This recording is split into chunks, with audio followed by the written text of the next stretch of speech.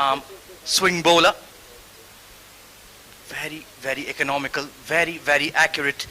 Tailor-made for this format, AB. Well, I think exactly. It's all what we need to see from him is that the 10 overs, how he plans, because he'll not be bowling all these with new balls. We see him in 20 overs. We get 4 overs done and dusted, straightforward with these stock deliveries. But the real challenge would be for him when he comes out with the old ball. All these players haven't played a lot of this longer format. It's been really wild. It's the whole year they prepare for Bukhatir Premier League to take place, and now it's the time. I am sure they trained hard, they worked hard, and I think it will be lovely to see this contest of 50 over. Well, we last spoke to you guys on 20th of July, the final day of the season. Now it's day number 1, 10th of September, and to open it up is the crown jewel of them all, the 50 over edition of the Bukhatir League. And we are extremely proud and honored to be here in the Combox. Ahmed Khwaja, Abid Ibrahim and Shoaib Ahmed to bring you all the live action. It was home away from home for us that month of August, although we had a certain distraction called this little tournament called the Asia Cup. I wasn't too interested. It was all about Bukhatir Premier League for me. Meanwhile, Saqib Munshid on the verge of bowling a maiden. And yes, what a way to start the tournament for him. It's none for none after 1.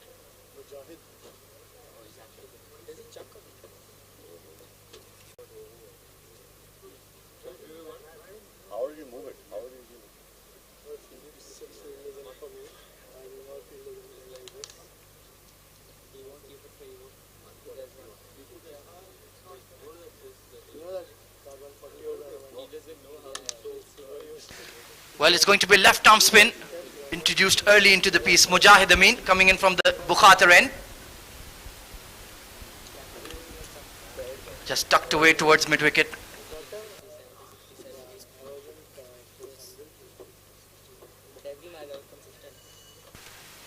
Well, DCC Starlets yet to get off the mark. Very sedate, of course.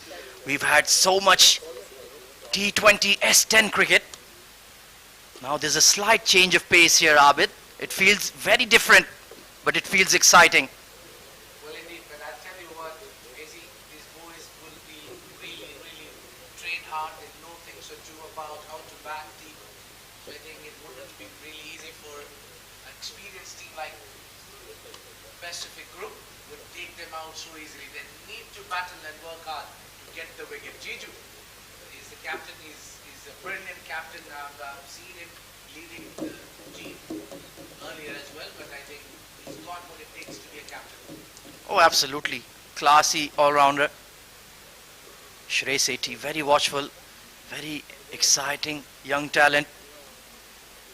Very organized batter, and both of him and Ronak Panoli are tailor-made for this format. They can really dig in, look to play long innings, occupy the crease.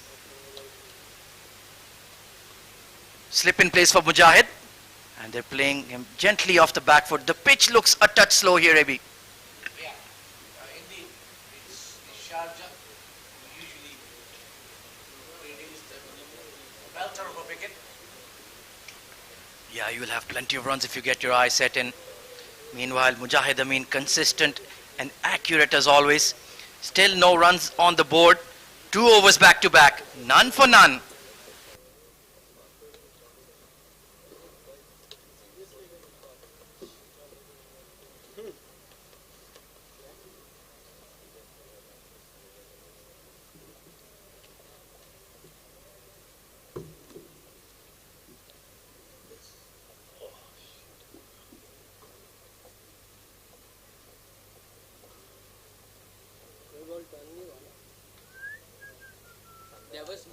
There was movement for the left arm in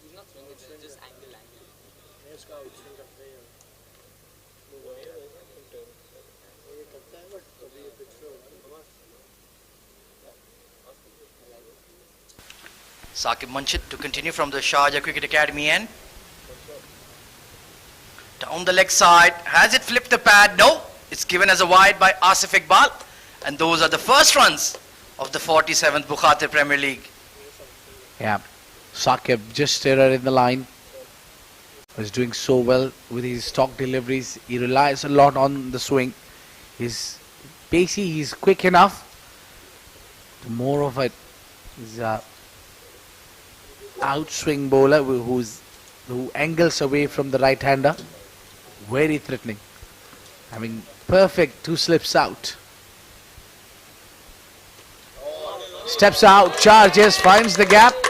And it is very quick outfield, let me tell you, AZ. That will hit the fence, 4 runs. Well, that will give Ronak Panoli some much needed confidence. Former UAE under-19 player looking to make his mark at senior level, and that's what he loves to do. Step out of his crease. It was back of a length, and he just caressed it through extra cover. That's a beautiful shot. But I think he did a smart work there. The further you come, the more you're cutting down the swing. Ronak knew that Saqib Munshid, who relies on the swing, he will be swinging hard. So just go forward, cut the swing, play your shots. 2 slips and a catching extra cover for Saqib. Oh, he just flashed at that one. He's done that 3 or 4 times already. And there are 2 slip fielders standing in place to gobble it up. That's the idea. Just find the nick. This format is all about patience. You need to show the patience. You need to spend some time at the center as a batter. But the bowler must be looking to get you out there. Now, Saqib Munshid, who's gone for that boundary earlier in the over, he would be looking certainly for a wicket. Oh, beautiful drive straight to the fielder. This is what you need to do. You need to only choose the deliveries around you that you can play it out, you think. You don't need to fish at the ball who's going away from you. That is what Saqib Munshid and Jiju Janardhan certainly looking for. A small mistake. Oh, absolutely. That's all the bowler really needs. 1 error from you, and he's in the books. 5 for none after 2.5 overs. It's been a slow start for DCC Starlets. Once again, this battle between Ronak Panoli's outside edge and Saqib Munshid continues. Of course, you can live stream all of the action of the 47th Bukhatir Premier League on CricTracker on YouTube, the Sharjah Cricket Stadium Facebook page as well, and of course, fan code. Well, something exciting, something that we've been waiting for the whole year for this prestige tournament, Bukhatir Premier League. Steps out, charges, and that is gone. The outfield is quick. I think he's got a hand on it. Well, the point fielder lost it in the glare of the sun. That was straight to him. Ronak Panoli, you got a life there, young man. Taken on the full. He didn't time it. It was Rizwan K as the fielder. Well, you don't have anything to blame. You have those shades on. You have got the cap on. You can't be giving an excuse. 2 boundaries in the over. And make that a 3rd touch and go. Mid on chasing it. Yes. Here we go. Ronak Panoli has kicked into gear. 3 fours in the over. 13 for none after 3.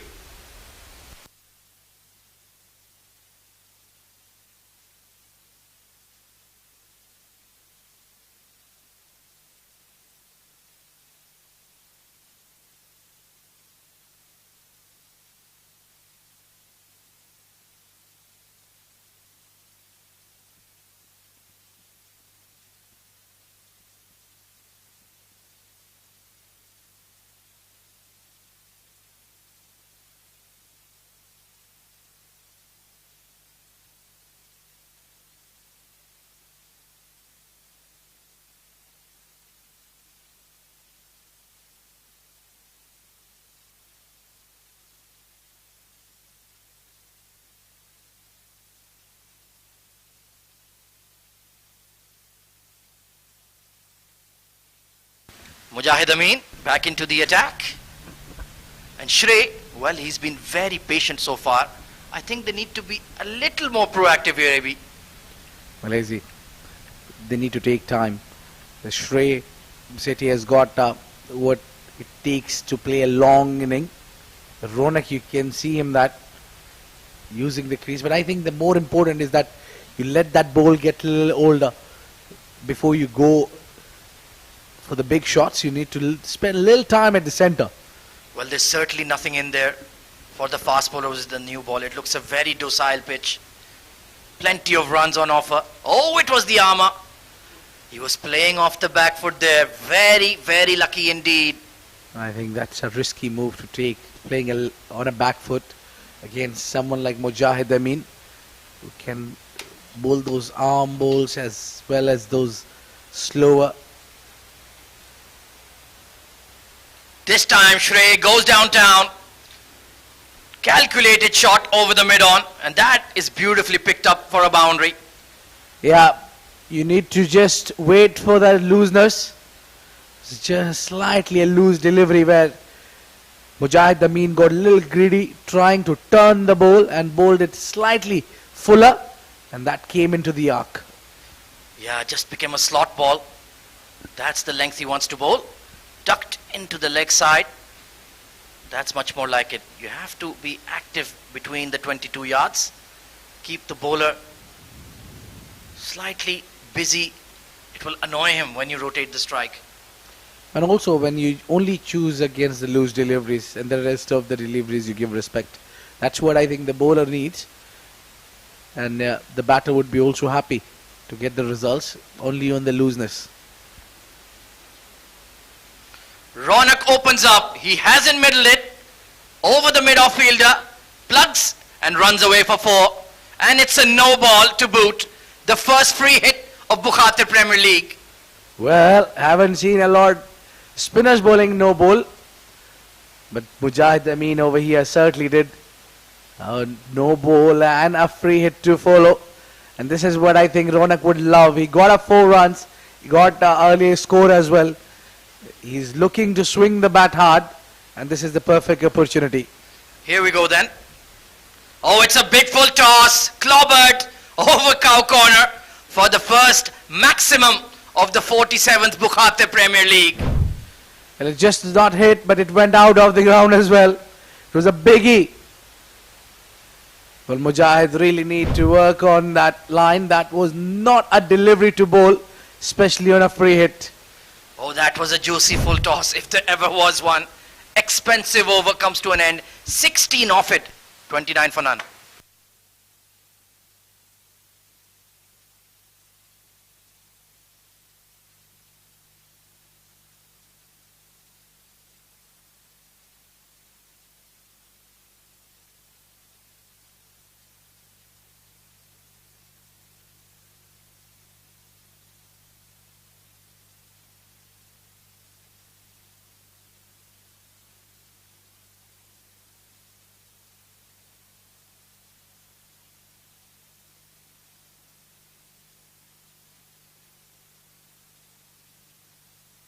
Saqib Manchit strangely only given 2 overs.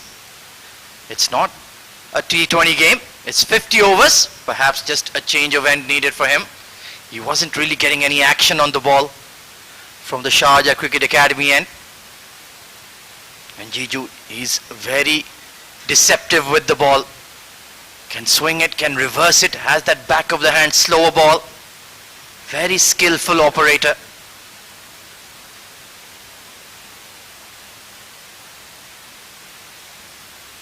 Foolish delivery on the pads, but playing dead arrow straight.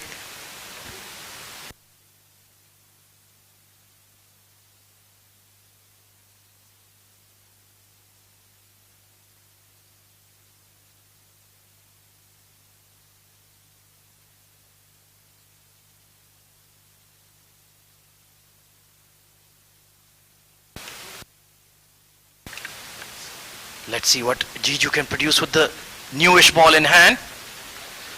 This has been lofted over the extra cover. It'll plug and land in the outfield. Not quite timed, but they will pick up 2 runs. Well, I think the idea is to prevent few overs from Saqib. Don't let him get exhausted there or just get tired. Jiju comes in. It's also difficult as a captain to hold yourself back, let me tell you, Wezi. You want to try the new ball. The perfect bowler for this longer format, Jiju. Slower one into the gap. The chase is on. Yeah, that was slightly full. And Manjrekar. Good to see Manjrekar in the team. There's a lot of superstars in the team of Pacific. Certainly. Starting from Umar Farooq to this man, Triple J. Oh, absolutely. Plenty of talent. And DCC Starlets, they will need a score of at least 275 plus, I reckon. Ronak has gotten going, 22 of 14. Shrey looking all right at the crease as well. Cut away, but straight to the point fielder. That's his strength, Shrey. He's very good on those horizontal bat shots.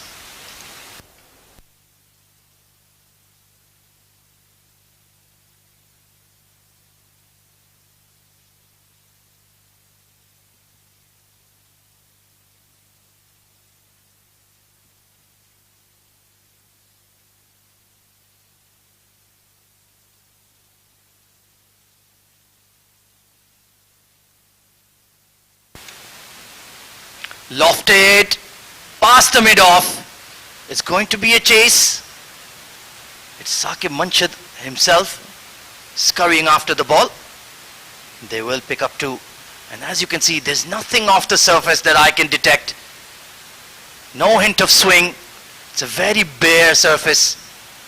Of course, we saw these pitches in action during the Asia Cup.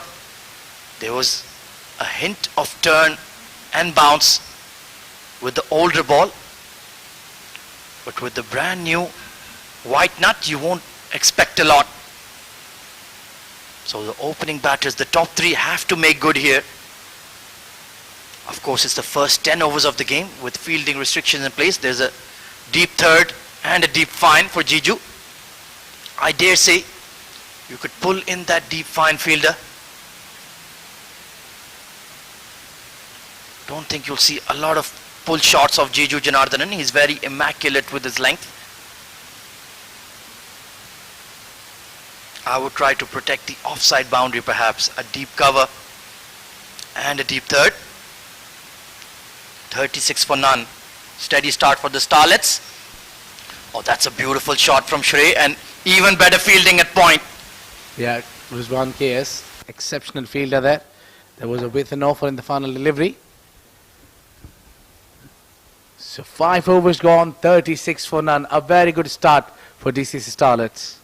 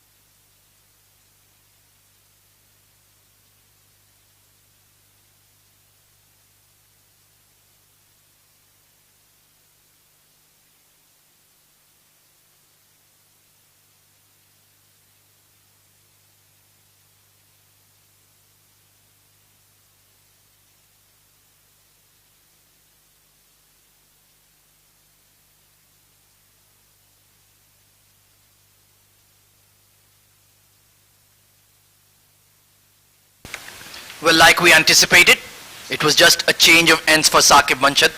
Mujahid Amin pulled quickly from the attack. Saqib now coming in from the Bukhatir end.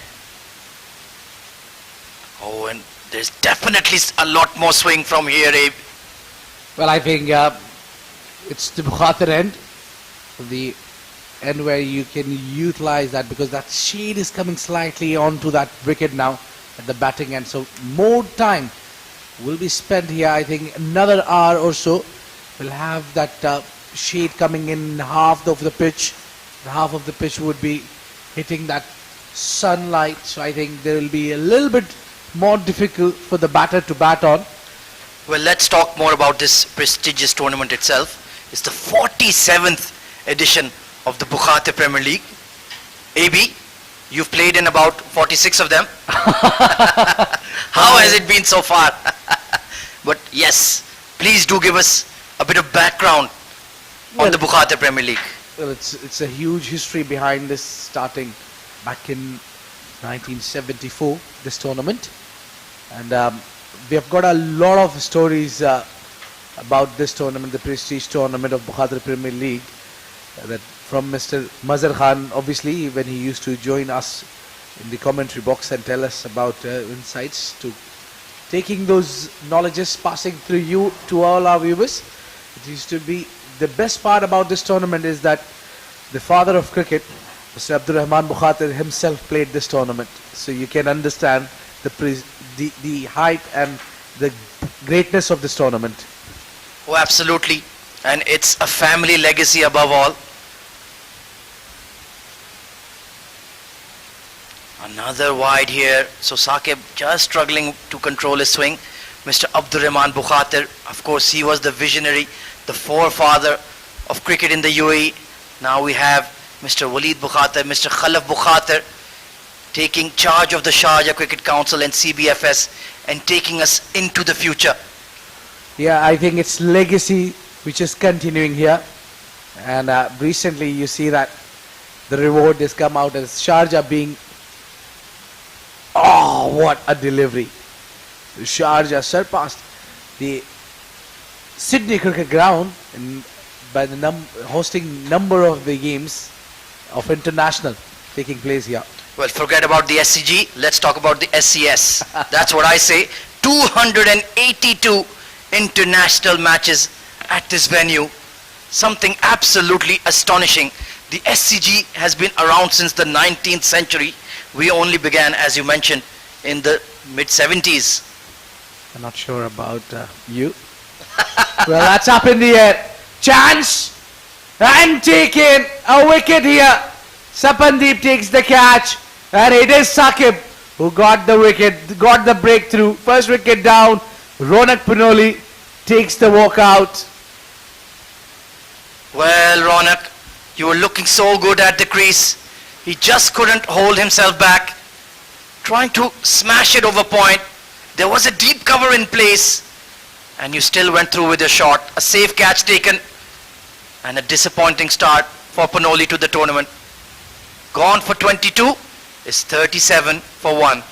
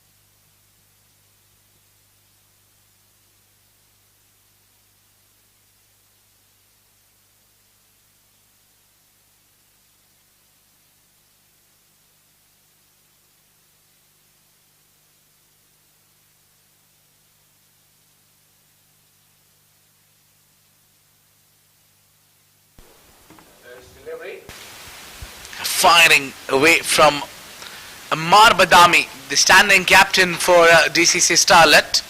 He'll be swinging away. You need to watch out, boy.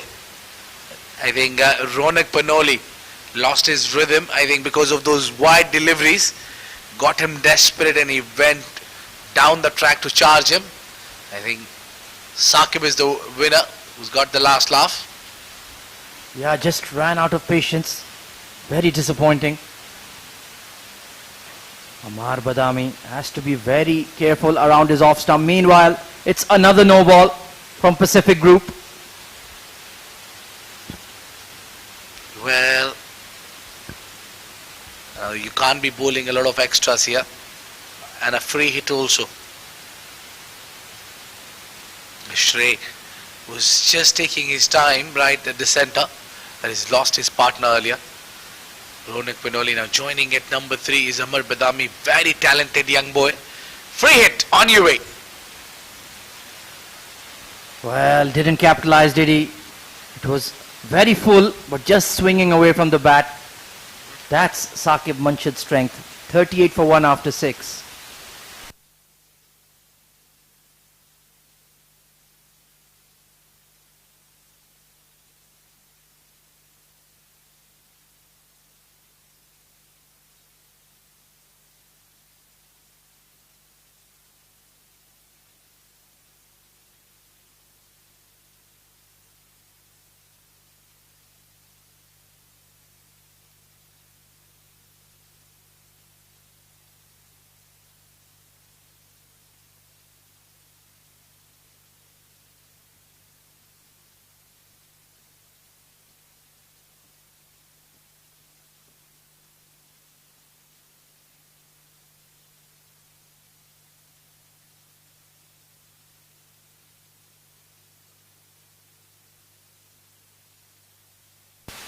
Jiju continues. Lovely punch there from Shrey Sethi. And that will beat the mid off. The mid on will scurry. And that's an excellent effort. Good cricket all round. Yeah, the ball beat 2 fielders, but not been able to beat the third. It's been a great effort and great commitment shown by the fielder. Ran all the way from that shot long on. And now this is Sharjah Academy end where Jiju is operating from. Well, he is taking one on the chin for the team as the captain. We saw that his lead bowler, Saqib Munshid, wasn't enjoying bowling from the Sharjah Cricket Academy, and he said, fair enough, I'll take the responsibility. You can come from your preferred end, the Bukhatir end, and immediately produced a wicket for Pacific Group. That's the sign of a smart leader. The number of games that this man has played, the number of experience, years behind him is huge. A very fit all-rounder. Bats at top order. Bowls when you need him. He takes the new ball as well. Absolutely. He can do any role in the side for you. Genuine top 3 batter. Genuine front-line seamer. And he can win you the game with both bat and ball. Easy as you like. He needs to work on his catching. I always tease him about it. He's not very good at cotton bowls. 13 of 19 for Shrey Sethi. Now, that also depends on your follow-through. If you see Jiju Janardhan's follow-through, when he delivers the ball, he bends down, he goes a couple of steps ahead, and then he gets back to his actual position. So for a fast bowler, it's always a challenge to get that cotton bowl opportunities. But then Jiju with that medium pace, but he puts that extra bend while he bowls that. He's a genuine fast bowler action that he carries. Very smooth. Absolutely. Still a catching extra cover and slip in place. This time for Amar Badami. Lovely punch. Got very low and close to the ball.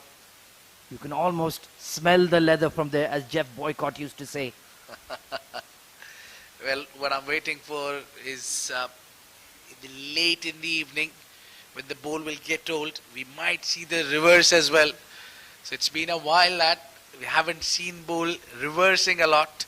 Well, it's a very lush outfield here at the SCS. But just to the right of Amar, there is that second pitch, wicket number 2. So perhaps if the ball crosses that area, gets scuffed up, I can definitely see reverse coming into play. That's an excellent observation, AB.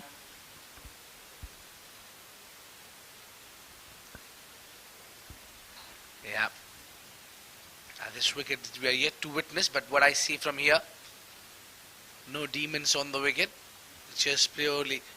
No demons on the wicket, demons in the com box. The ball is coming pretty nicely onto the bat. There were no excuses. Making big runs, yeah. Solidly behind it. To get off the mark. So,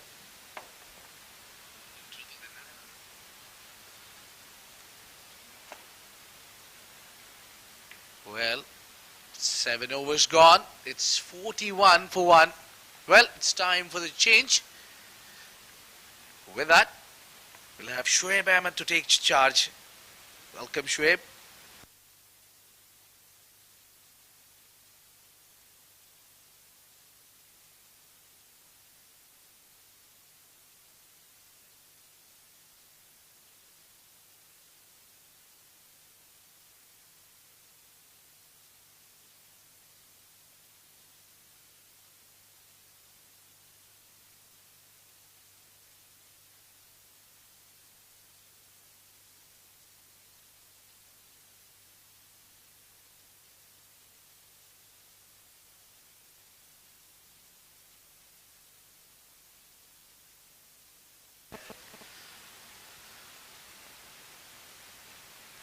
Well, thank you, Abid, and we've been welcomed with an appeal from Saqib Manshad. A ball very close. The umpire says not out, and the game will continue. The first game of the 47th edition of SkyExchange.net Bukhatir Premier League, powered by FanCode. Dubai Starlets taking on Pacific Group, winning the toss, deciding to bat first. And a decent start for them. Yes, they've lost that wicket of Ronak Panoli, but they've also have managed to get some runs in the first 7 overs. Well, we are talking about this iconic stadium, the Sharjah Cricket Stadium, and this legacy of a league, the Bukhatir Premier League, 47th edition. And I couldn't have had anyone else much more aware than the man who's been covering events not only at the domestic level but also at the international level for decades. I've got with me the pleasure and the company of the stalwart of journalism, sports journalism in the UAE. Without much ado, let me introduce Mr. K.R. Nair in the combox. Good evening, sir, and it's a pleasure to have you. Thank you, Shoaib. It's lovely to be back and especially to commentate on the Bukhatir League. For me, I've been lucky to report continuously for nearly 28 years of this tournament, which itself, I think it's a great feeling. Of course, just to remind our viewers and just to re-emphasize, that's a good shot, but there is a fielder there. 28 years of coverage of this tournament. That's almost half, more than half of the 47th edition. So yes, I've got the right man with me to give us some really good nuggets and some anecdotes about what and how the entire league transpired. Yes. Mr. KR, give us a few diamonds here, please. Meanwhile, just a flick, beautifully done. The ball will race away towards the boundary. A beautiful looking shot from the meat of the bat, and what a great way to start and get off the mark from Ammar. Talking about the Bukhatir League, I saw the color of Bukhatir League change. Because when it started, it was a day match, and in 2018 when the lights came, it began. Now we are seeing day-night matches, basically because the floodlights came in, and that was the 34th edition. I remember that day when I came here because it was special, and that was how domestic cricket was being played under lights. Absolutely. That definitely changed the entire scene here in the UAE. One of the first grounds to get floodlights. Meanwhile, end of the over. It's 47 for 1.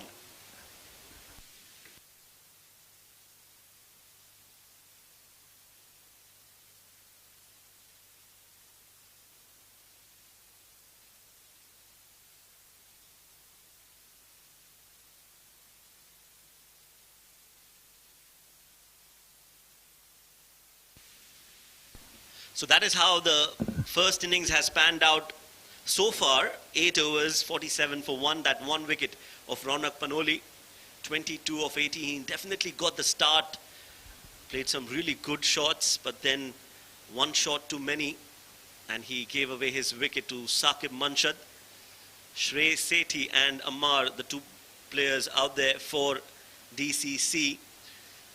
How important was Bukhatir League to the domestic circuit when it came to players getting recognition, and what it meant for the players in the UAE, sir? See, the point is that you don't become a cricketer unless you didn't play in the Bukhatir League. That was the kind of, because like it was like representing India. If you don't represent India, you don't become a test cricketer or an international cricketer. The same applied to the Bukhatir League. If you played the Bukhatir League, you're something.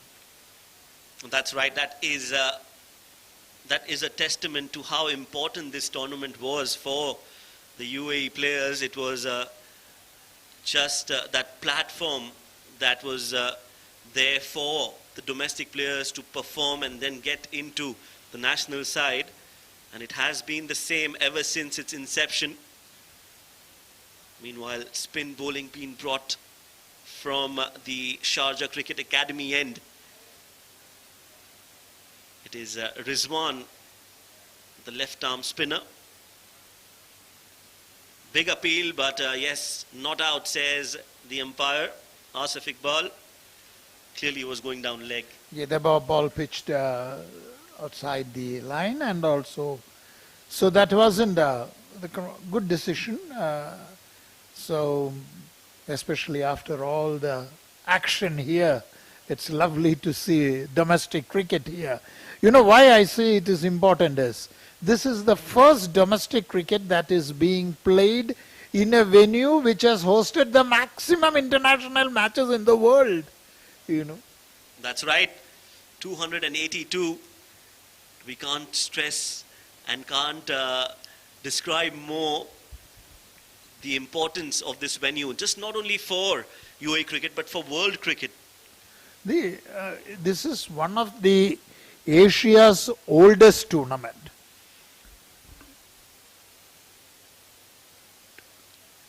Nicely played, but straight to the fielder. So good start here from Rizwan. Just one run in his 4 deliveries that he's bowled so far. Excellently. He has maintained a nice line and length. Good to see someone striking in his very first over, bowling so tightly.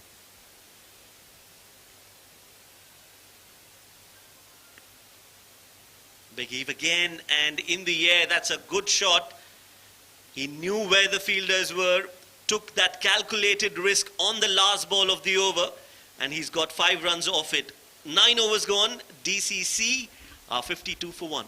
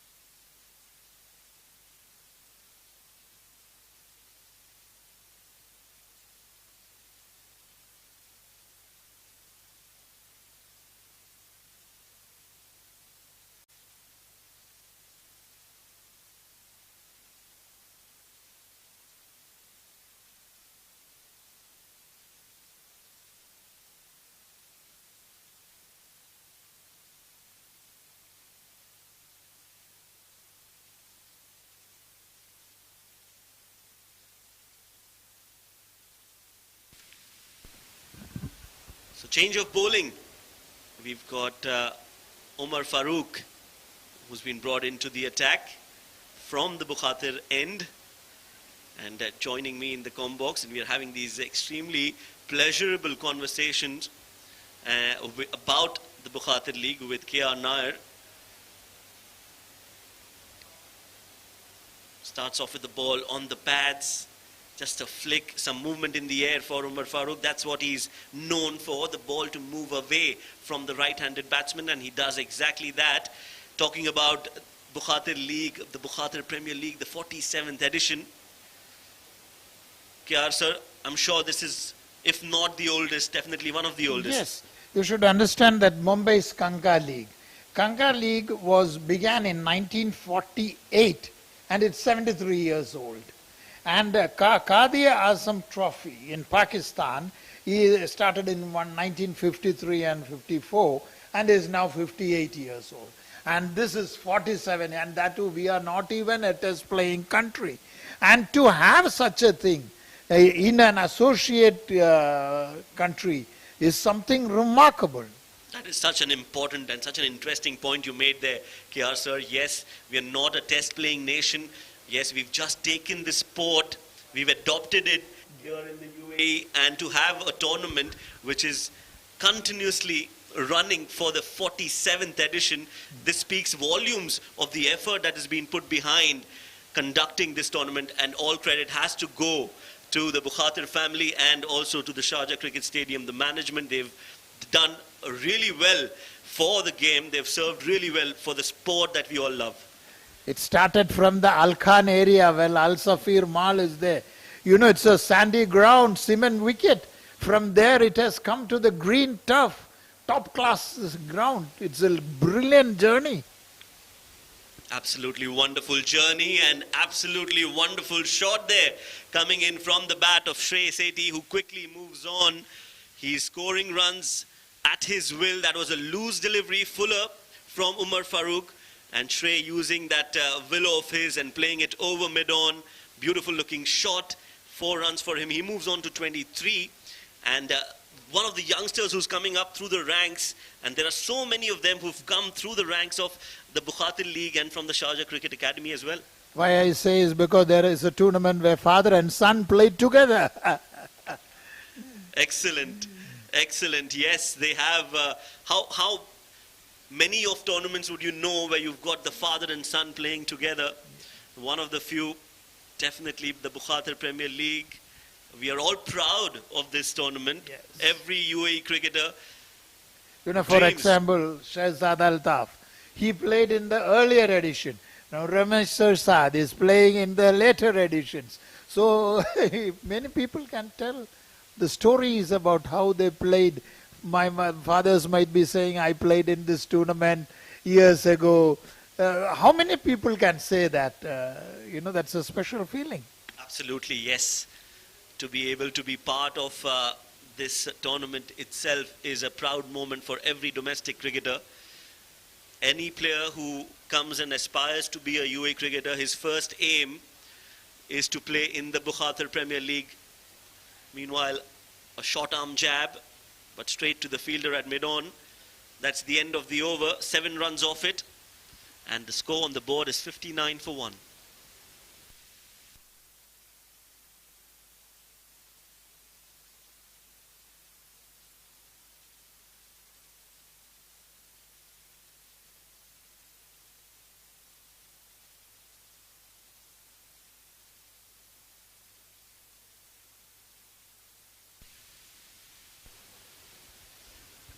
So 5 bowlers used so far from a Pacific group. Pick of the bowlers, the one with the wicket is Saqib Manshad. 4 overs, 21 runs. And with a good economy, Jiju has bowled well and so has Rizwan. Coming back to the history of the tournament, I've got with me Sir K.R. Nair. You've been covering this in the print and now digitally as well. Do you have some records that you remember that some players have played and scored, and you know, can you throw us some numbers that were, I'm sure there will be mind-boggling? There have been instances of double centuries. You remember when Pasha, Mohammed Masmoom Pasha, who was part of the Sharjah Cricket Council, he hit a double century. Ali Anwar Jaffrey, who was the joint secretary of the Sharjah Cricket Council, he was fantastic bowler. And all of them were encouraged by Bukhatir himself. He played along with them. And that was the spirit. He played the matches. And Sharjah club was unbeatable. That was the time. The team to beat was that team. Yes, I can think of Mumbai in the Ranji tournament. 41 times they've won the tournament. They are a team to beat. And they have over years given us a lot of international players. Same applies to the Sharjah Cricket Academy, as you rightly mentioned, the Sharjah Cricket Club. We will see that team in action in a couple of days as well. But so many players from all around Asia coming in to ply their services here in the UAE. Another good-looking shot from the bat of Shrey.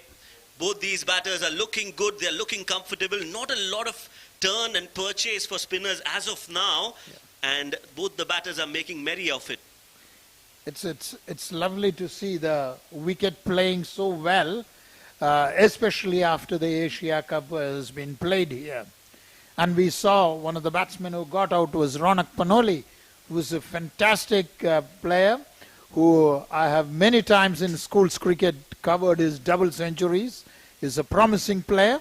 So this is a bunch of youngsters who are trying to play in this tournament. In fact, remember, many of them would not have been born when this tournament started. That's so true. It is, like I said, a proud moment for every cricketer. And talking about numbers, you said double centuries being scored way before that happened at the international level. The first to score was definitely the great Sachin Tendulkar. But I'm sure these records were broken and a lot before that happened. Meanwhile, another good-looking shot, a cut on the back foot. This ball will also get very close to the boundary, and an effort there in the deep. We'll have to wait for the umpire's signal. He's still not sure. It looks like the fielder did save it. Yes, good fielding in the end. That was never give up a chase, and that's what happened, and you have saved one run. And in Sharjah, it's known for close finishes. Every run matters. And that is a very good line and length delivery, played with all the respect that deserves. Yes, very well played, and that is what you need at this level in a 50-over game. We don't get that exposure a lot. You have to be, oh, that is a poor shot. As we say, you need to be a lot patient, a lot more conservative with your shots. It's not a T20 game. Amar Badami goes for a glorious shot, tries to play that behind the keeper, misses it completely, and that is the end of a promising innings, not the best of shots. And Rizwan, he strikes, and that is another wicket down for Dubai Starlets. Especially when Rizwan was bowling so tight, he should not have attempted such a shot. And this is where it comes to play. In 50-over matches, these kind of shots should be earlier ball, he played the delivery with all the respect that it deserves, but he lost his concentration. Yes, that's the end of Amar Badami, the skipper. 11 overs gone. Dubai Starlets are 66 for 2.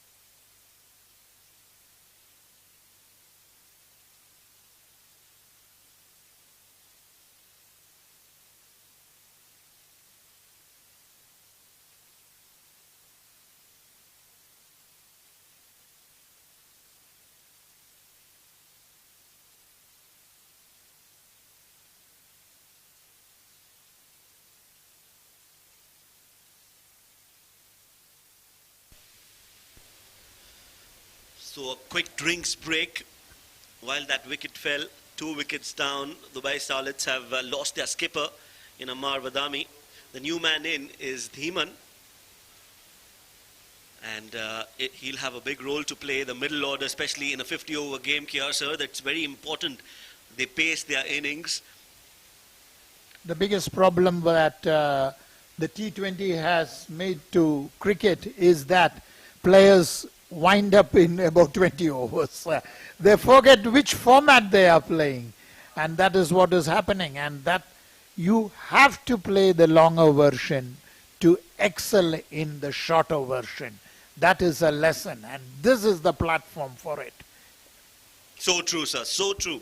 You have to have the right temperament, the right mental attitude for playing a 50-over game. Meanwhile, Lakshman Manjrekar has been brought into the attack. Another left-arm spinner. So 3 spinners already in the side. We've seen 3 left-arm spinners who are playing. There's Mujahid Amin, there is Rizwan, and now it's Lakshman Manjrekar. So quite a different team selection.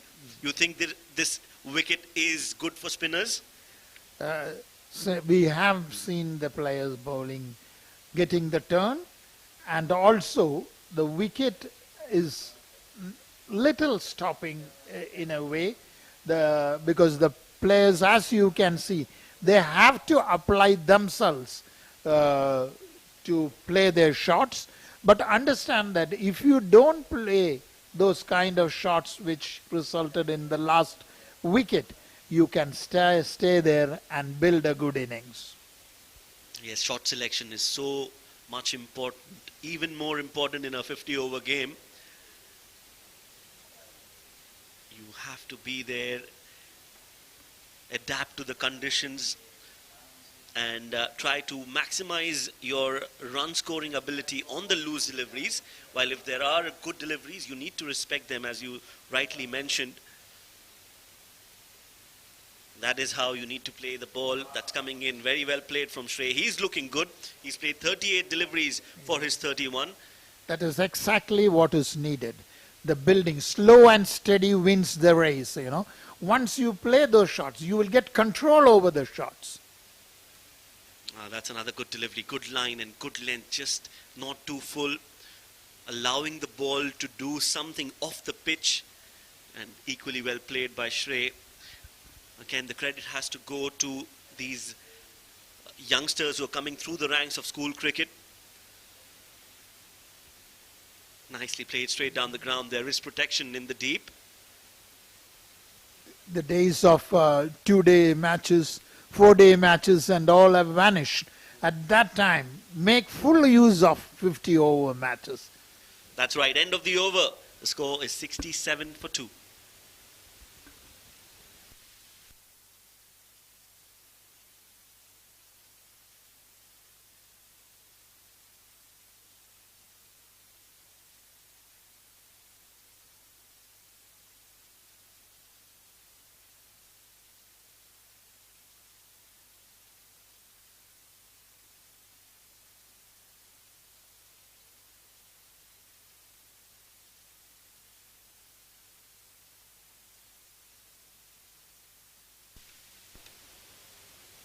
Right, so Shrey looking good on 32. The new man in is Karan Dhiman. Haven't seen him a lot.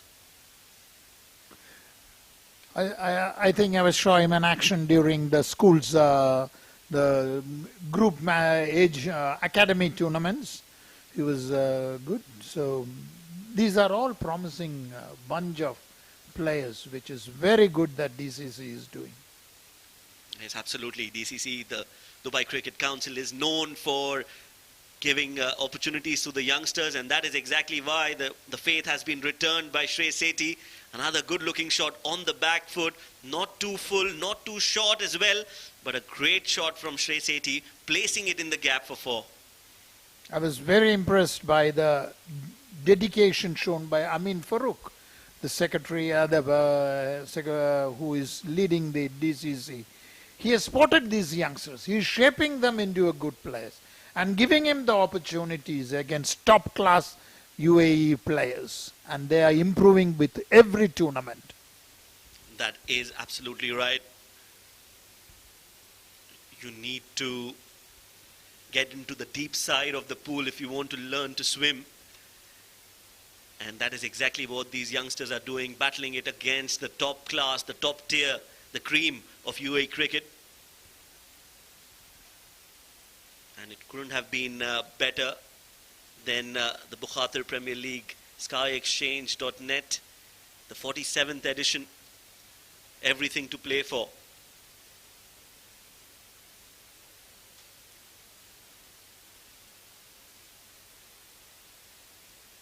That's once again played with all the respect that is needed.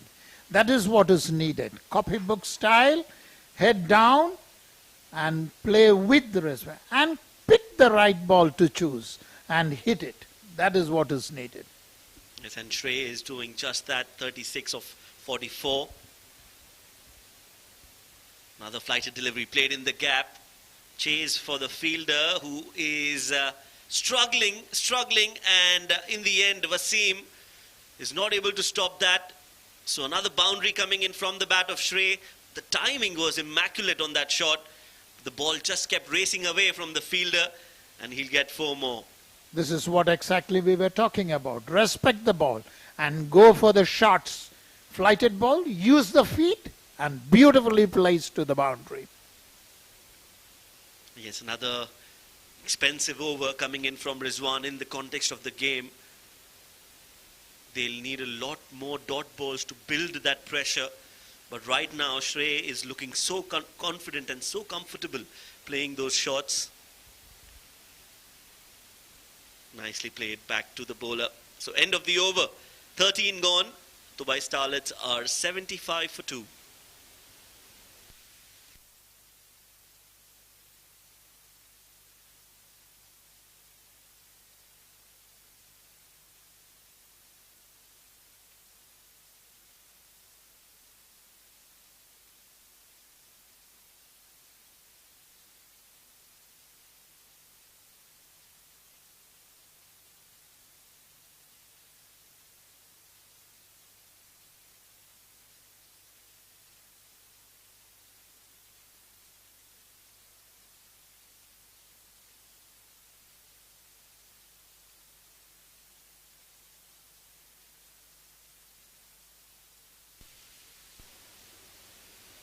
So Lakshman Manjrekar to continue, again a handy all-rounder, a left-handed batsman as well, showed his class in the other D20 formats, but this is a different format altogether, 50 over, also has played for the Abu Dhabi T10 team, so he's got a fair bit of experience behind him. He'll have a big role to play in this team. He's been a consistent performer, and most important, he has been playing consistently in the top tournaments. That's right. Meanwhile, another flick, but straight to the fielder, so no run there. Sapandeep also has been around for quite some time. Lakshman Manjrekar. How important is it, Kia sir, for all-rounders, especially in this 50 over format? That will be a wide going down the leg side. The role of all-rounders has evolved through the years. Oh, see, when it started off, there was all-rounders role was very number 6, number 7. That was the concept, and this has been played to mid-wicket, no run. But those concepts changed. You know, actually, it started from the time of Kapil Dev, who said that he could bat anywhere. But the thing is that still people thought all-rounders are supposed to be lower down. But today it is not. Many players, the man who changed, another person who changed it was Shane Watson. He opened the batting, he opened the bowling. So things changed.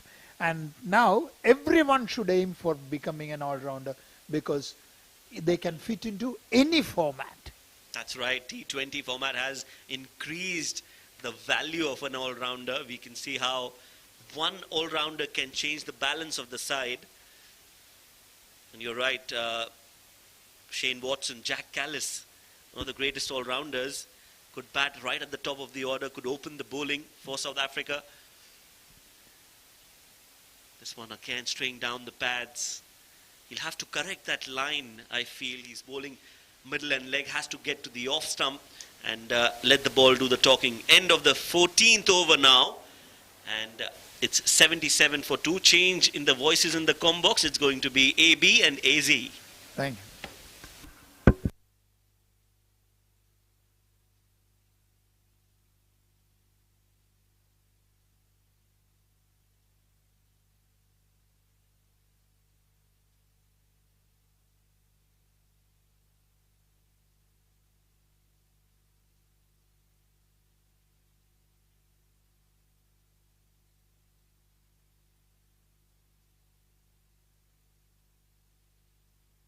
Well, thank you very much, Shoaib, and our own hero, Sakia Nair. And I'm leaving on the note of talking about Jack Callis, the great all-rounder, one of the finest all-rounder AZ the cricket have ever, I think, seen. Well, he's a top 5 cricketer of all time for me. Match winner as a batter, as a bowler, as a fielder. Meanwhile, Mujahid Amin continues. It's Shrey Sethi and Karan Dhiman trying to build a partnership here. Shrey has batted beautifully, 40 or 48. And you can see the floodlights have slowly but surely started to kick in here, Abid.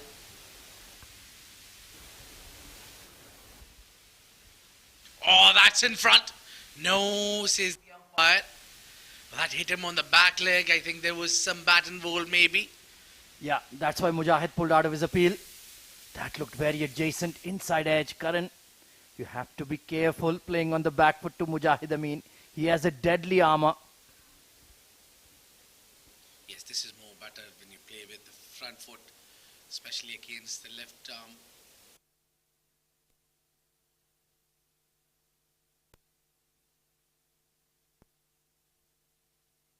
Young boys practice day and night. They play a lot of games.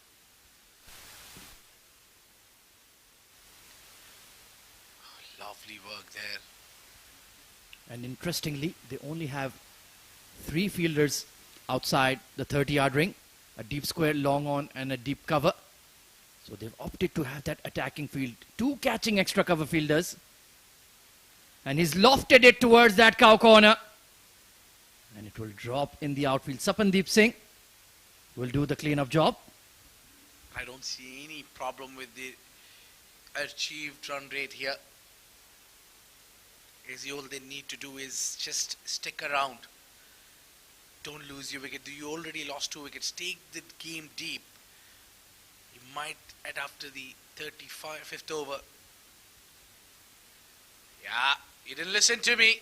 He's gone big. And that did not travel straight to the hand of Wasim Jan. Well, a very, very disappointing shot there from Karan Dhiman. You just played a lofted shot over cow corner. What's the hurry? Why are you looking to be that aggressive against Mujahid Amin? A soft dismissal. And it was Wasim Akram Jan at mid-off. Easy pickings. 79 for 3.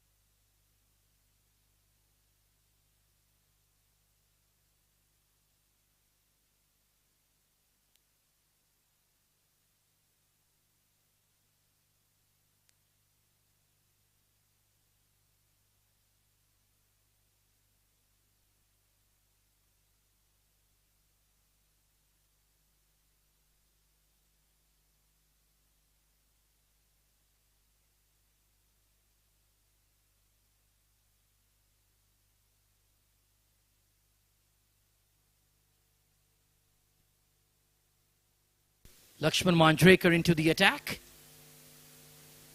Shrey Sethi, he's been very relaxed against the spinners. Look to be positive, big front foot stride. But Lakshman Manjrekar bowling very economically indeed here, Abid. My point is that playing a longer format or quicker one, this one, a half tracker. Oh, that was comedy of errors. Goodness me. What Manjrekar has done is he's fielded the ball and he's thrown towards the keeper and keeper missed it. That went for runs. How unlucky. Well, I remember that happened to Alistair Cook in a test match. Mohammad Asif threw the ball aggressively and Kamran Akmal was asleep and Alistair Cook got a test 100. Yeah, this time Shrey was around to get 50. Then he really need to work hard for that remaining 7 runs or so. Yeah, he's applied himself really well. Taking a look at the field. Deep cover, pardon me, and a deep square leg. Everybody else in the circle. Positive captaincy here from Jiju Janardhanan. He's putting the squeeze on these boys. Good looking punch from Punya Mehra. Positive footwork. What I like about the field is that Jiju haven't taken that slip out. Intending to go to the attack. Well, the two left armers for Pacific Group, Lakshman and Mujahid, are absolutely on the money tonight. Zero width offered to these DCC Starlets lads.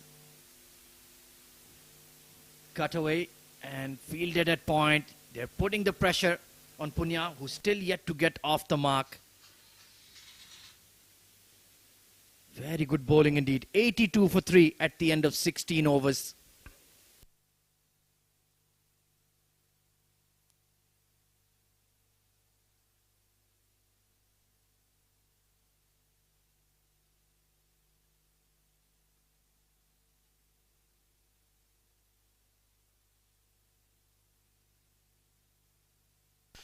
There you go. You said that Ronak Pinoli there got out a little too early. He was going good, had a brilliant start, scored 22 runs of 18 deliveries. And then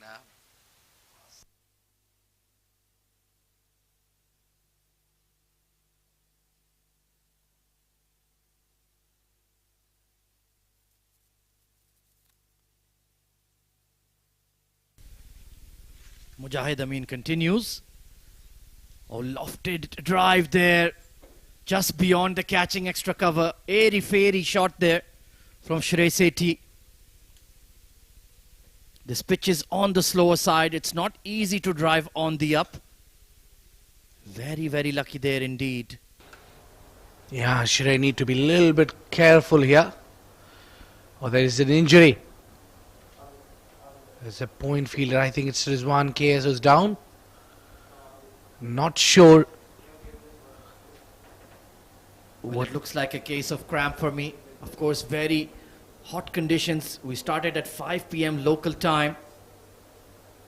And it's quite humid, muggy out there as well. Now cable. Okay, this one is fine.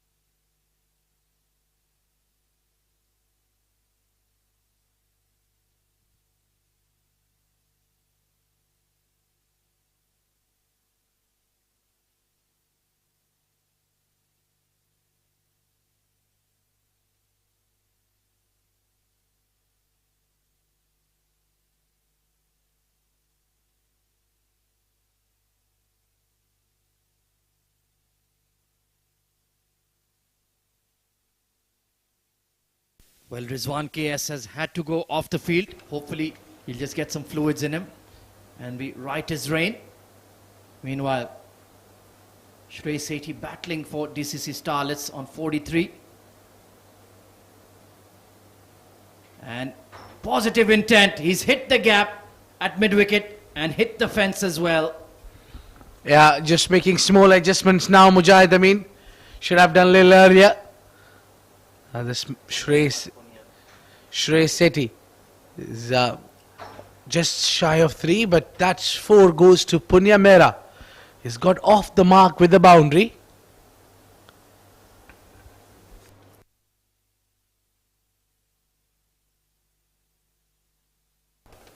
Slight correction there. It was Punya. And he's using his feet beautifully. I like the way he's shifting his balance around. And he's looking positive. Good intent against the spinners. Yeah, very well been batted here between these young Shrey Sethi. Been really impressed from this man. Clearly looking for that longer format. Solid. With a good strike rate as well. Yeah, that's his strength. He likes to occupy the crease, bat for time. He has bundles of patience. He knows the value of his wicket. It's the sign of a mature young man. And he's been put in leadership roles in the past. I've done plenty of interviews with him at the toss when he's been leading the side. Strikes me as a very well-mannered and well-educated young man who loves his cricket. Very passionate and very dedicated about it. That's what you want as a youngster. Love for the game. Just soft hands, and that would be a dot ball to end the over. 17 gone, 88 for 3.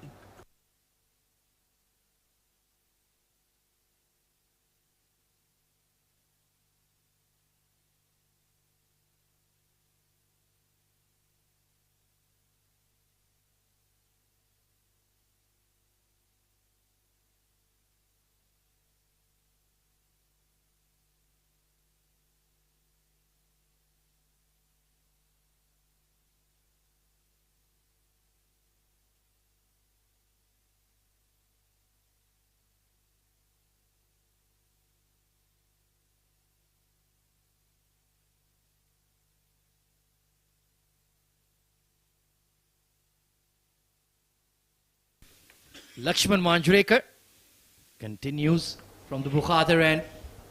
And that is what you have to be careful about, AB. Don't play him off the back foot because he's looking to target your pads. Indeed, I was looking at that ball coming down right till the end before Punya brings that bat in front, Daisy. You're spot on there. What Mujahid and Manjrekar is up to is to get them trap in front. Get that batter to play on a back foot. Absolutely. And with those catching extra covers and mid-wicket fielders, they're not using their feet. Off the pad, stifled appeal. It will be turned around the corner for a leg by. Umpire Muhammad Asif out there, very experienced. I'm sure all of our viewers on CricTracker, on YouTube, on the Sharjah Cricket Stadium Facebook page and fan code in India, they must have seen him. A familiar figure, one of the top umpires in the UAE, and it's good to see we have the most skillful officials here for the crown jewel of the UAE domestic scene, the 47th Bukhatir Premier League. Beautiful footwork once again. And also I think the umpiring level has been undoubtedly too good here. We have seen some close calls, and that has been given as right to Asif's operating now. Asif, Muhammad Asif, and alongside Asif Iqbal. Very watchful against the left arm spin. It's tough to control your inhibitions. You want to play a big shot, you back yourself, cow corner is empty, extra cover is empty, you want to hit the boundary rope. But Shrey, he's been the epitome of patience, and he's looking very, very solid indeed. 45 now of just 58 deliveries. I think he's in for the long haul. 92 for 3 at the end of 18 overs. Pretty solid run rate of 5.1.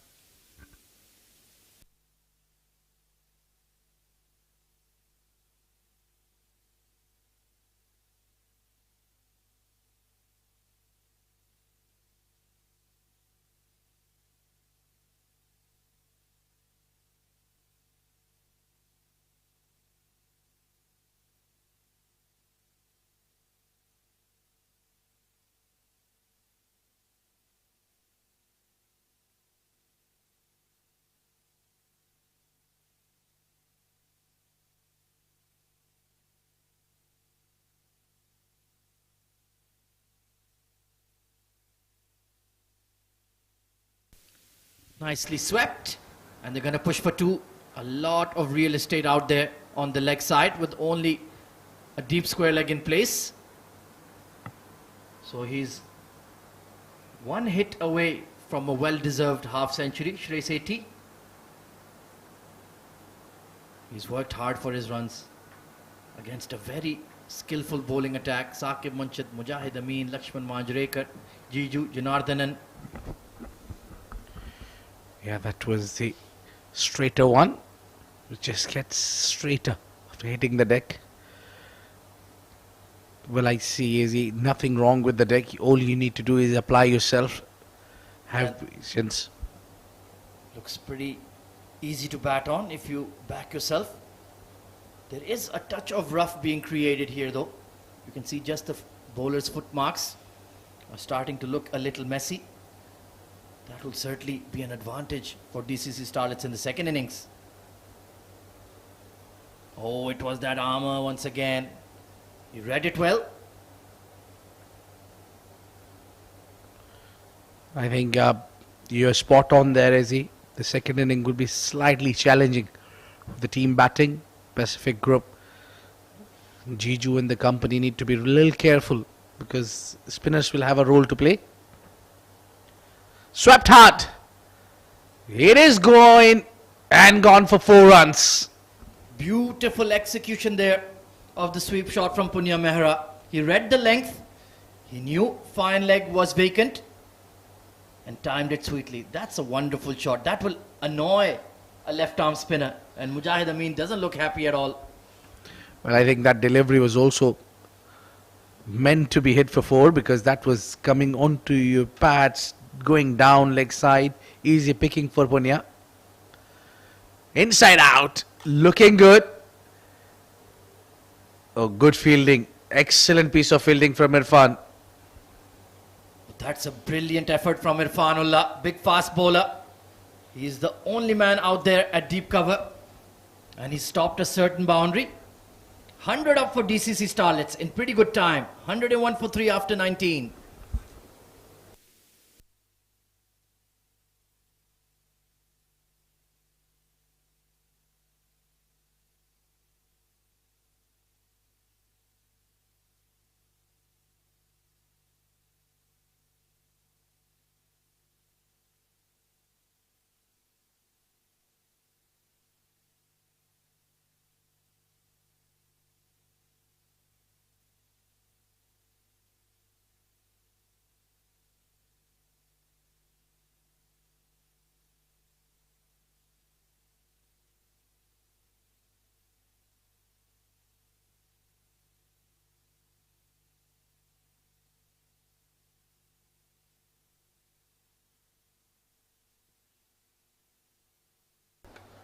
Lakshman into his 5th over.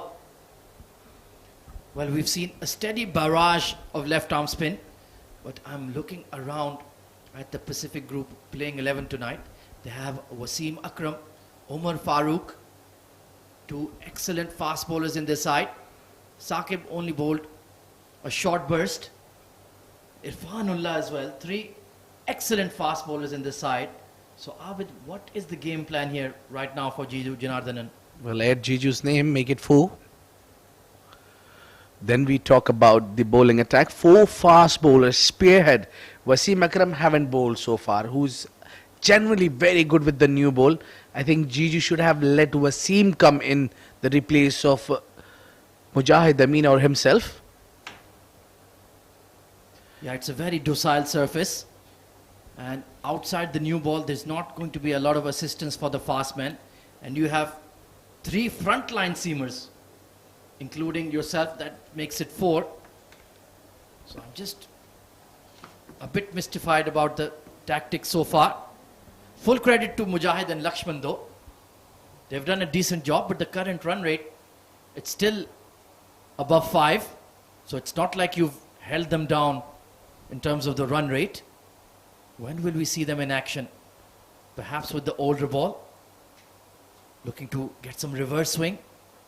Of course, under floodlights, the pitch tends to just quicken up as well. The ball really slides onto the bat.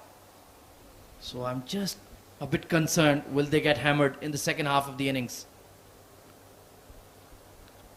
Busting onto the legs. Just got information to get the correction done. It is Wasim Akram who is filling in the shoes for Rizwan KS, who's not playing. Meanwhile, 20 gone, 1 or 2 4 3.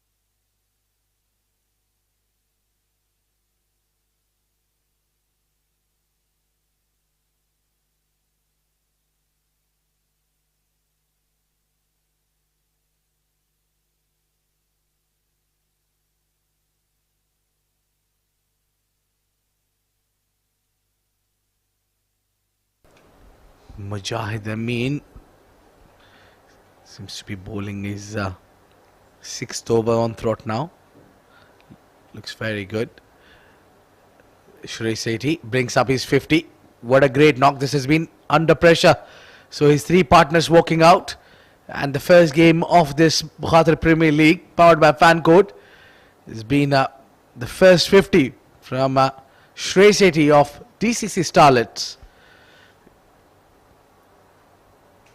Great 50 under pressure.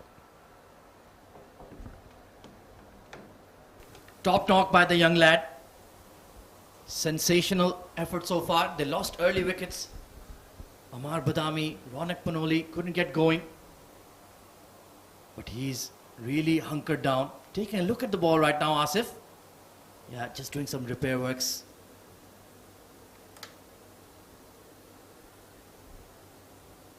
So what is plan B for Pacific Group?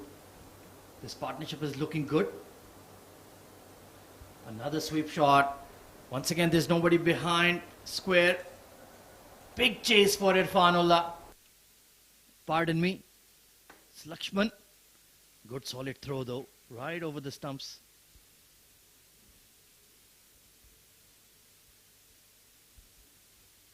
So current run rate of 5.12.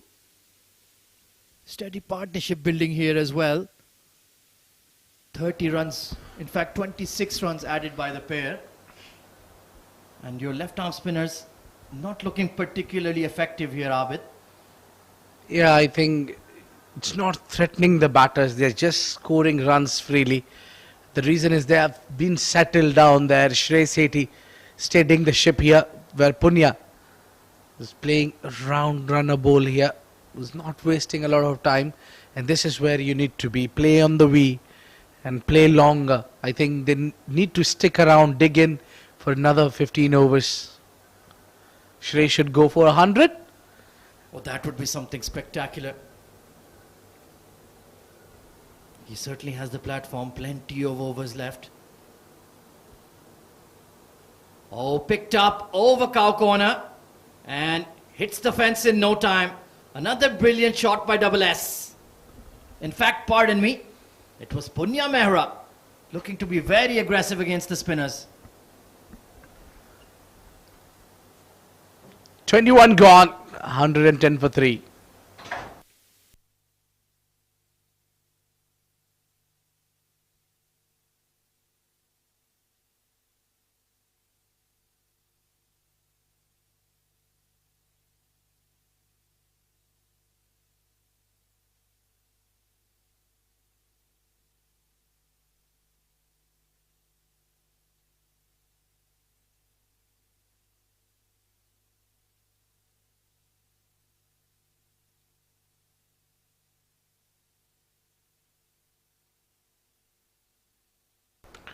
Well, that is the bowler's composition so far. A lot of left arm spin with Rizwan KS, Mujahid Amin and Lakshman Manjrekar. Jiju only bowling 2 overs and Saqib Manchad 4. So 6 of the 21 overs have been the seamers. Everybody else left arm spinners, and Umar Farooq gave you 1 over for 7 runs. So what is the game plan here? You have Irfanullah Khan in your side, Umar Farooq as well. Well, Saqib Manchad has been reintroduced. I like this bowling change. Well, what I see, the figures of Mujahid Amin has been ruined here because he's been taken for some runs. Saqib comes back into the attack. Yeah, with his trademark delivery, stock delivery that he takes away from the right-hander.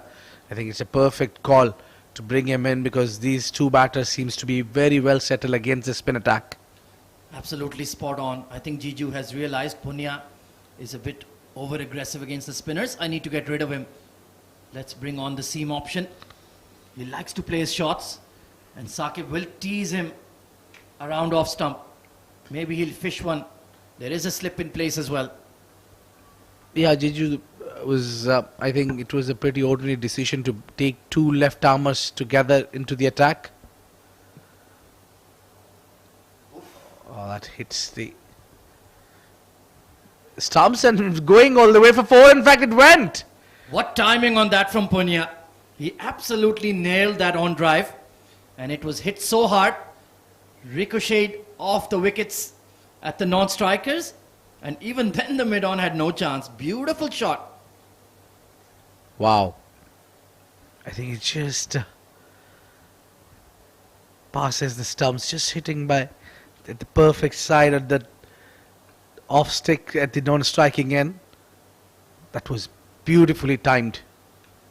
He's batting beautifully here, Punya. 20 of 16. Playing off the back foot, interesting. Jiju, he likes that line, appreciating his bowler from first slip. Well, I think you got 2 choices to play against the bowler who's swinging a lot, especially when it comes to swinging away from the right-hander. So you only have 2 ways to tackle. Either you go a lot in front, cut the swing, or you play late, play at the back foot. Perfect flick. The outfield is helping the course.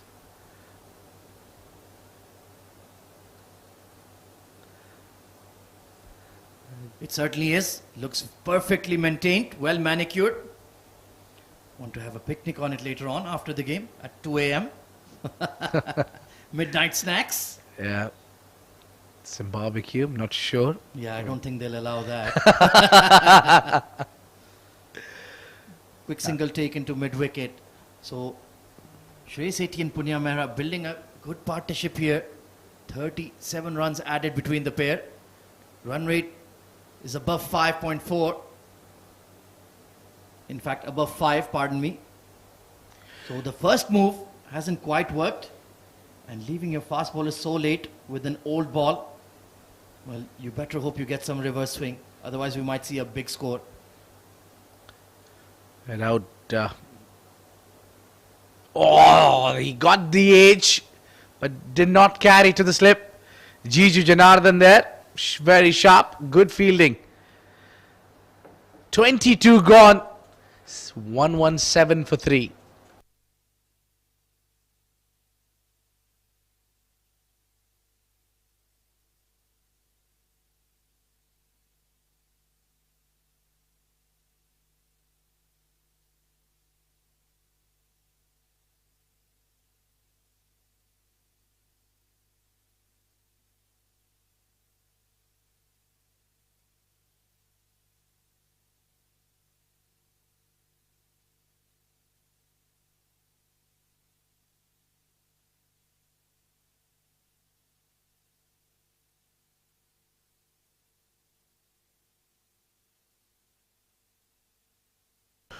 Well, the most of the runs scored by Shrey and now been well accompanied by Punya Mehra. It's time to change the voices in the combox. The next two voices would be Shoaib Ahmed and Sir K.R. Nair.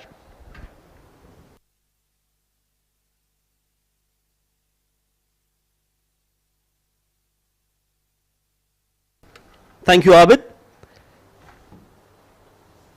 As spin continues from one end at least, Lakshman Manjrekar, who's bowled really well so far, has got the belief and the trust of the skipper Jiju.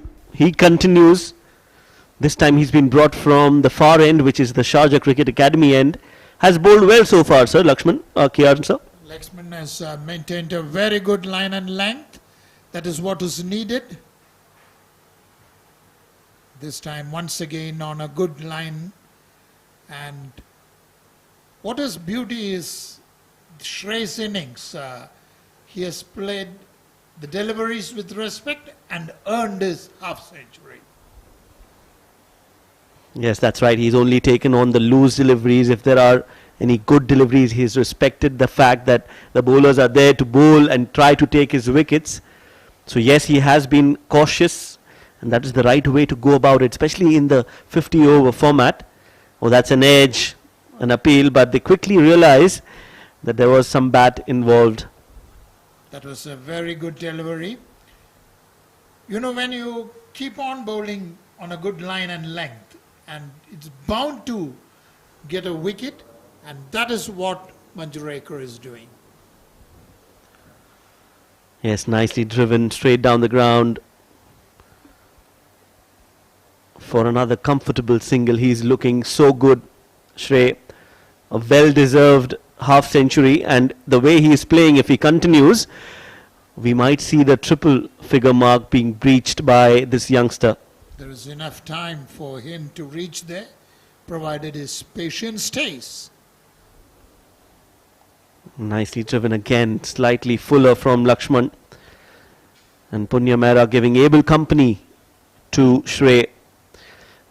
That's the end of the over as well. 23 overs gone. The score is 120 for 3.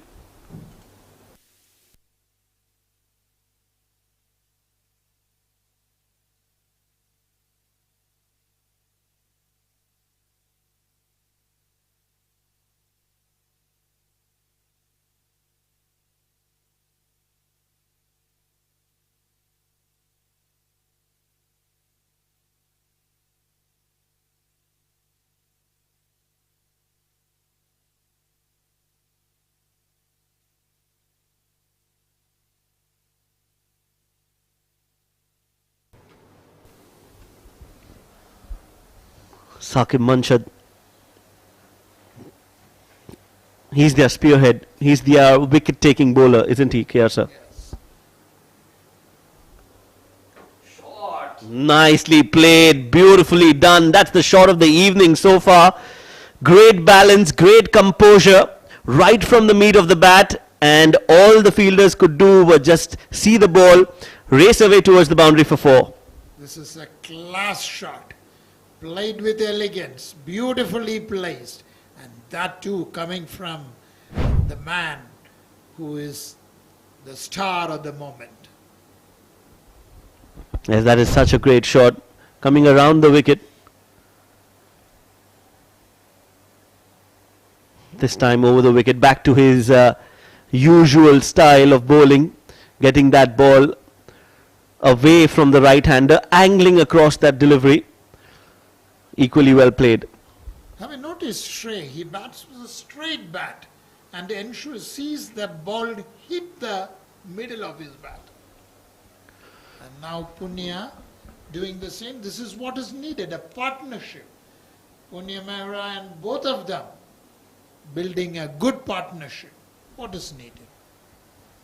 That's right, 125 on the board already. This is the 24th over. Just a nudge, yes, no. They decide not to go for it. The runs are coming in fast for Dubai Starlets, and at this run rate, they can definitely target 300 plus on a good batting wicket. At the toss, I remember the skipper Ammar Badami deciding to bat first, said 280 is a par score. They've lost 3 wickets, but if they can bat the way they are right now, 300 is definitely on the cards. This time they take that single, that quick run. This is good batting. Partnerships build big scores, and that is what is needed. And 50 overs, you have to build an innings, build a strong score, and that is what is happening now. Yes, they are desperately looking for wickets, aren't they? Pacific Group. They've got 3. They need to break this partnership. And in a 50 over format, KR sir, it is important that you take wickets in the middle overs.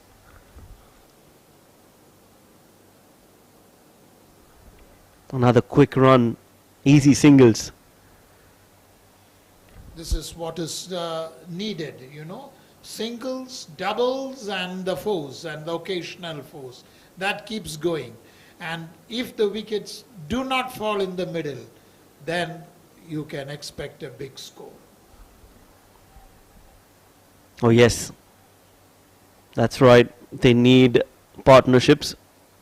And it's important that both these teams will be looking to get those 2 points. That first win under their name is the first game of the tournament. That will set the tone for the winning team going into the later part of the tournament.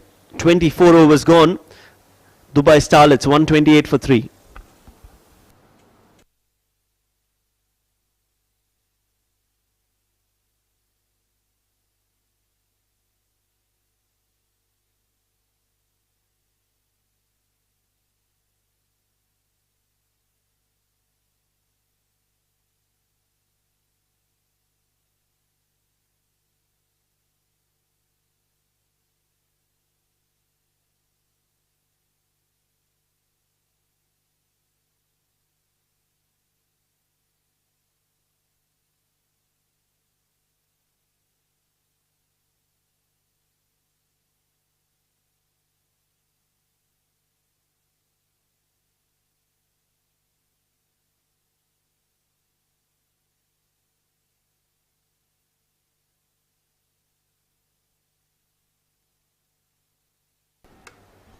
So Lakshman continues. He's got a change of ends. We were talking about setting the tone for the tournament, KR sir. It's a 1 month tournament, a long tournament, so it is important that they start off with a win, isn't it? Carrying the momentum, we call it. That is very, very important. And a winning start is psychologically very, very important. That is what teams should aim for. Yes, and that is what these teams will be looking to get at the end of the second innings, that win under the belt. But as of now, Dubai Starlets are doing really well for themselves. Yes, they've lost 3 wickets, but Punya and Shrey both are looking very comfortable out there in the middle. Is it that the pitch has got a lot better to bat on under lights? Do you think that could also be a factor here? That's also, and they are rotating the strike very well. And also the fact that the wicket has not done anything dangerous. You know, you play the ball on its merit, there you get the runs. So why risk? You saw some wicket go by playing such risky shots. Yes, another risky shot. Clearly the impact was outside off. And you're right, so the wickets that have fallen so far are the wickets where there was a risk taken. We saw Ammar Badami playing that lap shot, trying to scoop it over the fine leg.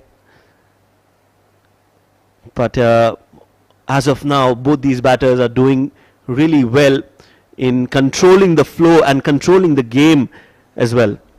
50 over is a reminder to tell you that go back to the basics and play the game the basic way. You're so right.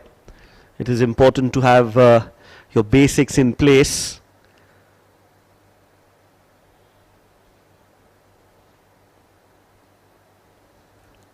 Because any cricketer I have interviewed, they always say that test is the real test of a cricket.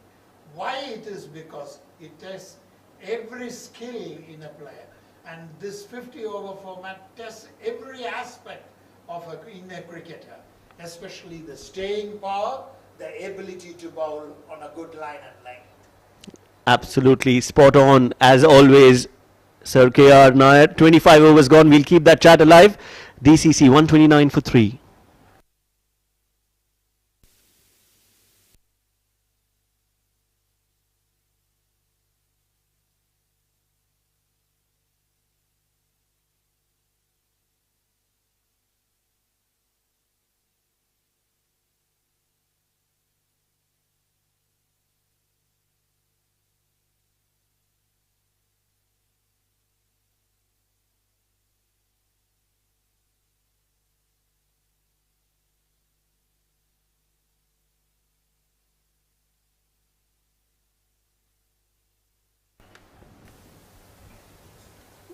So 6 bowlers used by Pacific Group. Lakshman Manjrekar has been miserly in his 7 overs, just given away 16 runs. Hasn't taken a wicket, but has bowled really well. An economy of 2.29 is fantastic for a bowler, and especially at the halfway mark, this score is very challenging, and when wickets haven't fallen, that is what is needed. Contain the run flow, choke the runs, and definitely wickets may come through.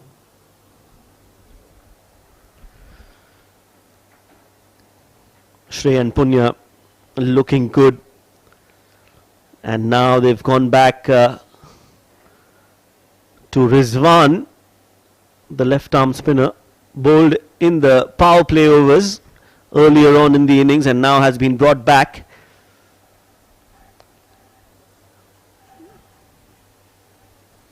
"25 overs have been bowled so far. Halfway through the first innings, 129.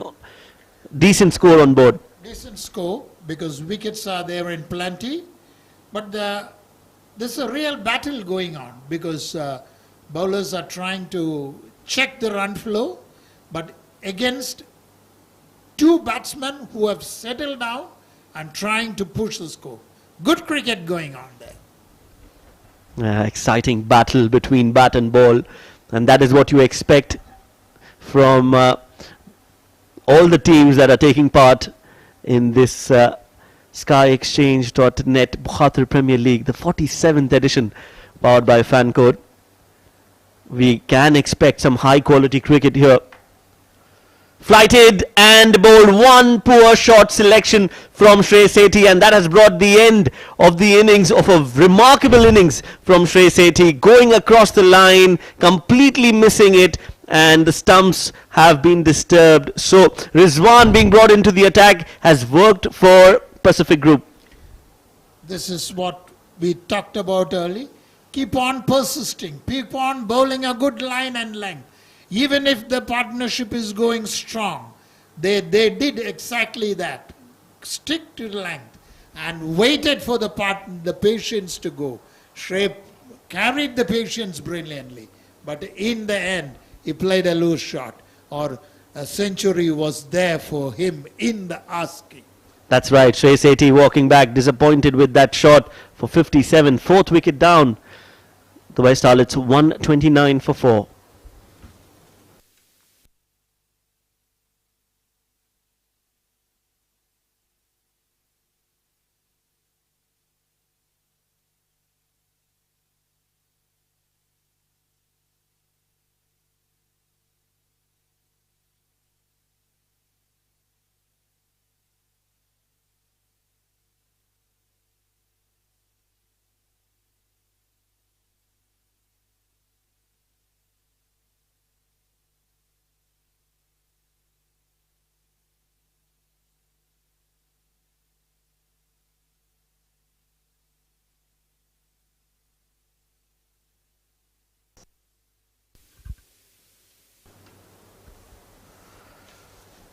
Rishabh Mukherjee, brought in, has been asked to come into bat thanks to a poor shot from Shrey Again, another promising talent playing for Dubai Starlets.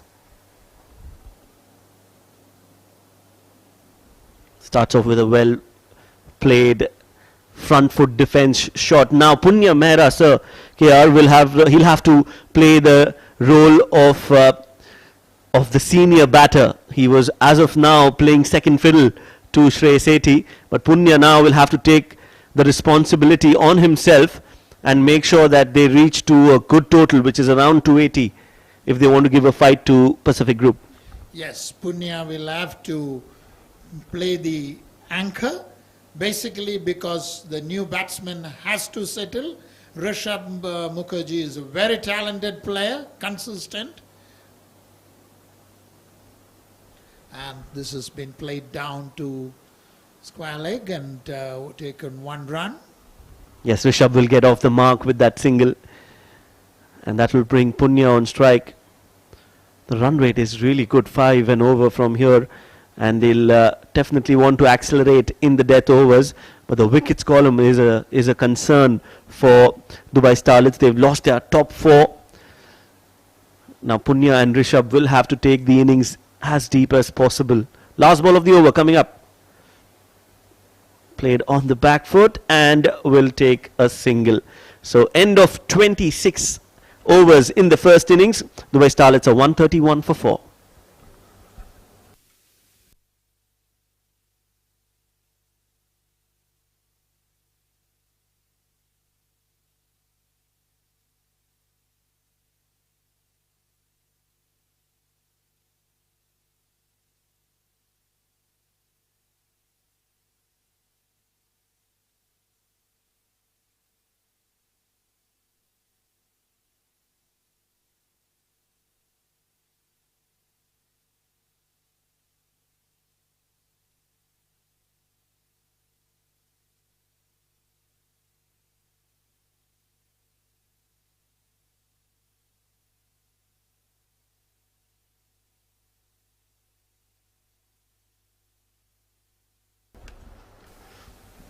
Lakshman continues stepping down. That is the first time we've seen Punya do that. A wild throw will allow them to take that single. Was not needed, but they'll get that 1 run anyway. It is very important now to pick the gaps and keep building up the innings, because one has to make sure that in the next 6 to 7 overs another wicket should not fall to consolidate the position. Yes, they will want to keep those wickets for the death overs. If they have batters like Punya and Rishabh, they will fancy their chances of getting to a par score of around 280, if not more. But Lakshman has been phenomenal in his spell so far. 16 runs of his 8th over in progress. Takes the edge. Very close to the first slip. Jiju, the skipper, will add another run. But Lakshman has bowled well, Kia sir. Really fantastic. Imagine 17 runs given in 7.3 overs is something remarkable. That is the test of patience, is what is 50 over all about. Yes, and he's been very consistent with his line and length. He was a little wavered at the start of the spell, but he's got his rhythm. Appeal from the slip fielder, Jiju, but Lakshman says no, that was clearly going down leg, not even an appeal on the cards from him. He knew where the ball pitched, and so he didn't even have to turn and appeal. Do you think, yeah, sir, the umpires also take that into consideration? As a bowler, he's not appealed, so they know that when he appeals, there would be a valid appeal only. Do the umpires also take a note of the bowlers, whether they are appealing excessively on every delivery or they're doing it just when it's needed? As you may know, I'm also a qualified umpire.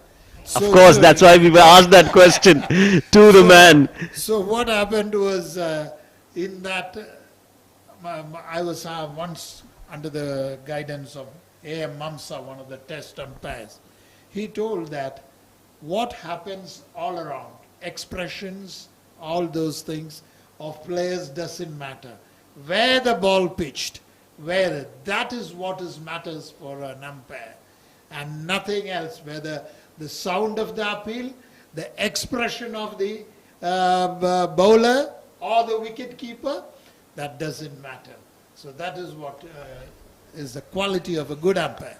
Excellent. That is why we asked the right man the right question. 27 overs gone, and we've got Rizwan continuing. Another flighted delivery, just a hint of movement in the air, even for a spinner like Rizwan.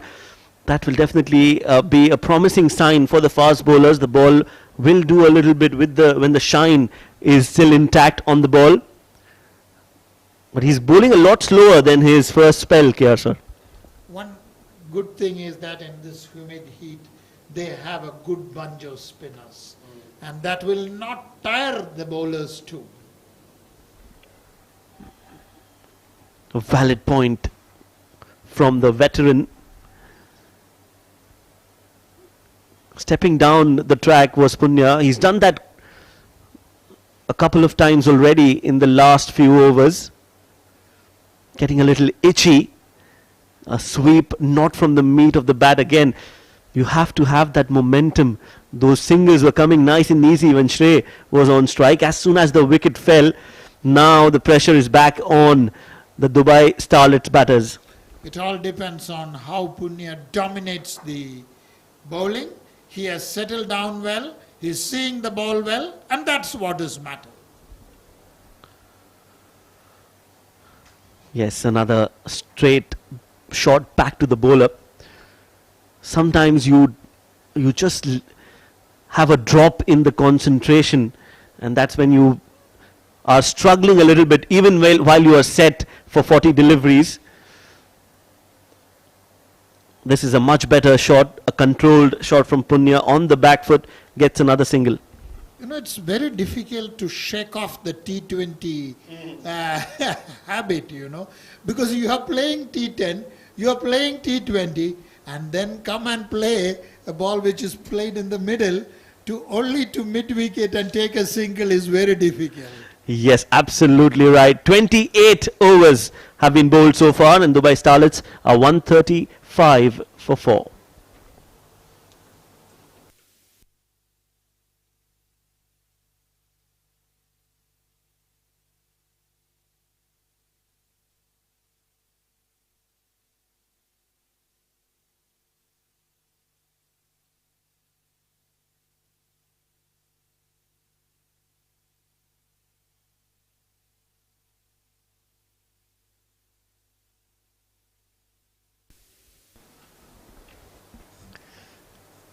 Two more overs for Lakshman Manjrekar. I think he will be bowling out the remainder of his spell. Hasn't been able to take a wicket. I would be delighted to know what will be the end. At the end of 10 overs, what would be his analysis. It is remarkable if he pushes in the under 25 runs in 10 overs. That's so true, and especially considering the fact that all our batters are prone to the T20 format. He's been miserly to say the least. He's bowled exceptionally well so far. I think he's done a good job, and the skipper will be happy with his performance. Manjrekar has shown how it is to bowl in a 50-over match. This is what is needed. Line and length, accuracy. Slower in the air this time on the back foot, and had to wait for at least 15 years to play that ball. Has somehow managed to get it towards the sweeper cover, and will only be a single. So he's continuing the good work that he's done for his team, Lakshman Manjrekar. Again, flighted and slower, but straight to the fielder. You know, he has a good field on the offside, and he bowls according to the field. That is another excellent aspect of Manjrekar.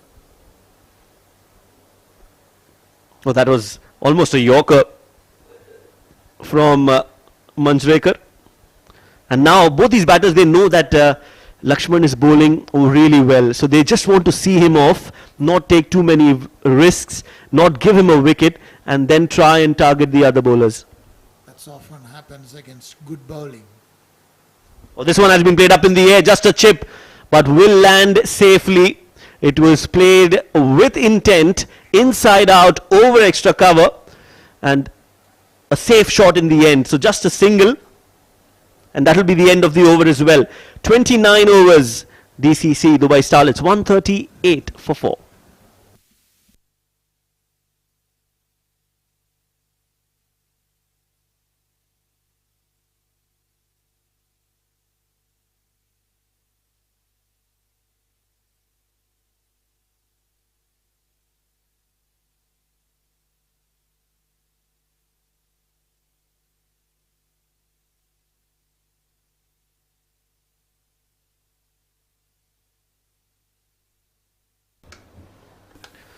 Twenty-nine overs gone, 138 for 4. To take you through for the next 7, it's going to be AB and AZ. Thank you very much. Thank you very much, Shoaib. And Mr. KR, wonderful conversation, wonderful company. Rizwan KS continues. And Punya Mehra, he's batting pretty fluently. 38 of 46. Rishabh Mukherjee, we know him more for his leg spin, but he's certainly working on his game as a batter. He was looking good in the previous season. Made plenty of runs in the Bukhatir T20 and S10. Let's see if he can convert that and get a big score tonight, Abid. Well, indeed, I think it's a perfect opportunity for the young man. He's got a plenty of time to express himself, take some time in the middle, and then play a shot when you go right till the end of the innings. Flighted delivery in the air. And the slip is still on, AZ. Yes, has persisted with that throughout the bowling innings. It's been trial by spin for DCC Starlets. So far, they've done a pretty handy job. They're in a decent position. There he goes. Towards long on and straight to the fielder and dropped. Saqib Munshid, he had it and then he lost it. Well, the captain is giving you a clap there. The efforts was great, but that should have been taken. It's a 50 overs format. You don't get opportunities every time. It was running catch for him. Couldn't position himself at the right time, and he put down the catch. Well, how costly will that drop be? Punya's moved into the 40s. We saw Shrey Sethi occupy the crease for a long time. Then just that loss of concentration, it's all it takes.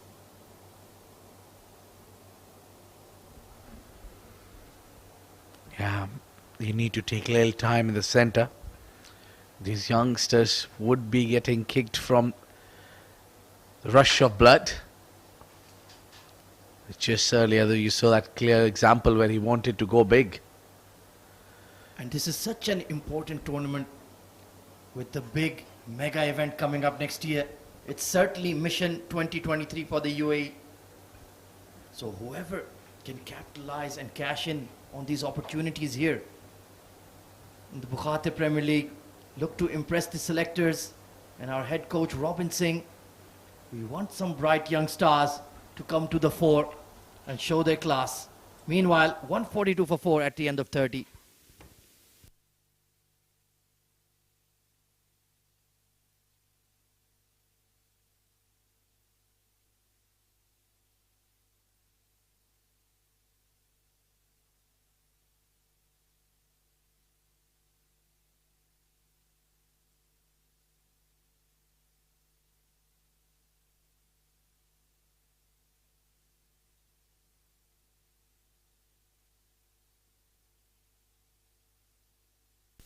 Well, Lakshman Manjrekar has 1 over to go. None for 21. What an incredible spell he's bowled. Brilliant economy rate. By far the most superior. Umar Farooq only 1 over for the big all-rounder. And the other spinners, they've taken a bit of tap here, Abid.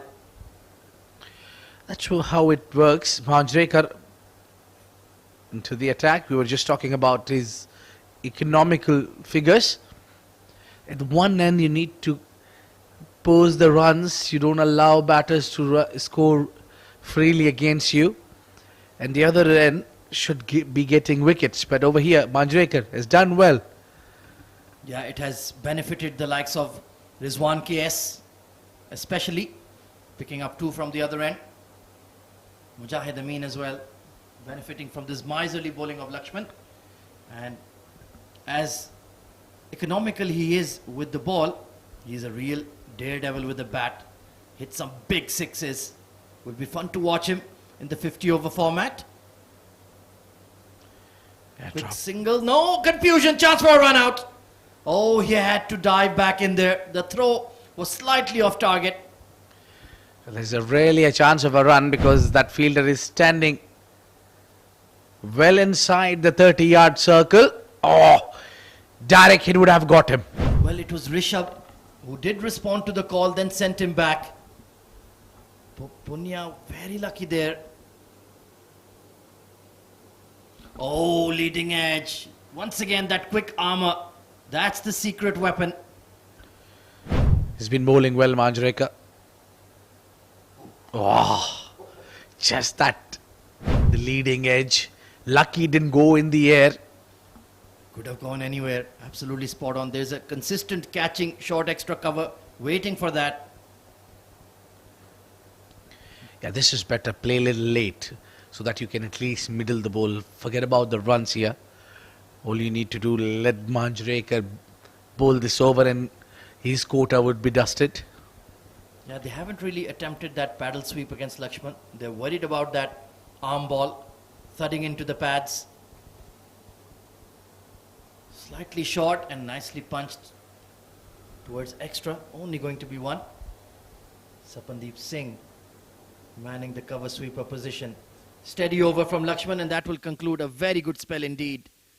145 for 4 at the end of 31 overs.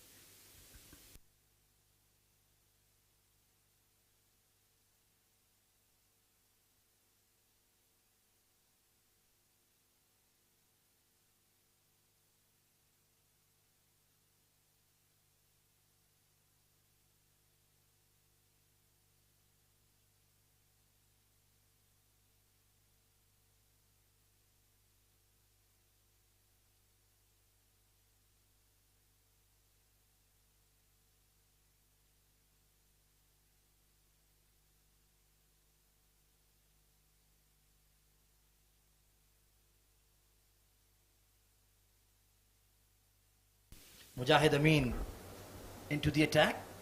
Nicely shuffling into the line of the ball there, Punya.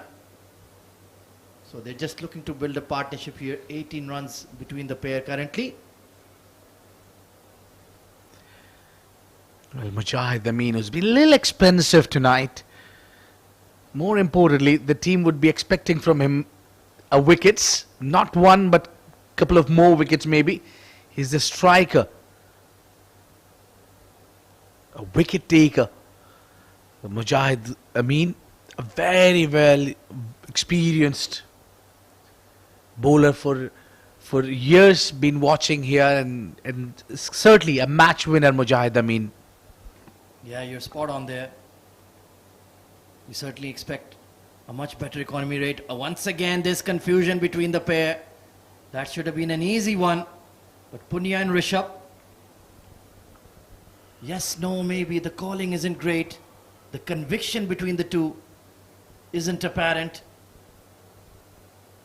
Oh, hitting the splice of the bat. Nicely bowled. Slower in the air. So he's mixing up his pace quite nicely now. So that's a clear evidence that the deck has a bounce. So the moment you are getting bounce, it's a very good sign for the bowler. Yeah, you give it some revs, you will get a response from the pitch. Oh, there's a misfield at short mid-wicket. That's slightly below par. You don't expect that from a quality side like Pacific Group. Not Just helping their bowlers. Just an odd bounce, I think, in front from Wasim Akram there. So now that long on goes back for Punya. Yeah, he's played some aerial shots against the spin. Oh, that was slower in the air. He was really lining it up. Then realized it's going to drop in front of me. He'll keep the strike. 148 for 4.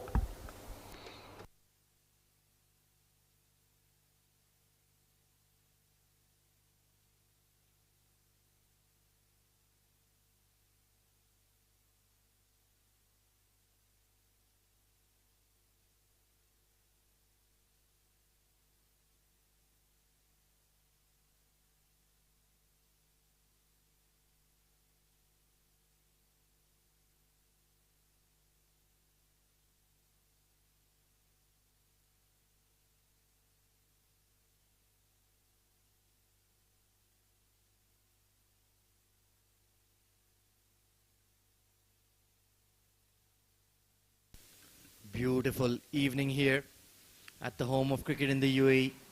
You wouldn't want to be anywhere else in early September.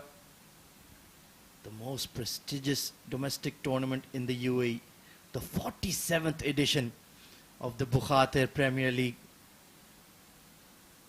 Honestly, it's a massive privilege for us to be in the comm box, witnessing the action.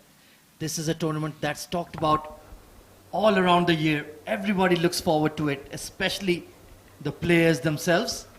Niaz Khan coming into the attack. Yeah, a bit of off spin there. Very experienced Niaz Khan. So that brings 150 for DCC Starlet. Well, 18 overs after this. They certainly have the right platform. Can they double this score? That's usually the trend around the 30th over. A big juicy full toss. Rishabh not taking advantage of it. But hang on.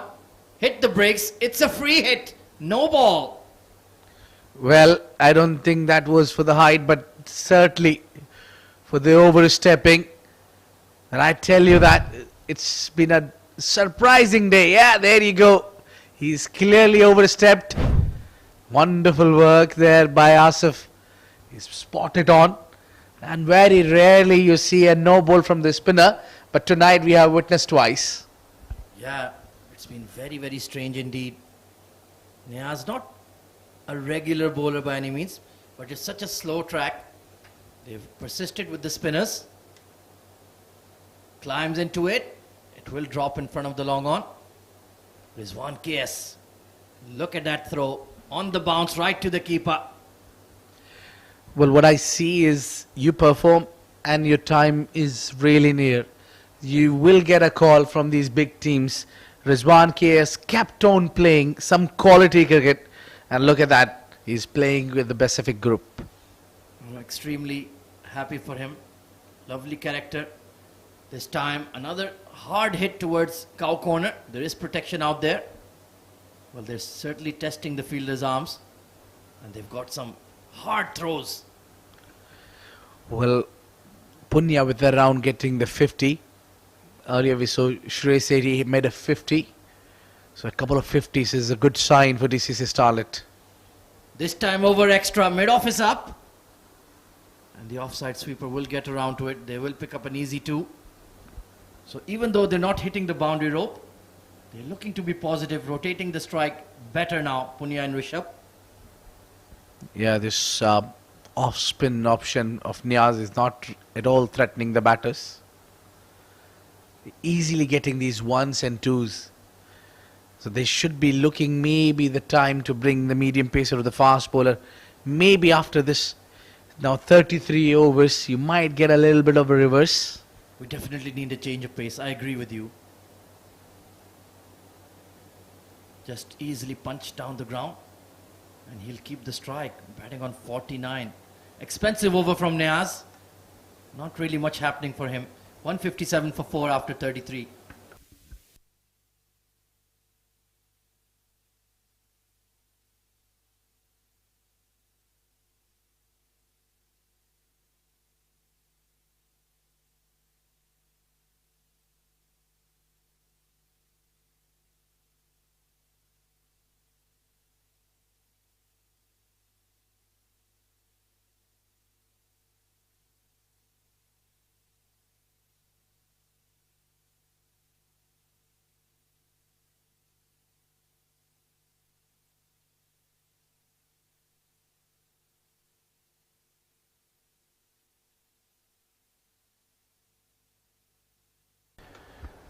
Just the extra bounce in front.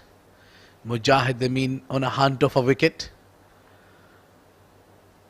Still they are relying on the spinners. Yeah, look at that. There's a little bit of a surprising there. He's come out really ahead.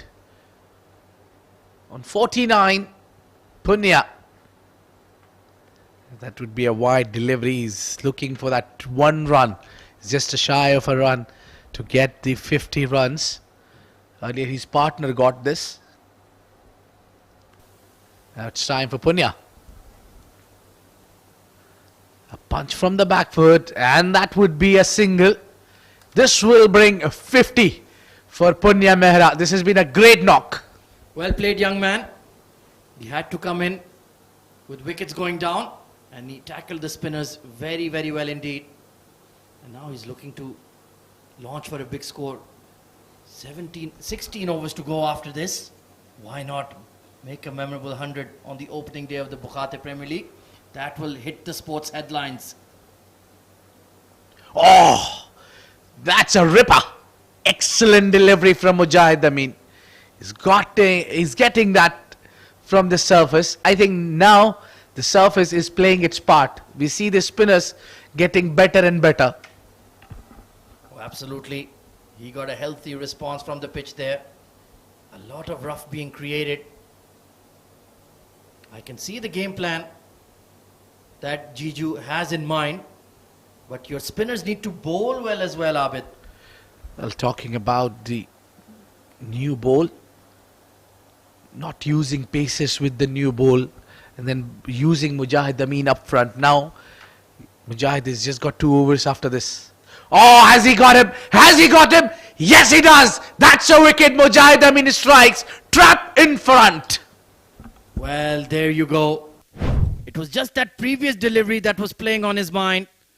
This time, that was a poor shot from Rishabh. It has to be said. He premeditated that sweep shot and missed. And that was absolutely plumb. Muhammad Asif had no hesitation in his mind.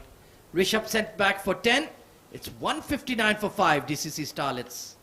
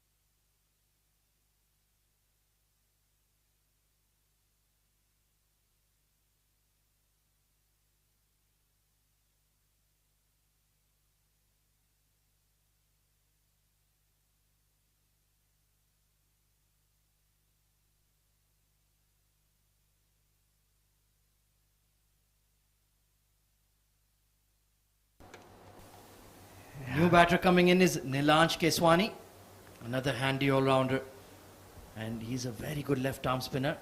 I think he'll see a lot of overs on this pitch here, Abid.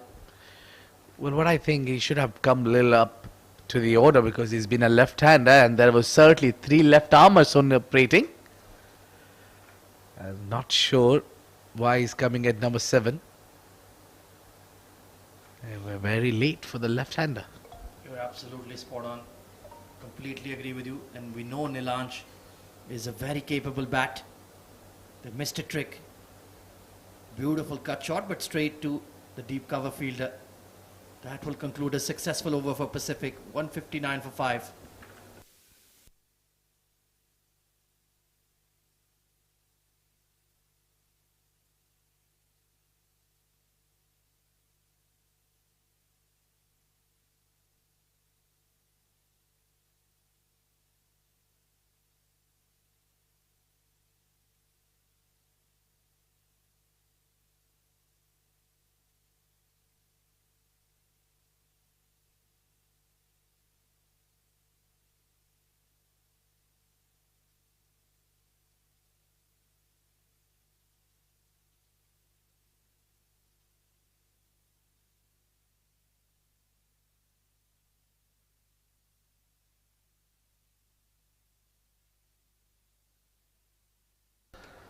Well, in desperate need of a partnership now. And they've got 2 under-19 lads who just played that magnificent under-19 World Cup for the UAE where we won the plate trophy. So you can rely on them. They have some big match experience, Abid. Yeah, and that experience they're carrying through from the Caribbean to the UAE. Their home conditions, they are the UAE product. Nilansh Keswani, Punya Mehra. Credit must be given to the Dubai Cricket Academy. They're putting a lot of work hard on this, boys. Oh, absolutely. Nicely clipped off the pads. Well, they're continuing with Niaz Khan. I guess now the matchup makes sense with Nilansh at the crease. You did suggest in the previous over that Nilansh should have gotten a promotion in the batting order with so many left-hand spinners. I think that was a very good observation. They needed to make that move. Well, I think looking at Nilansh from years, we know that he can bat. We have seen the charges down the track and that hits the umpire. Well, top work there, Asif Iqbal. Twinkle toes. Looks all right. Yeah, What is Mujahid checking though? He came to thank him. He's saving a boundary there, I think. That wasn't a boundary, but then, yeah, smiles all round. Yeah, good to see. That was firmly struck. Oh, just clipped around the pads. Fine leg is up. Lakshman not putting the dive in. He will catch up to it though. I think a lot depends on Nilansh now that he's come down the order. That last few overs where he need also stick around and accelerate in the end. Punya's having a big role in because he can hit those big hits as well. He most certainly can. Tries the sweep. I think that was a late decision. He wasn't really looking to play it. Then changed his mind at the last minute. Well, looking here, we are 15 overs away. Easy, what do you think would be the final total? Well, that's a very good question. All depends on Punya. And there he goes down the ground. Beyond the mid-off. That was a princely lofted drive for 4. Very well in control, Punya Mehra. He knew it, the mid-off is up. And he's gone over. Lovely shot down the ground for 4 runs. That brings the over to an end. It's 163 for 5.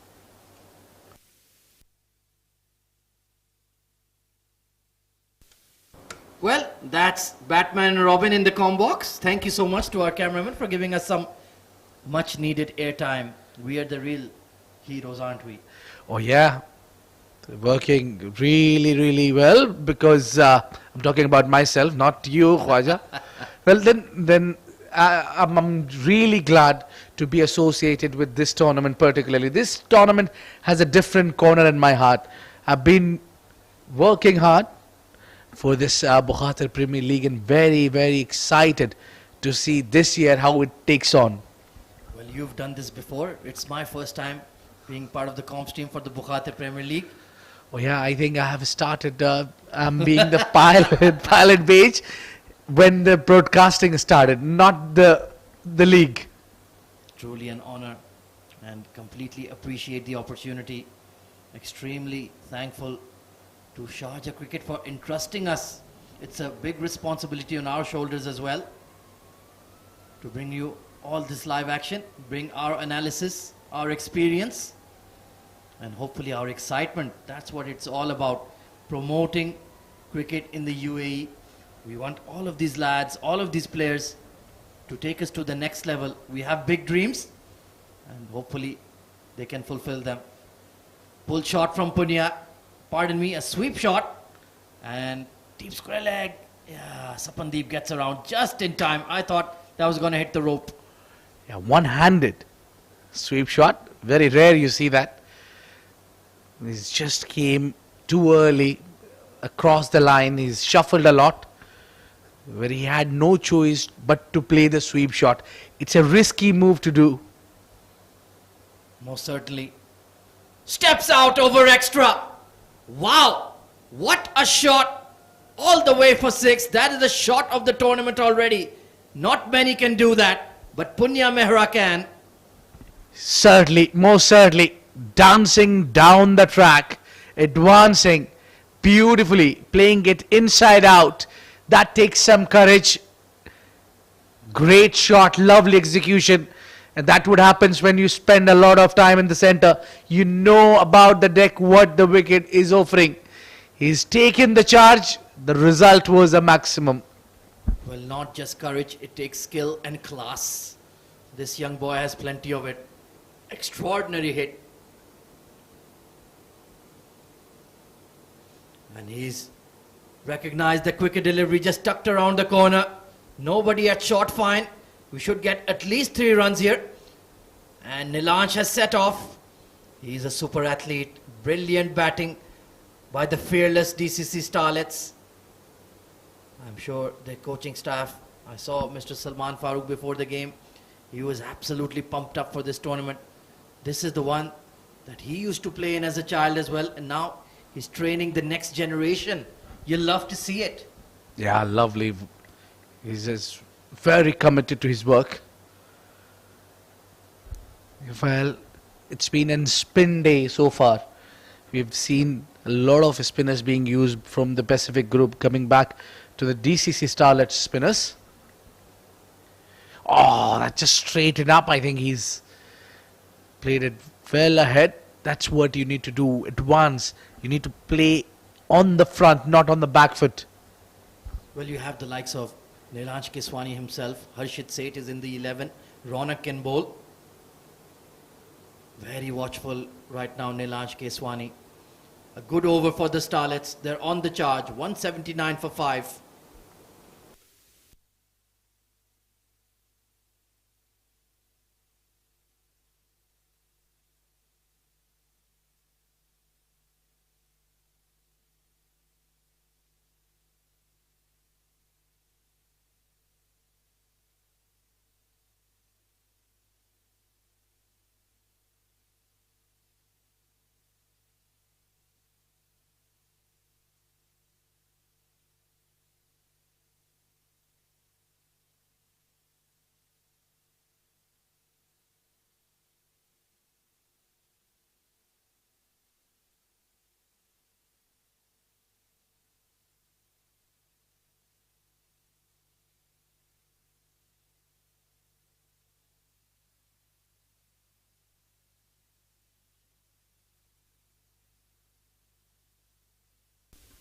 Saqib Munshid back into the attack.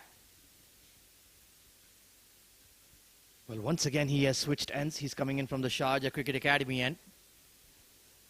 Current run rate just a tick below 5, so they're looking at 250 at the very least. But I would want to get up to about 285 just to feel safer about this score. And if Punya Mehra gets going, we might see a 300 on. He's been batting superbly. Yeah, Punya has a responsibility to play right till the end. And is just looking good with that inside out shot. He doesn't want to give up his wicket anytime sooner. Rather later, he wants to play all these remainers. Attempted Yorker there by Saqib, just squeezed out to mid-wicket.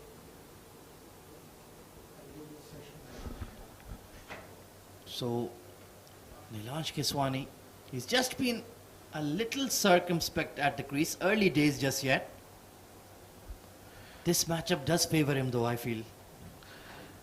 Yeah, you need a little bit of a time just to play across the line. Easy, you can't be just going and playing across the line. So my worry is that Nilan shouldn't be going for those cross-batted shots too early against Saqib. Very good point. He likes that flick towards square and fine leg. But it's not a very quick pitch. You can easily mistime it. You're better off playing straight towards mid-wicket, long on. Just tinkering with his fielders here. Of course, in the 50 over regulations, you're only allowed 4 outside the circle at this stage, and in the final 10 you're allowed 5 outside the circle, just to make the game more fun to watch. Good looking punch through the covers. That was timed quite sweetly. And Nilansh wanted two there, too quick between the wicket. So these young boys, they know a lot about running with each other. They keep on working hard. So the calling between the wicket is absolutely brilliant between these two. Well, they've not only played cricket throughout their young lives, they probably grew up together. Yeah. Absolute BFFs. Well, indeed, they spend a lot of time together, just like you and me. Yeah, we spend too much time together. I think we're getting calls Yep. from our loved ones. You're always with Abid, you're always with Khwaja. Why did slip there? Only pushing for ones meanwhile. I think they need to perhaps take a chance here or there. Well, I don't think so. Here is the time where you need to accelerate because you're 5 wickets down, Izzy. You need to take the game deep. Maybe the last 6 overs would be enough to go all guns blazing. Fair point. Surya Satish, he's a pretty good batter. Lean, right arm fast. Yug Sharma, well, watch out for him. He's a super talent. Good to see him in the side. Oh, that's a high full toss. And it's been given as a no ball once again. Saqib Manshad, that's a rare sight, a beamer. Yeah, I think one more of that, you'll be taken out of the attack. You need to be careful. So it must be the dew coming in. Maybe the ball is not easy to grip. That purely slipped out of the hand of Saqib Manshad out there. He's given 40 runs already. So easy, 9 from here would take you over 300. Well, that will take some doing from Punya and Nilansh. They're certainly capable. Meanwhile, it's a free hit for Punya Mehra, batting on 70, almost a run-a-ball innings. Let's take a look at the field. You are allowed to change him around because the batters have switched strike. And the third man, he was just arriving late into the circle, Umar Farooq. There is a deep mid-wicket, long on, deep cover, and a long off. So third man and fine leg are up. Perhaps the paddle or the scoop. And it's also a challenge for the fast bowlers. You complete your complete run up and then you go back and again. Here we go. Steps into it. Boshes it over square leg. And that will hit the fence. He takes full toll of the free hit. Yeah, right man on strike was Punya Mehra, who's middling the ball so well. He's played this knock very clean. Some of those shots has been so great. It's been a treat to watch them. Most certainly. I'm still thinking about that lofted shot over extra against the spinner. That's such a difficult shot. Squeezed away to mid-wicket once again. And Punya will keep the strike. 189 for 5 at the end of 37. And there are some overthrows here. 4 overthrows, in fact. What is going on with Pacific Group? Needless runs being given away. And Punya Mehra will say, thanks a lot, I'll take it. It was a rocket throw at the keeper. He wasn't prepared for it. And well, it'll cost them 5. 193 for 5 at the end of 37. And with that, there'll be a change in the comm box. It's over to Shoaib Ahmed and Mr. K.R. Nair.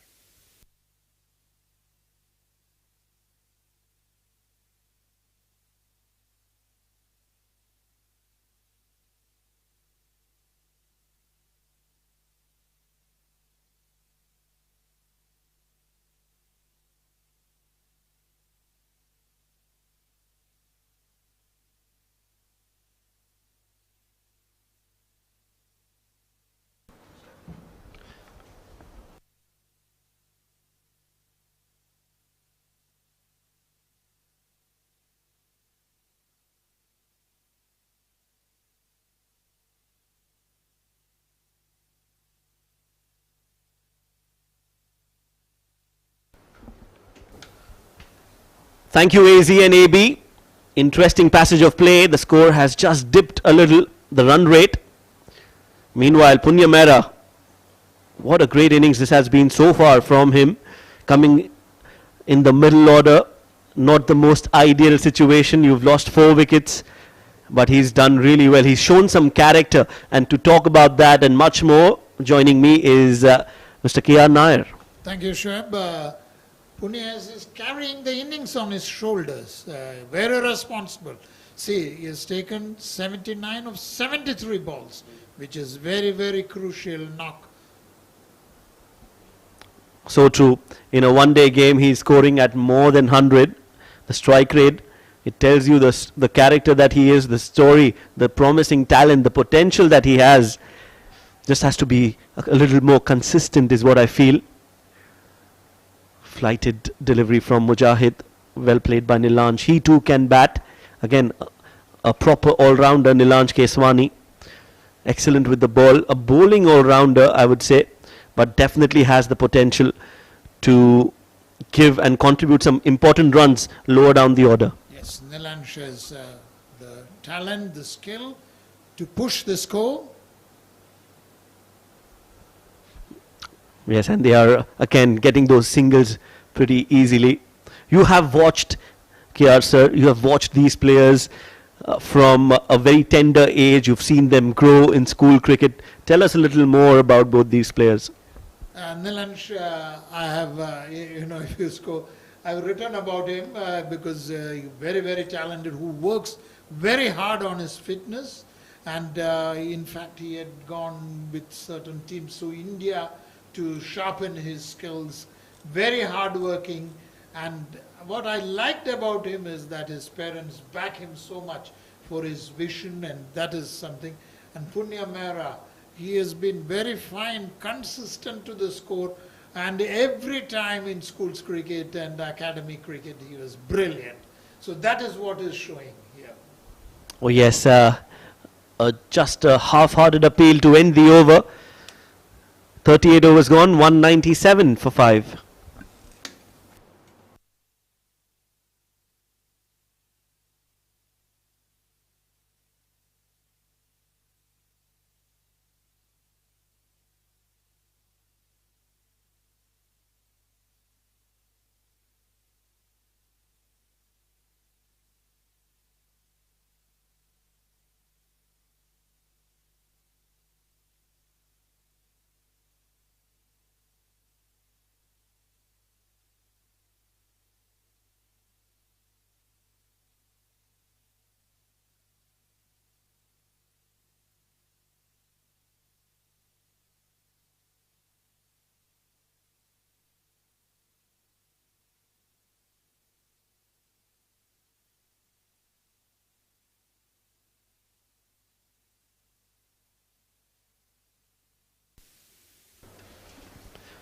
Saqib Manshad bowled 7 overs so far, has given away 49 runs and taken a wicket, 3 more in his quota of 10.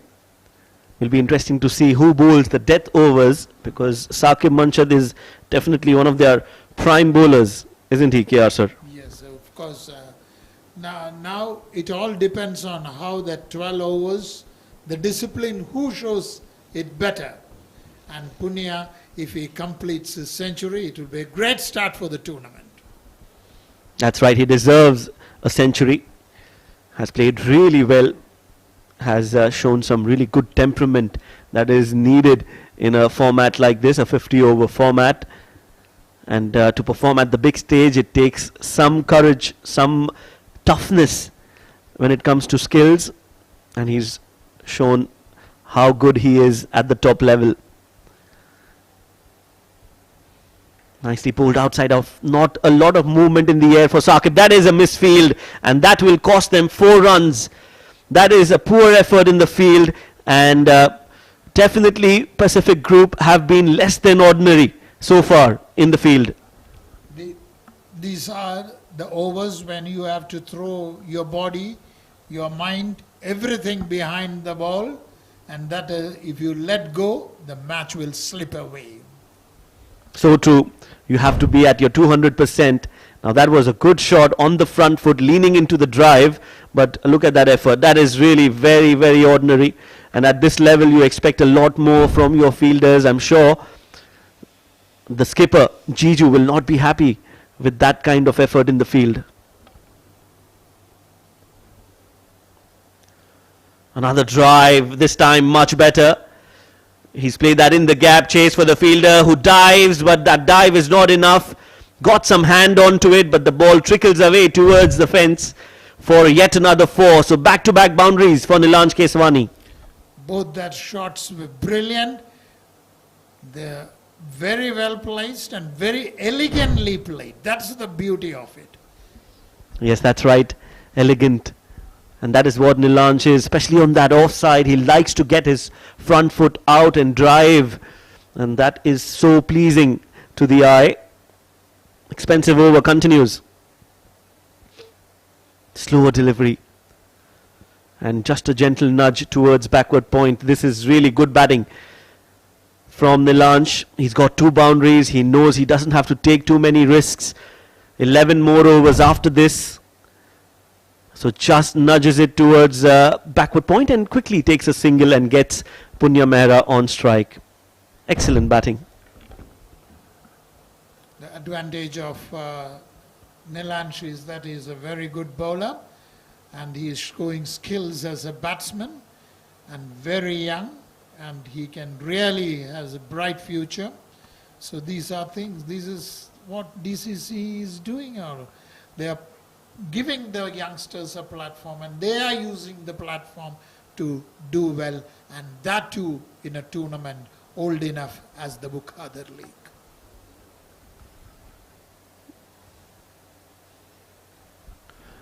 Another single from Punya Mehra's bat. He moves on to 82.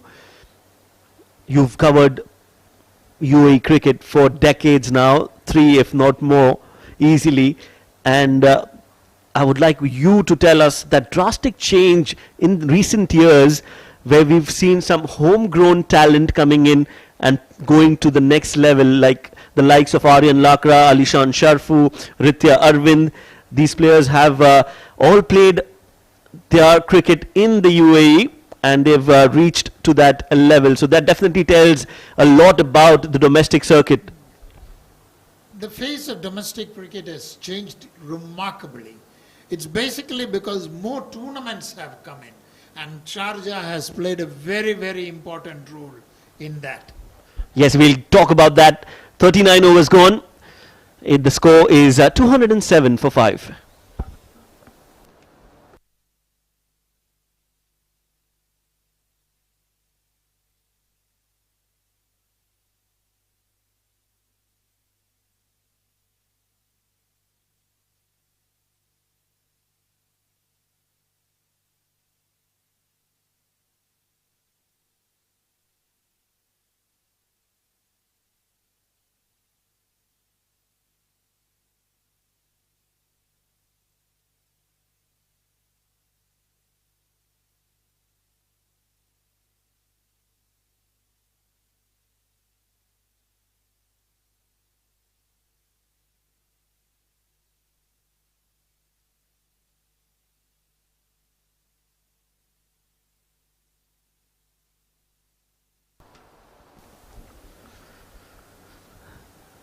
So Rizwan being brought in to the attack. First ball, straight away, Punya Mehra uses his feet but quickly realizes the ball is not in his zone. So just decides to play it towards short cover. We were talking about youngsters, KR sir, and the domestic circuit playing a big role in it.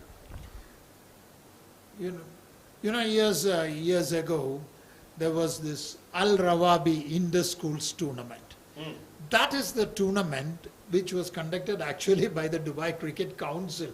That was the tournament which projected a lot of youngsters. Today, I remember writing about first time about Ahmad Raza.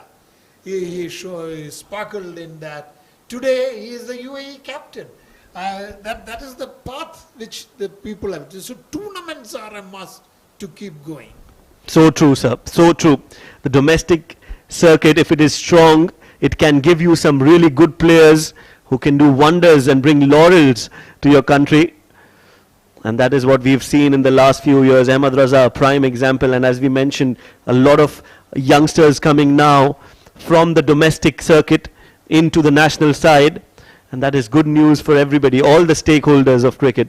And Sharjah, like you mentioned, Sharjah Cricket Academy, the Dubai Cricket Council and the Emirates Cricket Board have a big role to play in that.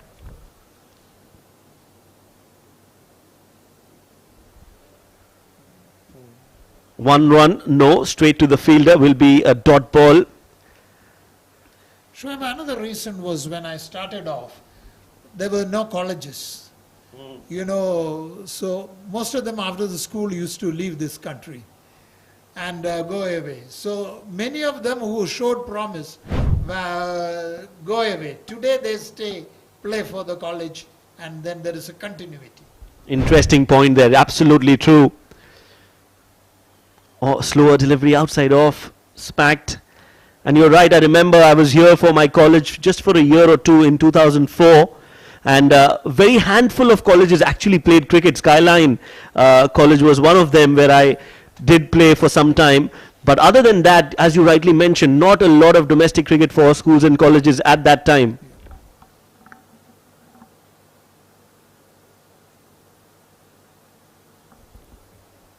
Just a gentle nudge to end the over. And that will bring the end of the 40th over. 10 more overs to go in the first innings. Dubai Starlets are 211 for 5.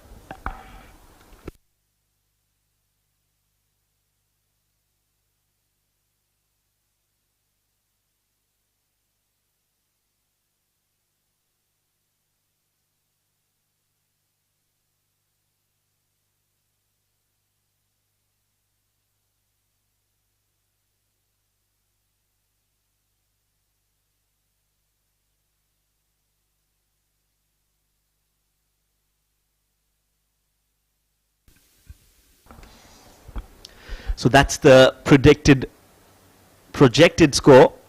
At 7 and over, they'll reach 280, which I think is a good score. Anything more than that will definitely be bonus for Dubai Starlets, but they should target 281, KR sir. 281, especially having played so far, so well, 281 they deserve. But mind you, the bowling side has really bowled tight. It's not that they have given away runs. These people have really battled and got those runs. Yes, Omar Farooq has been brought into the attack. We'll see a lot more of him in the death overs. He's a death bowler specialist. So no surprises there that as soon as 40 overs are done, he's been brought into the attack. Just 1 over before this, he gave away 7 runs in that. But he definitely, again, one of the players who can give you value with the bat, with the ball. He's won games for his side while batting and with the ball in his hand as well. From the 40th over is the time when they can show their T10 and T20 skills, because till now you have been building the innings and now it's time to accelerate the run rate and get those maximum runs. Yes, third power play in progress. So 4 fielders inside, 5 on the boundary ropes.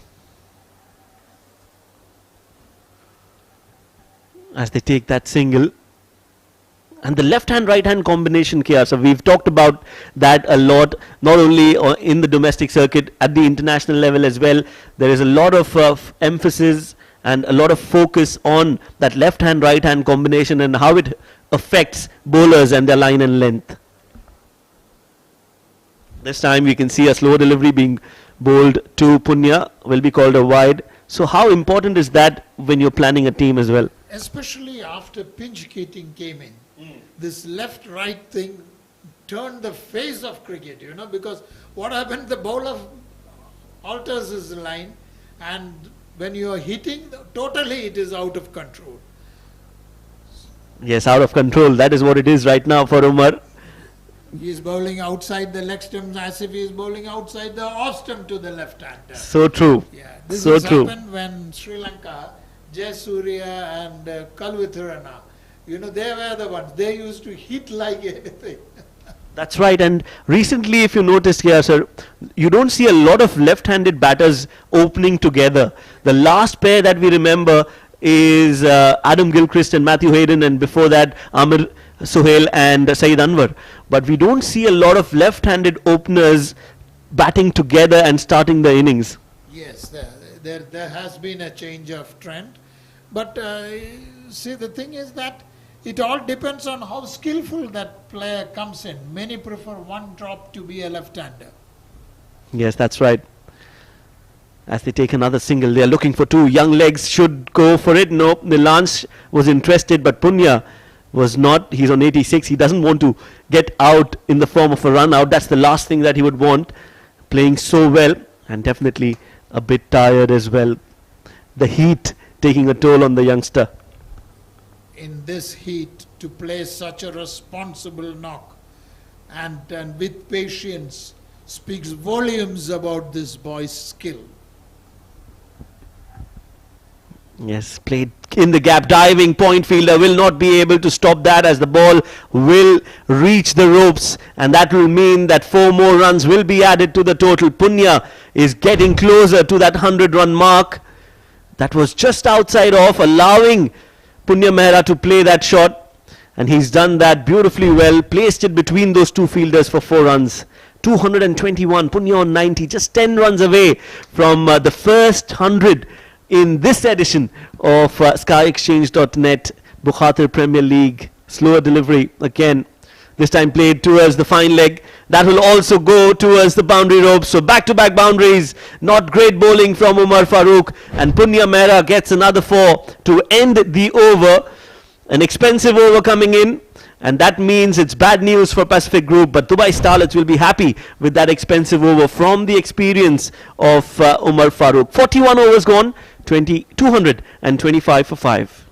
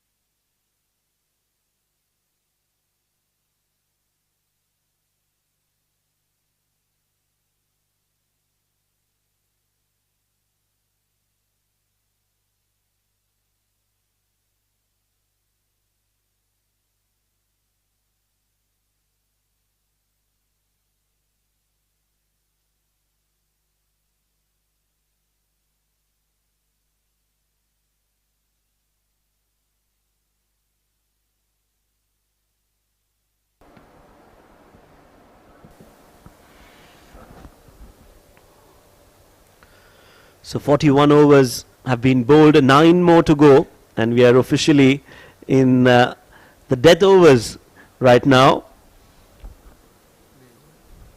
Outside off, just a simple cut shot towards sweeper cover. Lakshman will stop that.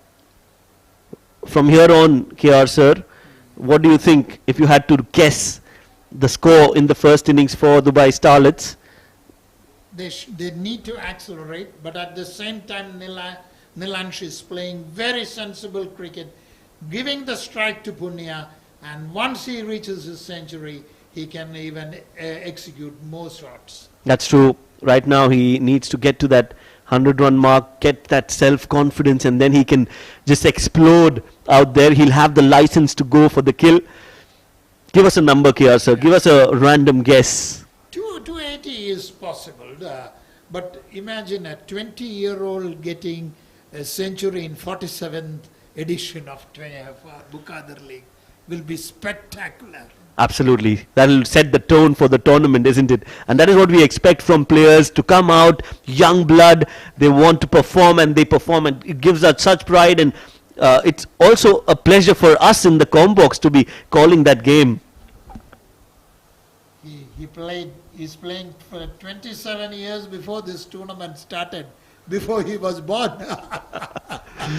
Oh yes, such a legacy and such a proud moment for him and for his parents as well, and for everyone who follows UAE cricket. It is good news when you have players like Punya and Nilansh coming out and performing.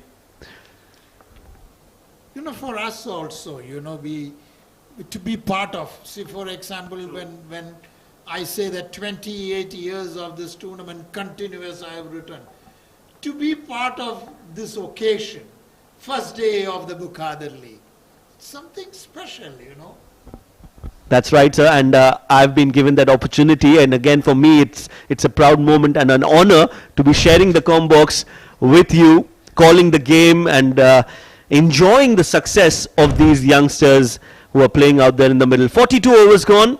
Great conversation with Sir KR will continue. The score is 227 for 5.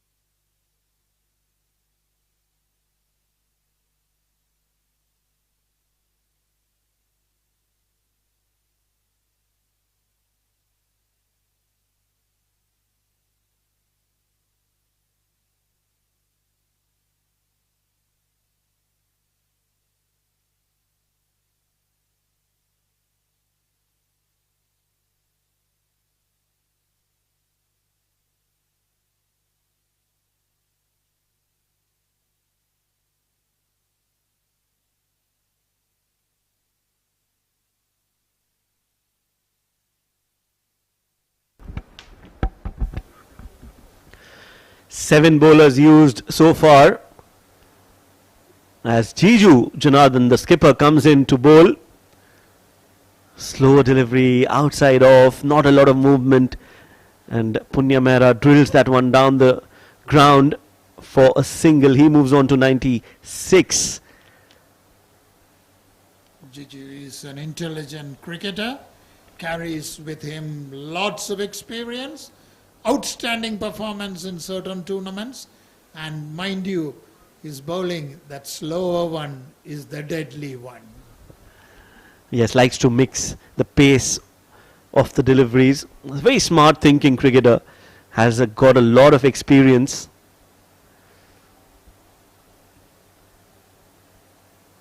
Oh, that's a catch. Oh no, it's a drop. The caught and bowled scare continues for Jiju.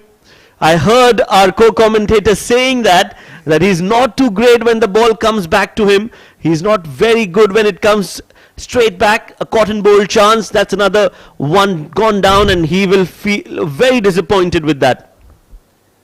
So this is a deceptive ball. He almost had his hand to it, then unfortunate, it slipped out. Yes, those are more reflex catches than anything else. Sometimes they stick, sometimes they don't, but that should have been taken. That could have really dented the run flow for Dubai Starlets. Nilansh Keswani, who's on 19, gave that chance. Kiar sir, tell us your earliest memories about Bukhatir League and about the stadium. What was your first impression and your first moment when you were here for the first time? Those were the times when the newspapers gave good coverage for domestic cricket. So you know, we were assigned to come here. It is not that where we were, there was nothing like, there was no television like this where we can sit it in the office and watch it. There was no commentary, there was nothing, you have to be here. So I almost watched almost every match here. And mind you, people used to be, the spectators, there used to be a lot of spectators who used to come. Oh yes, absolutely. Meanwhile, a misfield, a no ball, everything happening on that delivery. Started off with a good delivery. I think that was a good Yorker from Jiju. Well negotiated by Punya Mehra, who is well set, so he's watching the ball nicely. That one was a very close call, but clearly it has been given a no ball. A free hit will be signalled. So that is now an opportunity for Punya, who's on 96, to get to that 100 with a 4 or a 6. Interesting passage of play. Where does he go? What does he do?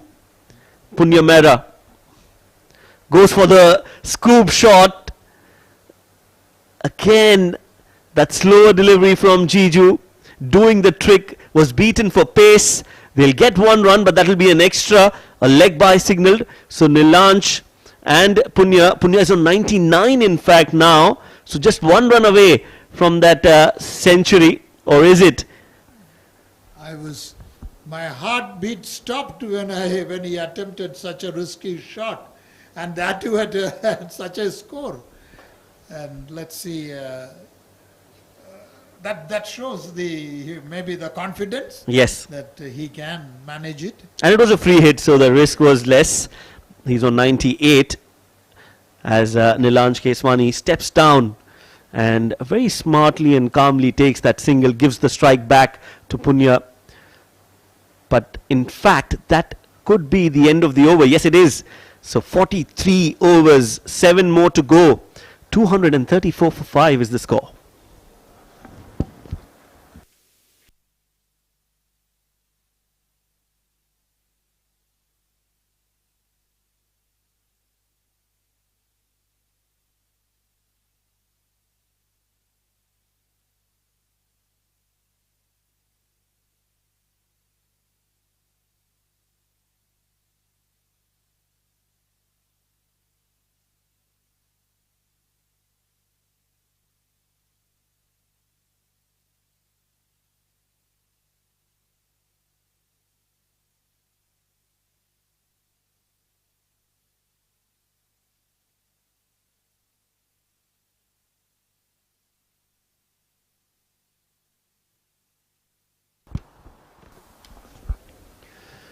Right, so 43 overs, 7 more to go, and that means there will be a change in the com box to take you through the death overs, entertaining AB and AZ at your service. Thank you very much, Shoaib. Sweep shot from Nilansh. Lashed onto that one, but there is a sweeper in place. Well, a very exciting passage of play indeed. Punya, one hit away from what would be a brilliant century. Nilansh is batting quite smoothly as well. 22 of 28. Rizwan KS into his 9th over. Has had a good day at the office. Current run rate almost 5.5, so they have accelerated slowly but steadily. But this is the man of the moment. And he's dealing in one so far. The nervous tension is increasing in the com box as well, Abid Ibrahim. Well, thank you very much, AZ. It's really a great knock from Punya Mehra. He's made his knock count, the opportunity being grabbed from both the hands. Nilansh at the other end is giving him helping hand, not putting pressure on him, taking these singles easily. So he's making him just work on his 100. He's just one shy of that first 100 of this 47th Bukhatir Premier League. Partnership has swelled to 78 runs. Excellent rearguard action from DCC Starlets. Could this be the moment? Slightly wide and cracked away to deep cover. That will be a century for Punya Mehra on the opening day of the 47th Bukhatir Premier League. Well played, young man. Remember the name. Long way to go, Punyamera. He's made 100. He's got the chance. He's availed it. He's making it count tonight. He's made a big runs. First game, first 100. That is always special with a very good strike rate as well. Fantastic innings. What a way to stamp your authority on the tournament. A massive reception from the dugout. And he's played exceptionally well. Just took 92 deliveries. He came in when the side was under pressure. They were losing wickets to the spinners. And he made his knock count big time. Well played, young man. Meanwhile, it's been all ones so far in the over. They have certainly set the platform for a big score. Can they get up to 300 and beyond? 2 for 38 on the day for Rizwan KS. Oh, outside edge. There's nobody at short third. Big chase. And it's the captain who will do the mopping up job. They'll take 2. Productive over. 241 for 5.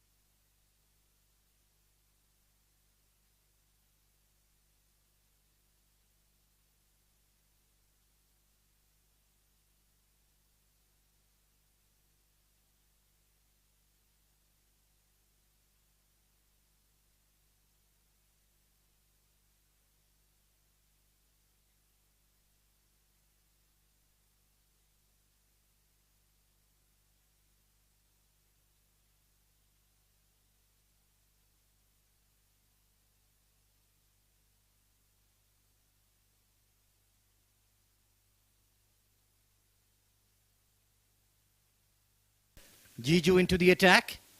And now the Starlets are looking to get a move on. The star man, Punyamera, he's got that precious milestone of a century. He'll certainly be looking to cut loose. 4th over for Jiju Janardhanan. He hasn't gone for many runs. But that current run rate is looking in a very good position. I think 300 is absolutely on the cards if they can execute here, the Starlets. Shrey Sethi with a valuable 50 up top. And then Punyamera taking it along as well for a magnificent century. Slow delivery, just chipped short of the point field, and there's a misfield. Well, Pacific Group, they need to work a lot harder in the field. And another chance goes a-begging. That could have been a run out. They have not shown great discipline in the outfield. Dropped catches, no balls. And this would have been a certain run out if the keeper had hung on. Look at that. Very poor fielding there, Abid. Yes, Saqib has earlier missed out a drop catch as well. And now Jiju. I'm expecting him to reverse the ball. Yeah, just no ball, not a right delivery, full toss, no ball, nothing going in the favor of Pacific Group. Well, this is very, very poor indeed. This is probably the 5th or 6th no ball of the innings. And yes, well beyond the popping crease. Good call by the umpire. So, the Centurion. No, pardon me, it's going to be Nilansh to face the free hit. Let's take a look at the field. Deep cover, deep square leg, deep mid wicket, long on and a long off. Orthodox field, short man, short third man, pardon me, and fine legger up. So will he go for that scoop, the paddle, or just look to power it down the ground, challenge the outfielders? Oh, it's a shocking delivery, and it's been smacked over square leg for 6. A slower one was read nicely by Nilansh. He's swung the bat hard at it. Look at that. This is where he knew it. It's in the zone. Nothing for the fielder. Saqib could only watch it from underneath.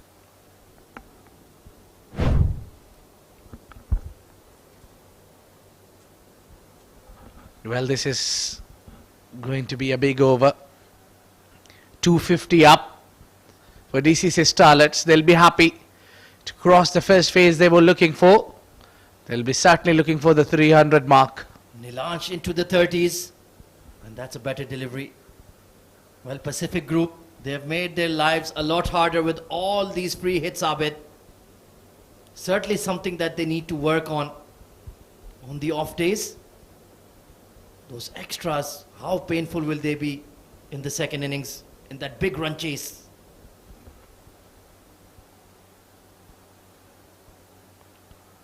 Outside edge, is it? Has it struck the pad? Asif Iqbal says no.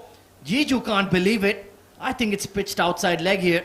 Spot on there, AZ. That was the reason only not given out. Jiju surprised there. But yeah, you need to pitch it in line. That was pitching outside leg, I think. Let's have a look at the replay.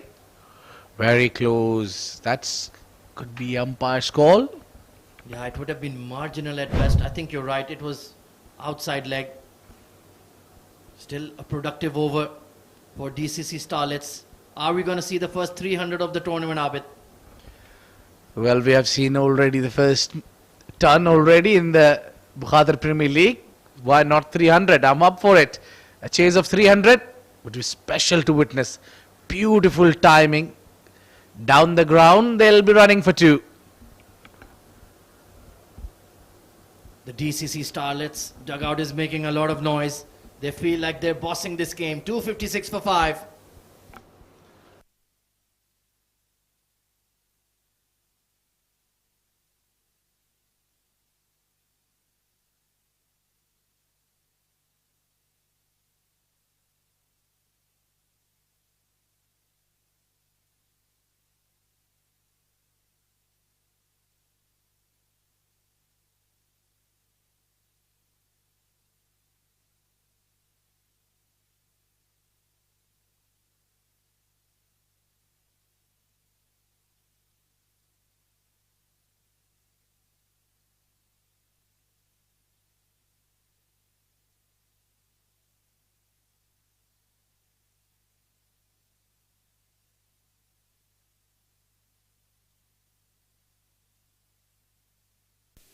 Well, that's a lovely sight. Good to see some parents in here of the Sharjah Cricket Academy lads.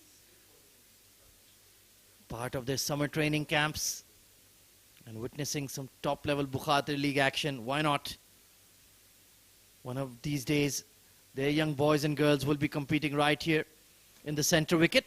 Rizwan KS steps across his crease and launches it over fine leg. He read that delivery like a book. And easy pickings for a man batting on 105. Early boundary in the over. Fancy footwork from Punya Mehra. So Rizwan KS immediately under pressure. All of these spinners used by Pacific Group, even at this stage of the game, Abid. Well, that just out of my thought, why not Umar Farooq, who's that specialist at death overs? He most certainly is. This time he's thrashing it over extra cover. There is that fielder posted out there though. They know he's strong in that region.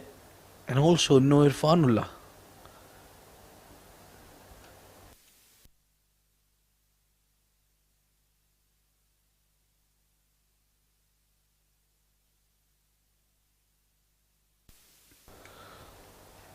Rizwan KS under pressure. Nilansh on strike now. The matchup favors him. He's just feeding the strike to Punya. That will also work. This partnership has gone beyond 100, Abid. Great partnership. They really took the team on a comfortable position with 262 at this juncture of the game. Already in position to post a 300 total, which will give a pressure to Pacific Group. Oh, he's bowled him this time. Tried to repeat that same shot on the first ball, but he's missed it. It goes crashing into leg stump. And that will be the end of a fine innings, a brilliant innings from Punya Mehra. Well, that just hit the bails, top of the bails, and takes walk out as the centurion tonight. Punya Mehra, what a knock. There will be a lot of fist bumps and appreciations from every part of the ground. What a knock this man has played. Punya Mehra, young, talented, 110 of 98, 1/6 and 9 boundaries in that. A good strike rate. And his inning comes to an end.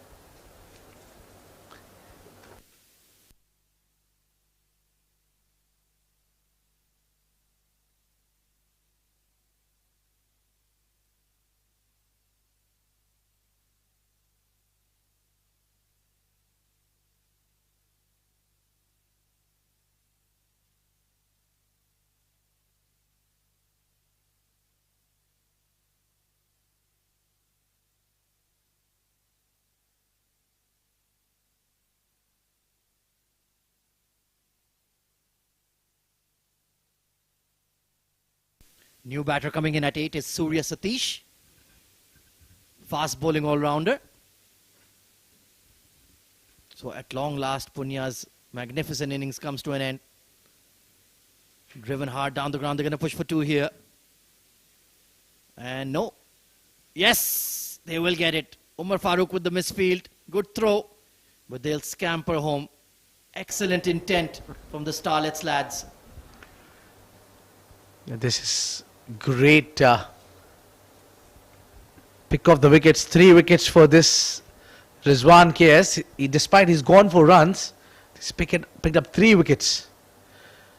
He just tried to hit the ball hard using a lot of shoulder there. Rizwan KS completed his quota with 47 runs given. But more importantly, he picked up 3 wickets, and these were all 3 top order batters.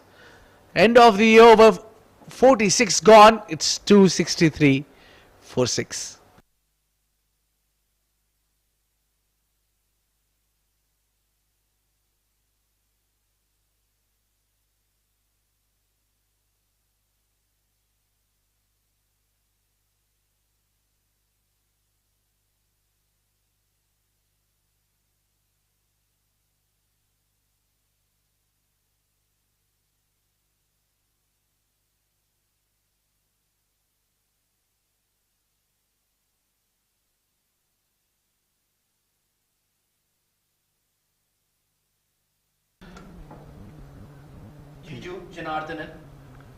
Jiju Janardhanan continues.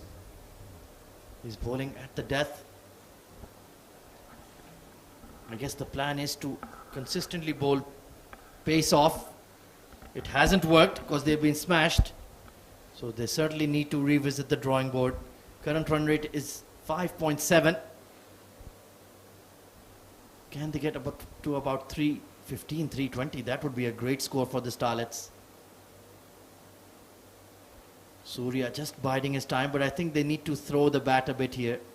You've got a big score already. One big over can cause a lot of damage here, Abid. Well, Jiju has been expensive, I think, and haven't picked up a wicket. That must be going back in his mind, but I still back the decision to bring Umar Farooq in from the other end. Off the pads. You can see he has a game plan to Nilansh. He's trying to get him trapped leg before. Not quite gotten it right. And now the onus is on Nilansh to play some aggressive shots. We already saw him hit a big 6 over square leg. Need plenty more of that.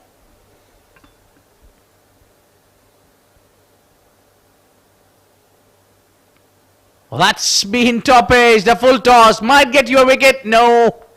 Dropped in front. Khalid there. Well, the deep mid wicket was right on the fence and it landed just outside the 30-yard ring. Unlucky there, Jiju. But one can also say he got away with a full toss. Oh yeah, he created an opportunity of a caught as well. There could have been a catch if that mid wicket was earlier inside. Fine leg and third are up for Nilansh. Just content with taking ones for now.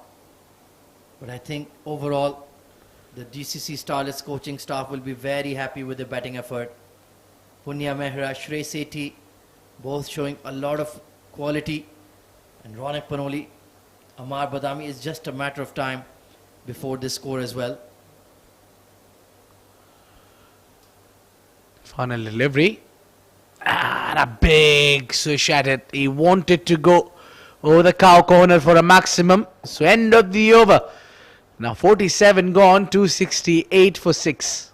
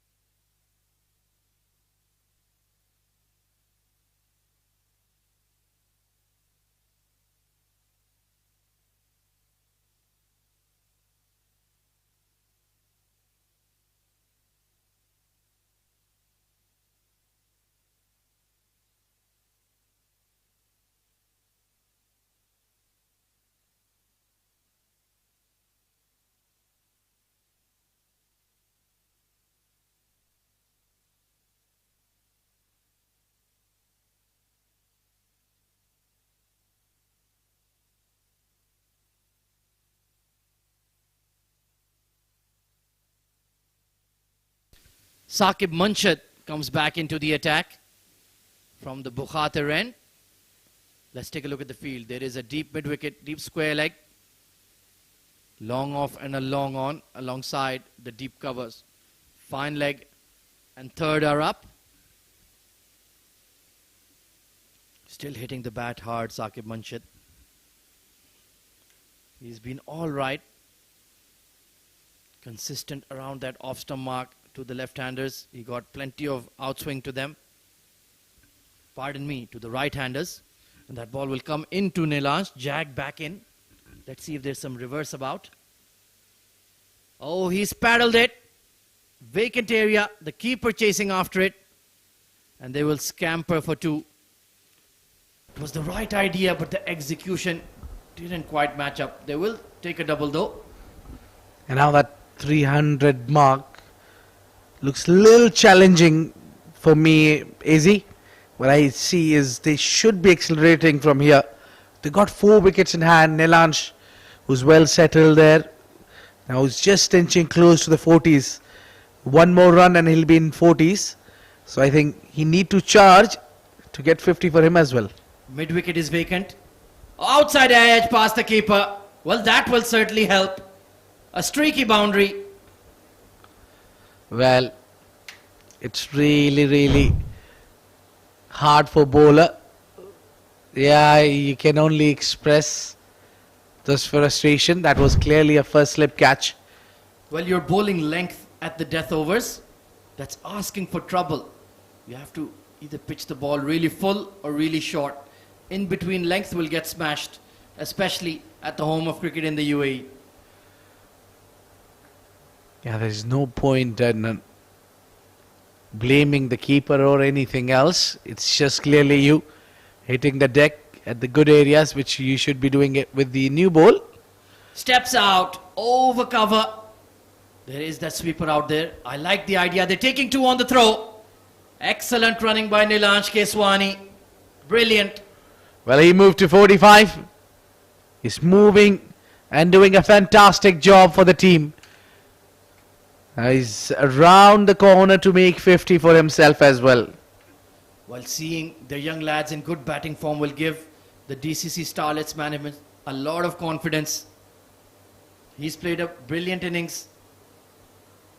Drilled down the ground. There is Mujahid Amin at long on. And he'll just trot to the non-striker's end for 1.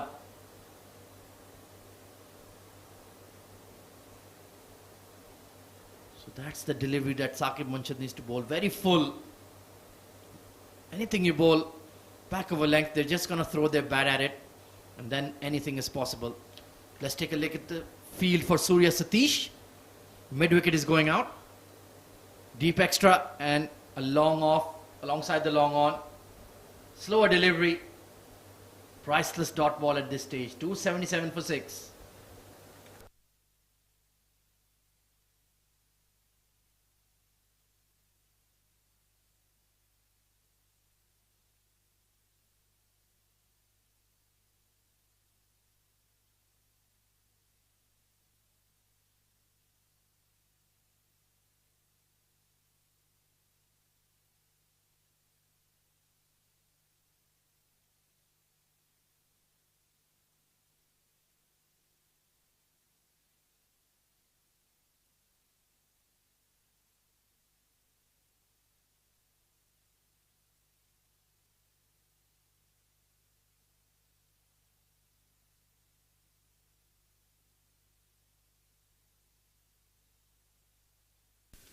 Two overs to go.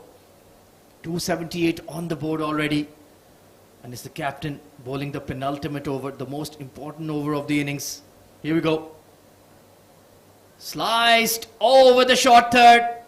And that will run away for a boundary. Well, it's Sharjah. It's quick outfield. Anything beats the fielder inside the ring. Would go all the way for 4 runs. Yeah, not a happy captain there with the field effort, but I don't think so. It's a 50 for Nilansh Keswani coming in at number 7. Well played, young man. A responsible innings at just the right stage. But he's not concerned about any celebrations. He's looking for runs. Oh yeah, he need these runs for the team, not for the individual. But what a player he is. The job is not done. He'll be coming in and bowling with the new ball might be as well. Worked away behind square this time. They're going to push for 2. Yes, they'll pick it up easily. The running between the wickets has been outstanding.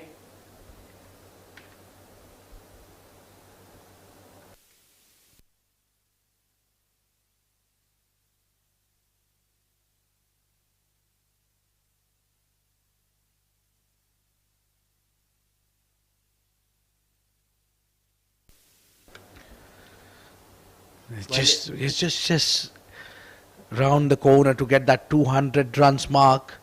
The DCC Starlets, around 300, pardon me. On the legs once again. And I really haven't enjoyed the bowling plans of Pacific Group. They've been too defensive right from ball 1. They didn't look to pick up wickets. The trial by spin, it worked on and off. But when they got that big partnership between Punya Mehra and Nilansh Keswani, they just spread the fielders. They didn't look to take wickets. Will that backfire? Swiped across the line from Surya. There is a mid-wicket out there. Should be 2. And the fitness levels of these Starlets have been through the roof. They've been running very hard right from ball 1. We started at the peak of the afternoon. They're still taking those quick 2s and 3s. 9 deliveries to go in the innings. Can we see that 100? I think we should, Abid. Just 15 runs away with the way Nilansh is middling the ball. Though I think he should be taking more of the charges and facing more. Excellent block hole delivery. Hit hard. But only going to be 1. Well, let's take a look at some of the batting options that Pacific Group have. Sapandeep Singh, Jiju Janardhanan himself. Who else will you be watching out for? Well, I think they have got a great batting lineup. Manjrekar comes to my mind as well. He's a fantastic left-hander. We've got Umar Farooq as well. Great all-rounder. Nicely driven towards extra. And this time it will only be 1. So Jiju's spell for the day comes to an end. A fruitless one. 289, pardon me, with 6 balls to go.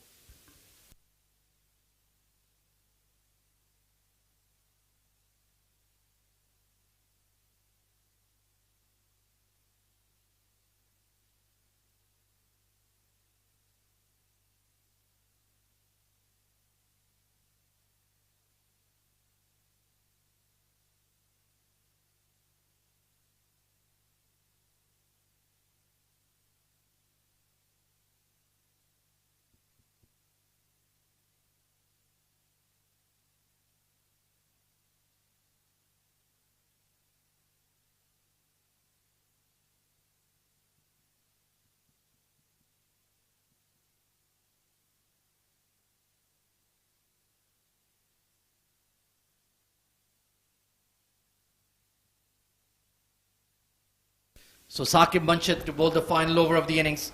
Nilansh Keswani on strike, batting on 50. Trying to force it on the leg side. Only going to be one. And they're not going to challenge the fielder this time. So Surya Satish, what have you got up your sleeves, young man?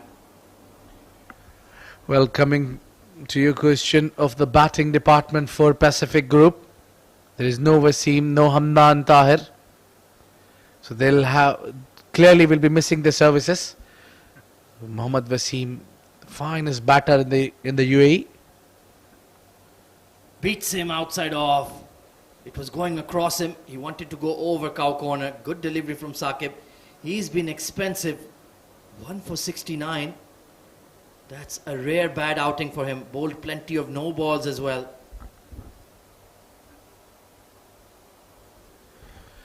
Saqib gone for a lot of runs tonight.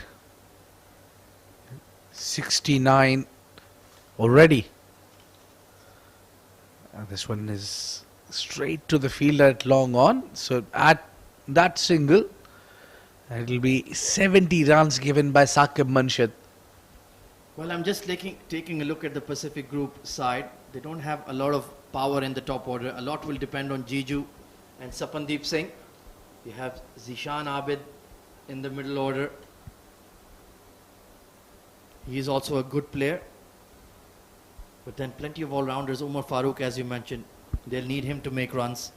It's not going to be an easy task. 3 deliveries to go. And here comes the paddle. And straight to Zishan Abid. Well, for once, Nilansh Keswani has mistimed a shot. And Saqib gets his second wicket. Yeah, he's taken the pace off. The batter was certainly expecting Nilansh that the ball would be quick and that would travel beyond the keeper. But that was not the trick here. Saqib taking the pace off and doing the right job at the right time. Now that 300 mark is doubtful, whereas Nilansh Keswani takes the walk back. He scored 454 of 50 deliveries. A great knock comes to an end. It's 291 for 7.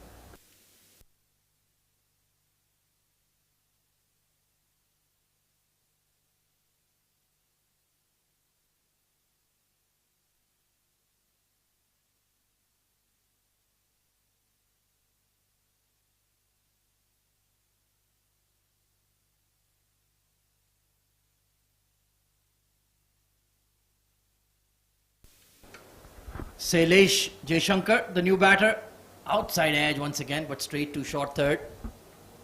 So yes, that 300 does look improbable. So they've pulled it back slightly better at the death here, Pacific Group. Well, I think spinners will have a big role to play, as we saw later in the innings, as Mujahid Amin, Rizwan KS, they were getting the drift, they were getting the turn, they were getting bounce. Smacked towards cow corner. He hasn't connected and juggled by the fielder. But Rizwan KS, he's as safe as houses. Third wicket for Saqib Munshid. That will improve his mood. Yeah, you don't have many options to go. That was one way to go. Trying to clear that square of the wicket.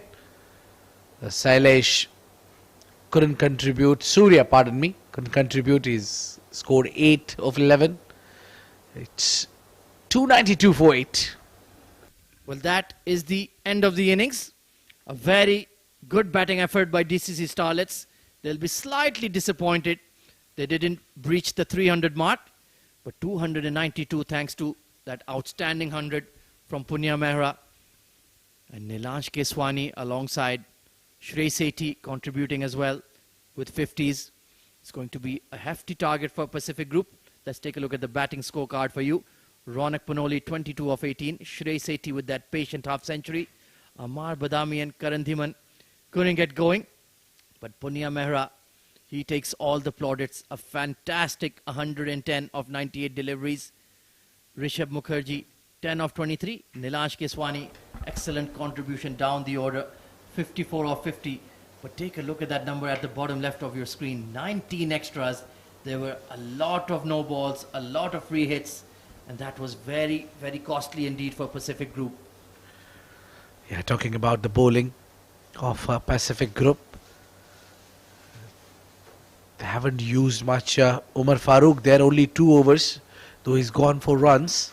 21 runs he's given, but I think he was ideal to bowl in the death overs. Whereas that's taken 2 overs from Niaz Khan as well. So Manjrekar bowled out with a brilliant economical spell with 2.5 economy only, where 3 wickets goes to Saqib Munshid and 3 wickets also to Rizwan KS. 2 wickets for Mujahid Amin. He's gone for runs, but those 2 wickets were very crucial. So I think spinners has the upper hand here, picking up those 5 wickets at the crucial juncture.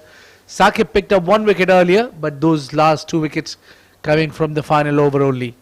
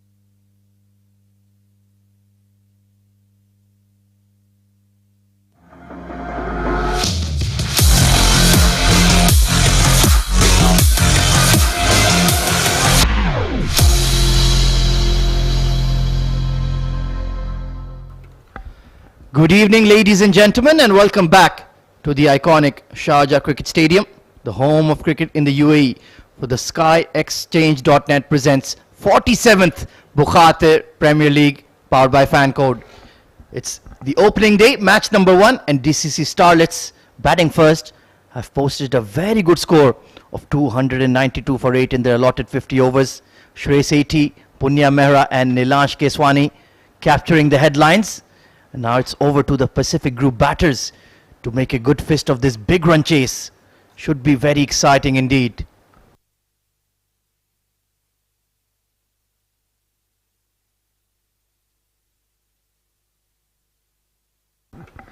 Well, the bowling attack for Pacific Group left a lot to be desired. Very spin heavy. Saqib Munshid 3 for 71. 2 for 62 for Mujahid Amin. They went for plenty of runs. Rizwan KS bowled beautifully alongside Lakshman Manjrekar. 3 wickets for Rizwan KS, 3 for 48. And 10 overs, none for 25. Those were the standout performers for PG. We're all set for the run chase, and joining me in the comm box is Shoaib Ahmed. Good evening, Shoaib. Good evening, Easy. I've got to get to that nickname of yours. It'll take some time, but I'll be there. Target of 293 runs. I think that's a good score on the board. So Dubai Starlets have done well in the first innings. Can they do well in the second? Can their bowlers do well tonight? That is something that has to be seen. First ball, and that's gone high up in the air, and that will go the distance as well. We'll have to wait for the umpire's signal. Yes, he's checking, but that is a solid, aggressive start there, AZ. Well, no prisoners taken. Through the line on the up, went sailing over mid-off. What a start to the game. Surya Satish with the new ball for the Starlets. Pardon me.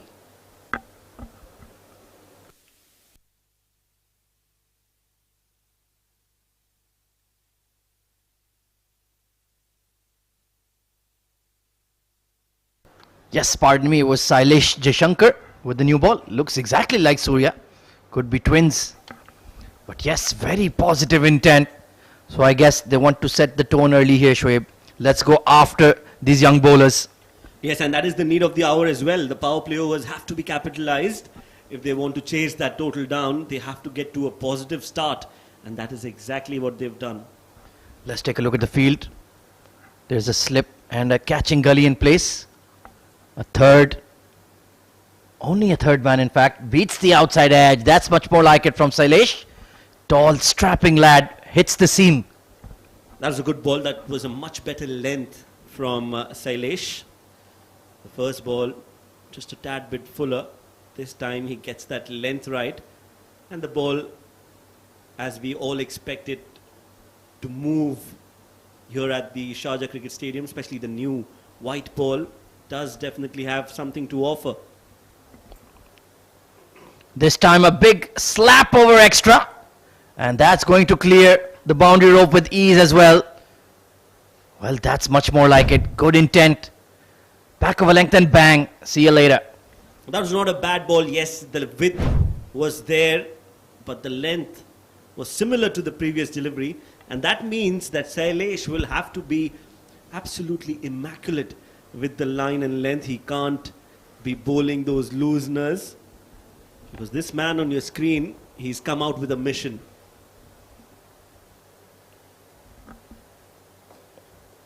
Once again creamed through that cover point region, not quite out of the sweet spot, and Nilansh will catch up to it. Another 2 to the score. So they're certainly being hyper aggressive in the power play, and that's the way modern white ball cricket is played, Shoaib. Yes, I think again a positive start from Abdul Khalik Hamdard. Well, what a name. He's certainly not showing any. Hamdardi. I was thinking of what's the English equivalent to it. Well, it's the complete opposite of the way he's batting. Still on strike. Got 10 runs to his name already. And Sailesh has a challenge on his hands. Oh, bowled onto the pads. That was a hit-me delivery. Got away with it. A lucky escape, yes, for Sailesh. hasn't started off well. Dubai Starlets will have to get their house in order, especially their bowling. They have to be really on the money, because Pacific Group is a team that won't go down without a fight. Yeah, very experienced. The likes of Jiju Janardhan and Lakshman Manjrekar, Umar Farooq, Zishan Abid. A lot of quality in the side. And that one just went underground, kept a touch low and got away with it. First over is done and dusted. 10 for none.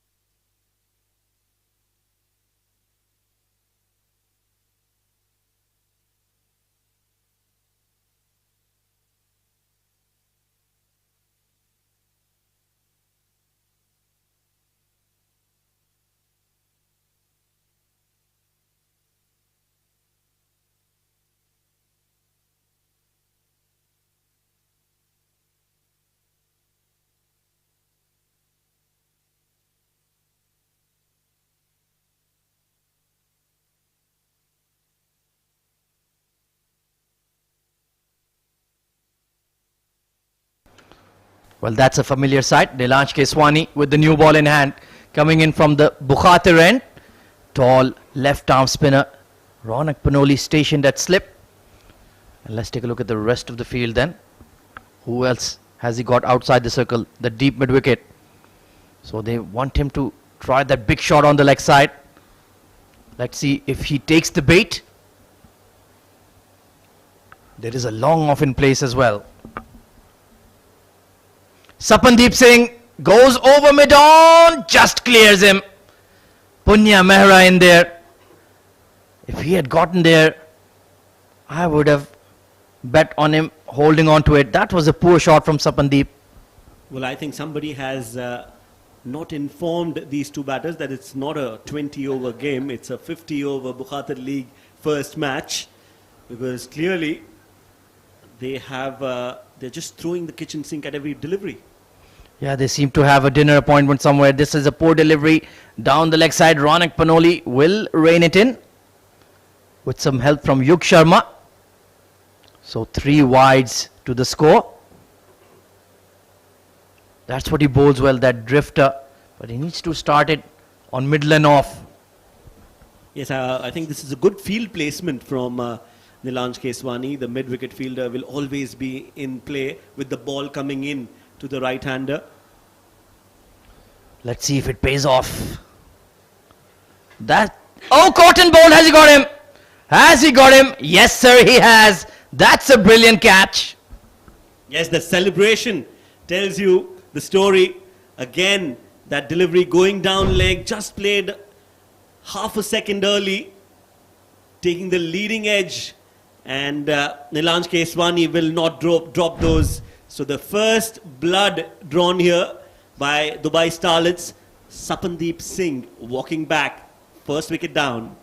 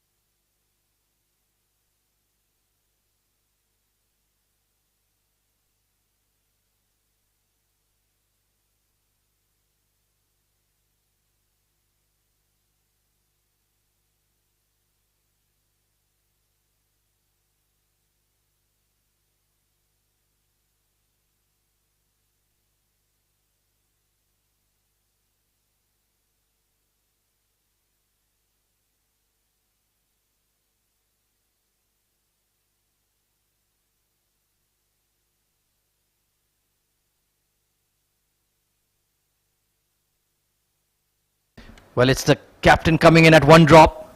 15 for 1. And in steps Triple J into the ring. classy right-hand batter, and he'll need to get a big score. The key to a big run chase, Shoaib, is the top order making big runs.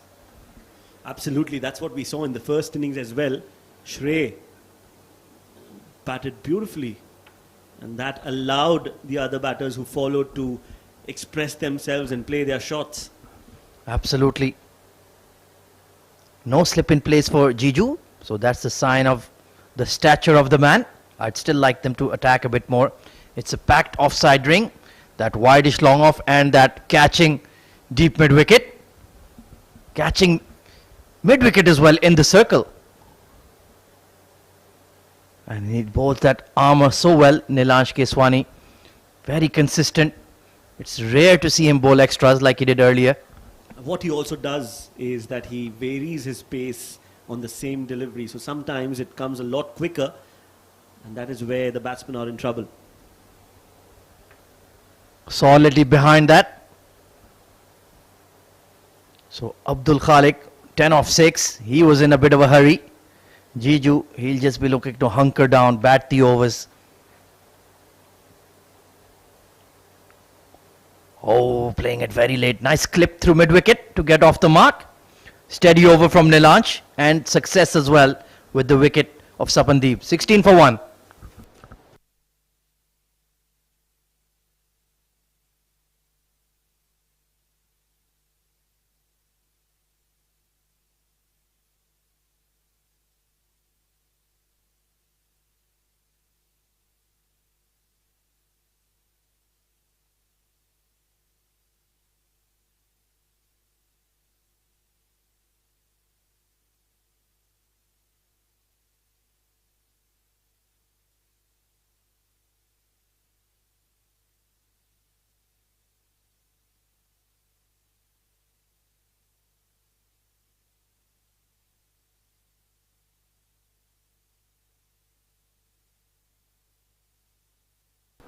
Sailesh continues.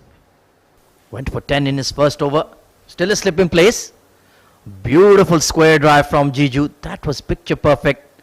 Ahan Fernandez at cover. I'm surprised not to see him in the playing 11 today. He is a solid batter, solid top order player. And you can see Nilansh, even though he's tender years, but a lot more experience than Sailesh, giving him the advice of a so-called senior player. And that is what a team is all about, isn't it? Players backing each other, young side. Nice wristy flick towards mid-on. Absolutely, we have our senior player in Abid Ibrahim, always coaching us in the arts of commentary. Legend. Always fun to have a bit of a banter, and it's always a pleasure to be around. And especially with the absolute encyclopedia of UAE cricket, Mr. K. Nair joining us earlier, trying to force that through the covering, and he has found the gap. Ronak Panoli will clean it up, and Jiju is underway.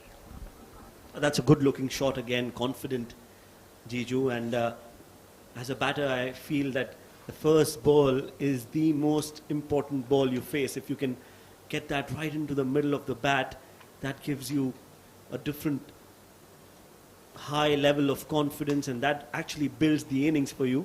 And as of now, so far, whatever we've seen of Jiju, he looks to be in a good place. A bit of a half volley, and he screamed it through extra cover for a glorious boundary. Oh, that's a good looking shot again. That confidence transforming into that shot. Look at that nice front foot coming across, and a full flow of the bat in the gap, and the ball wins the race. So a good looking shot for Jiju, and that is good news for Pacific Group, because if they want to chase this total down, they need Jiju to be there as long as possible. Oh, absolutely. He is the key player in this batting lineup, alongside Lakshman Manjrekar, Umar Farooq, Zishan Abid. They will need to get big runs. Leaving that delivery, a hint of swing for Sailesh. He does present the seam very nicely. He's a tall lad for his age. But I feel he's just trying to put the ball on a spot rather than really bend his back. Yes, that's right. First game, a big platform like the Bukhatir Premier League. You're bowling the first over, so there have to be a little bit of nerves. He's not got the rhythm, but he looks like a good bowler. He's got everything right. He's ticked all the boxes. Oh, that's a good delivery. Very good delivery. Appeal, and the finger goes up. So that rhythm definitely will be back with that delivery, because he's got the big fish, the big man, the skipper, right in front of the stumps. The height could have been a question, but clearly it was on the back foot, and Asif Iqbal, the umpire, raises the dreaded finger. Wicket number 2 down, and that is trouble for Pacific Group. Well, what an outstanding delivery from Sailesh. Nipped in off the surface, hit Jiju on the back foot. Asif Iqbal, the umpire, thought about it and then raised the dreaded digit. That's a big moment in the game. 22 for 2.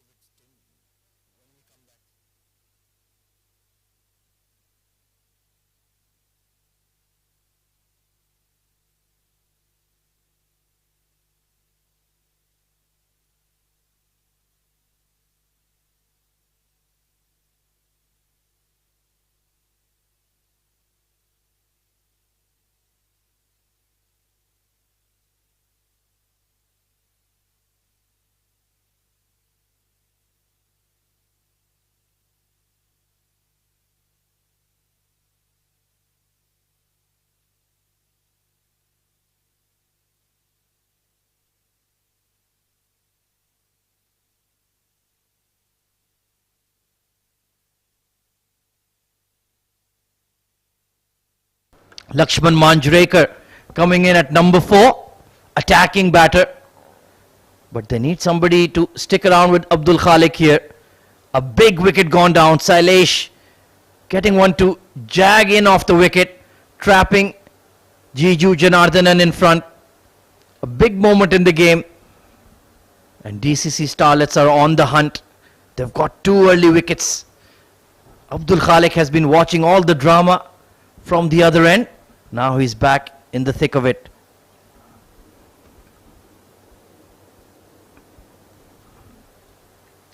Oh, trying to force it through the offside. He's not reading that arm ball from Nilansh at all.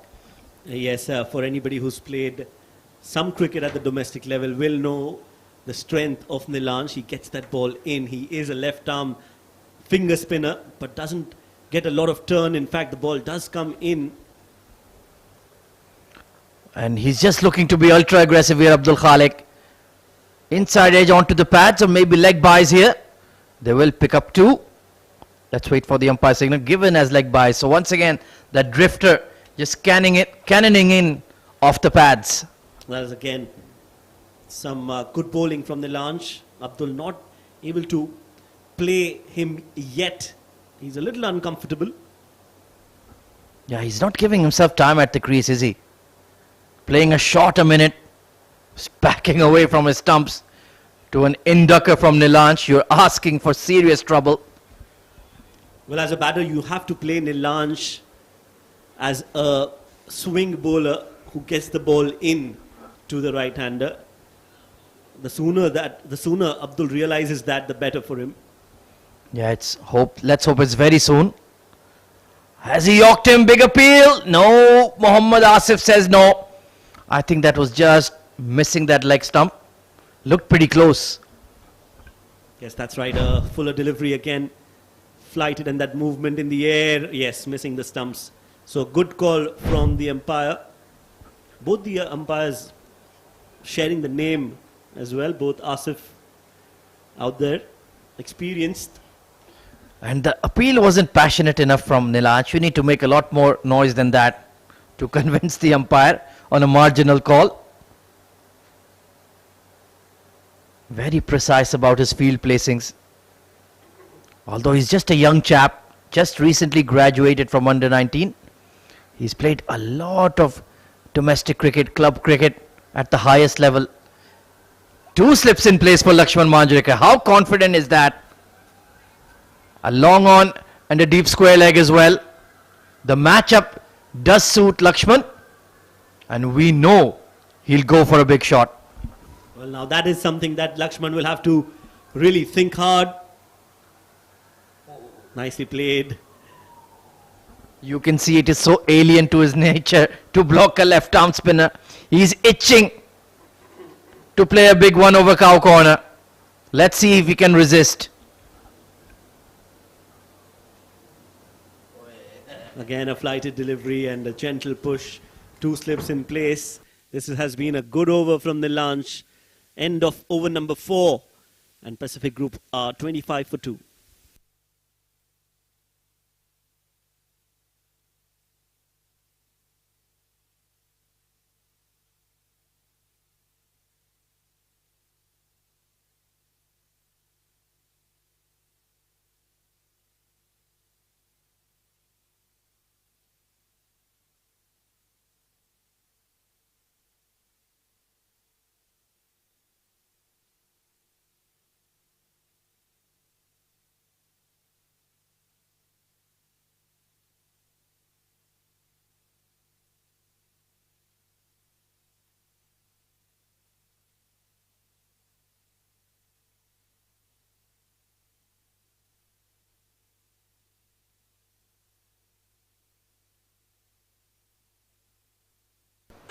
Sailesh Jaishankar will continue.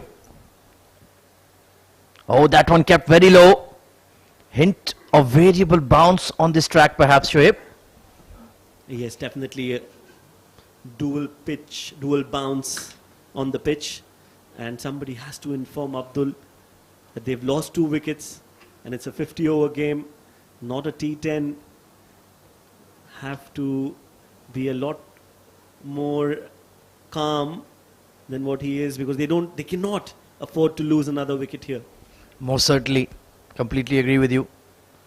He's thrown his bat at that, but it's given as a wide. Well, let's take a look at the field they've set for Abdul Khalik. There's a very fine deep third. That was well beyond the tram lines. And that's the only fielder outside the circle. Oh no, yes, there's a deep fine leg as well for the pull shot. So I would like Sailesh to just test him with one around the throat. Let's see how he responds.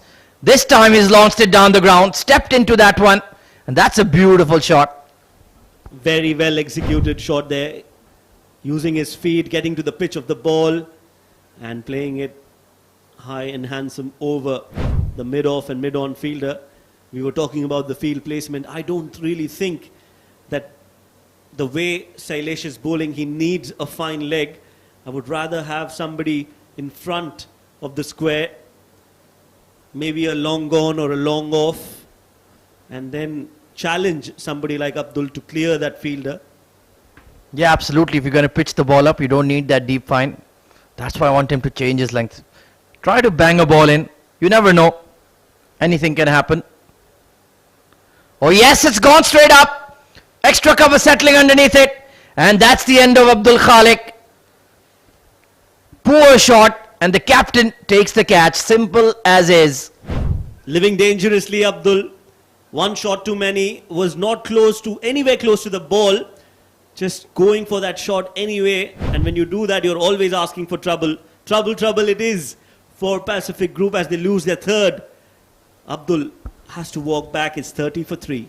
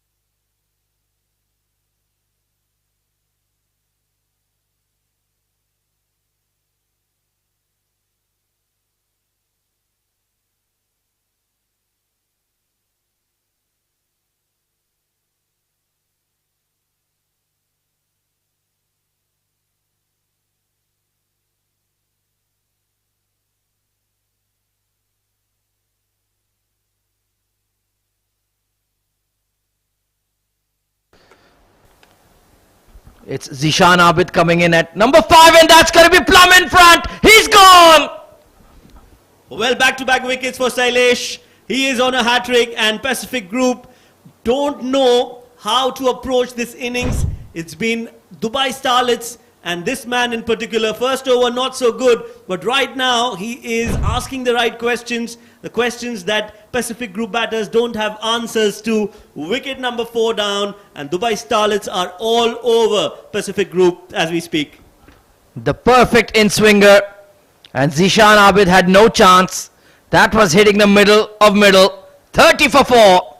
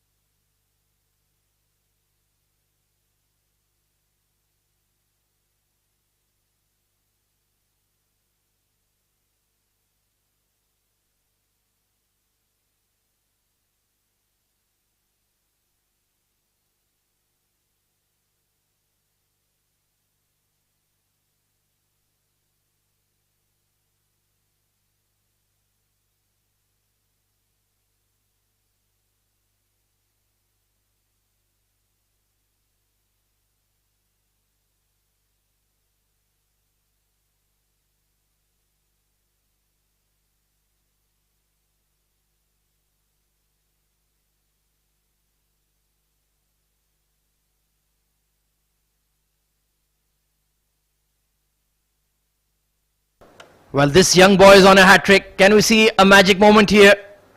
Oh, he was right on the money, but Niaz Khan, very experienced, just dead batting that straight ball. Well bowled though. Well, he was on a hat-trick, so Niaz, with all his might, has definitely avoided that hat-trick for this young Sailesh, who's bowling exceptionally well.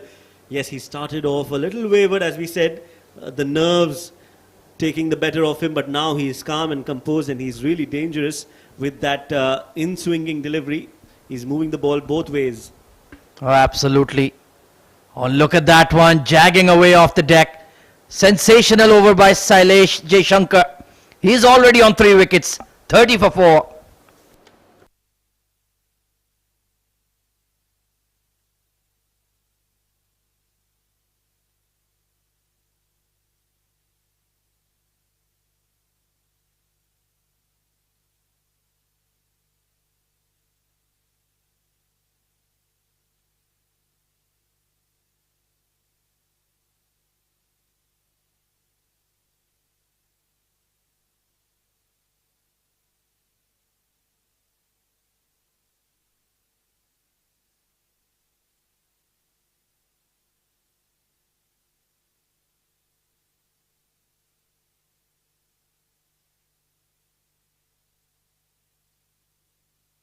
Well, what an incredible start we've had to the second innings.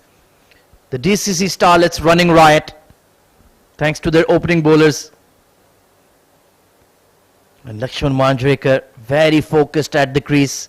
He's not yet gotten off the mark, but they need a big innings from him now. Well, I'll tell you what, Lakshman has grown playing his domestic cricket in Mumbai. So I wouldn't be surprised if he reads the situation and plays accordingly.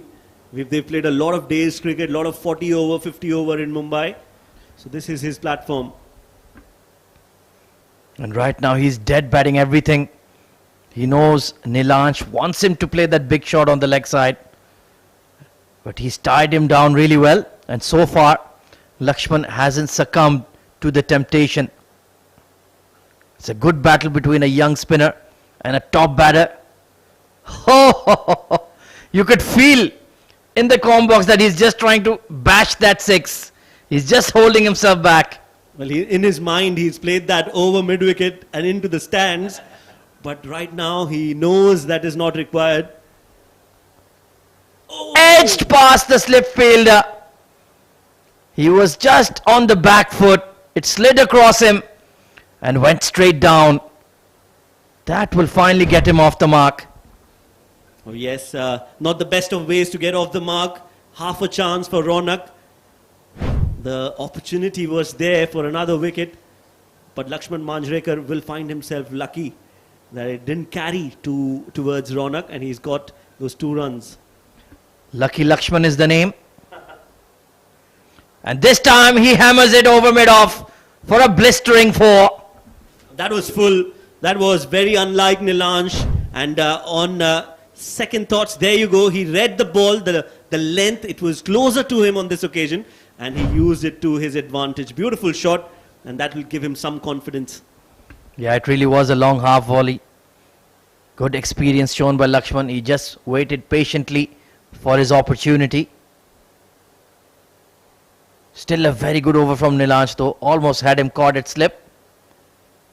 And playing him off the back foot. Exciting stuff at the Sharjah Cricket Stadium. 36 for 4.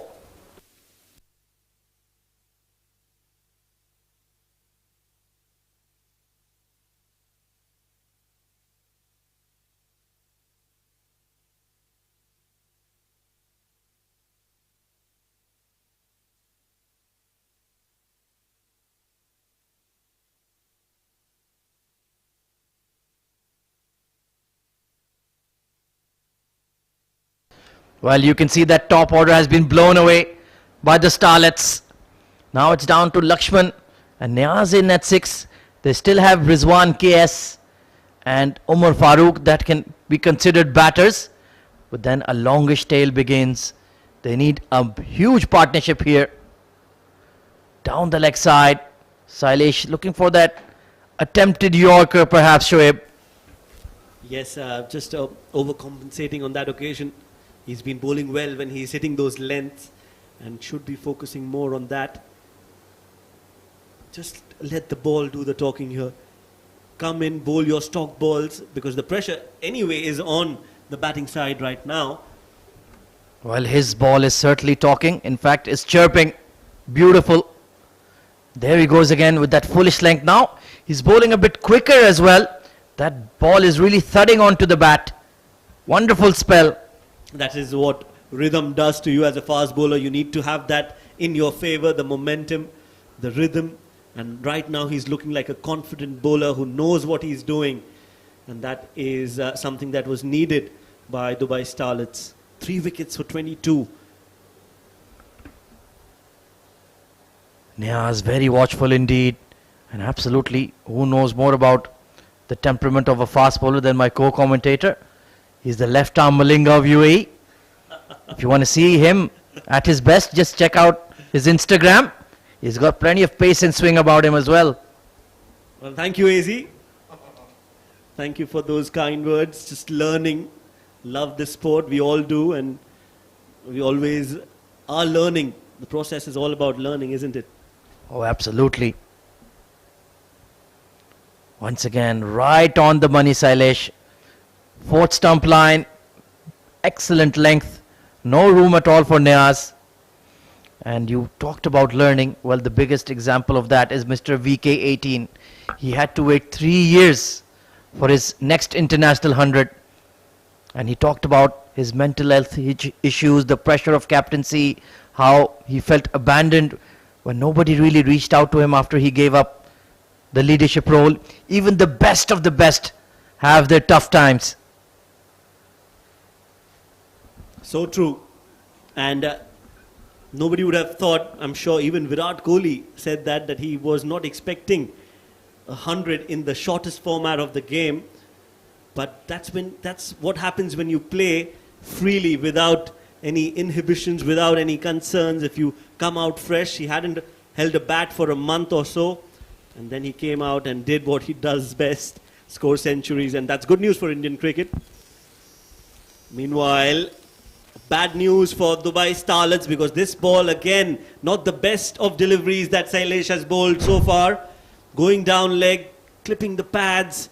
A diving keeper was not able to stop that, and that ball will go for the boundary ropes. So yet another 4, and Pacific Group will take that happily. Yeah, I think Shrey Sethi will be disappointed that he didn't rein that in. He's a very good keeper. Super fit, super wiry, super agile. But they won't mind, like you mentioned, if Sailesh can nick another one out here. Niaz still on 0. And he's just had a fish at that one. Flashed at that. Lucky not to be caught behind. That was a nothing shot, to be quite honest. No footwork. Just throwing his hands at the ball. 41 for 4 at the end of 7 overs. Well, to bring you more excitement, it's Abid Ibrahim stepping into the comm box.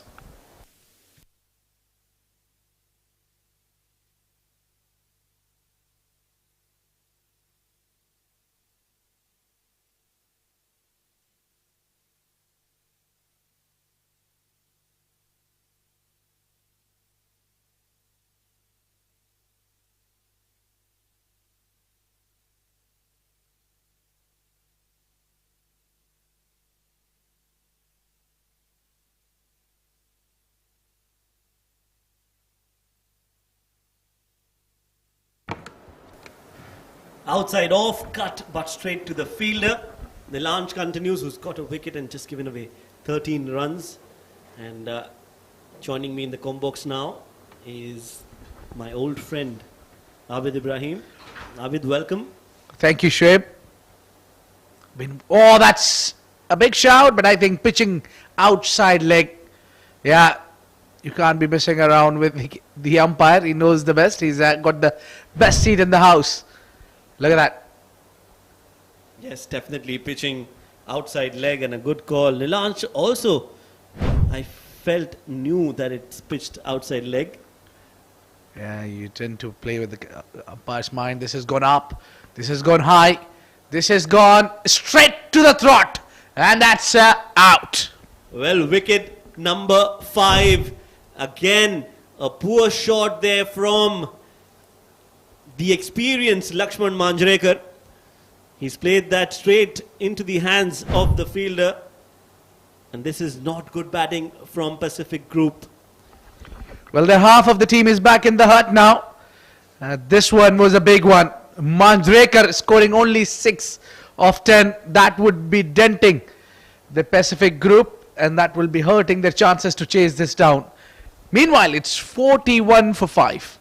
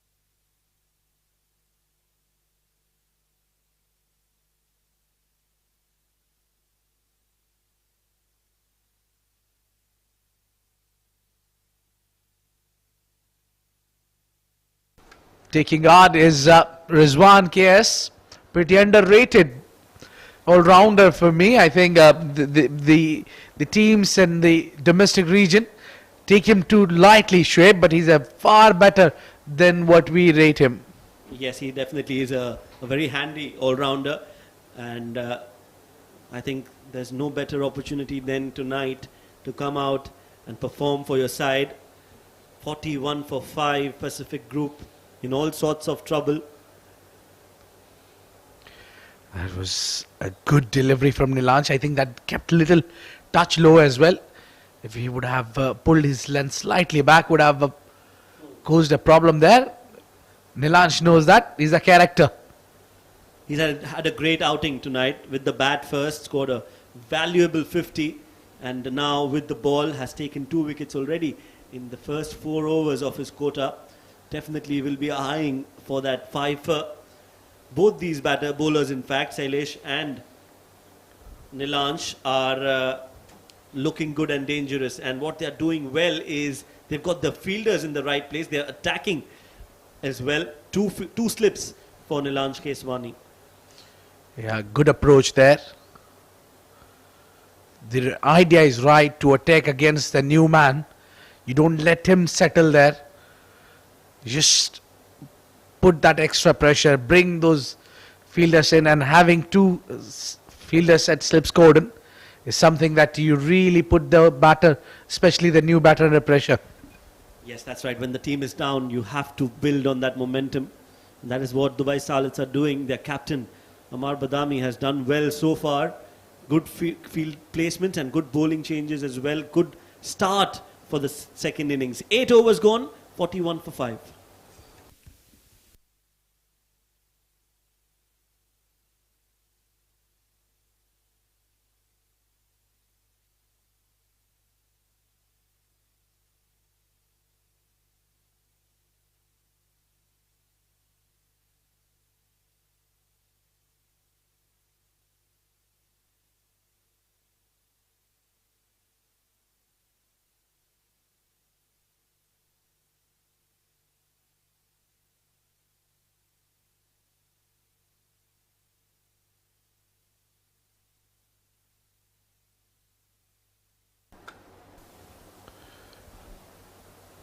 Oh, that was a good delivery.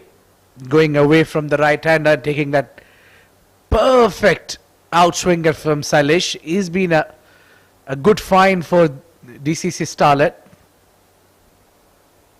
Perhaps he's been the bowler who's broke the back of Pacific Group. He's picked up 3 wickets, very crucial wickets. Amongst those, there is one for captain Triple J, Jiju Janardhan, was trapped in front, gone leg before the wicket.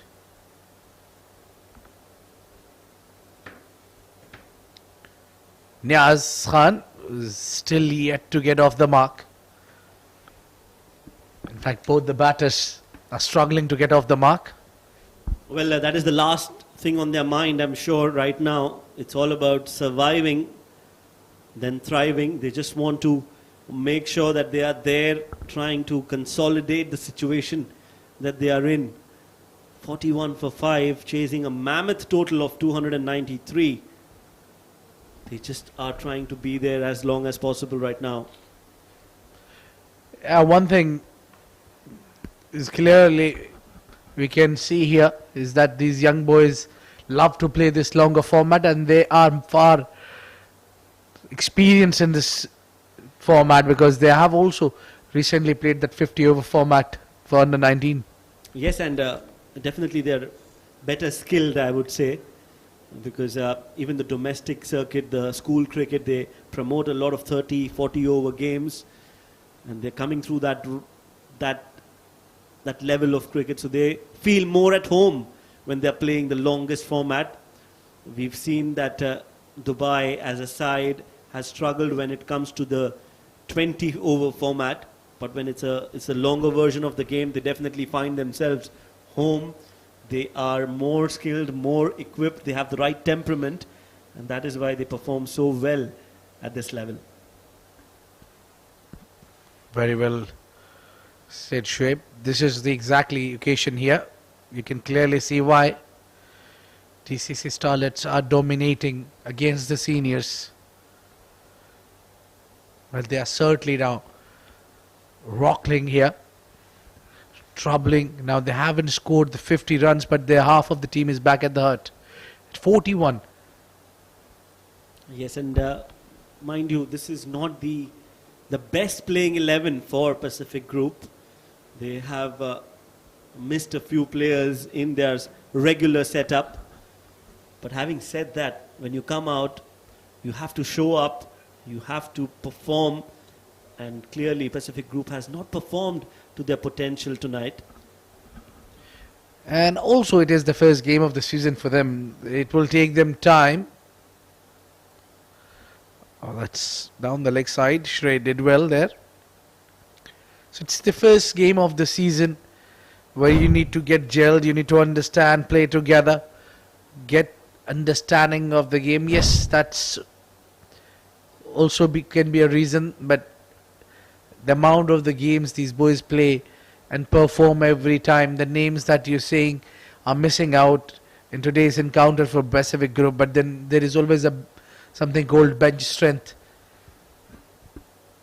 And I see nothing wrong with that very highly caliber bench strength of Pacific Group. Meantime, 9 overs gone. The 42 for 5.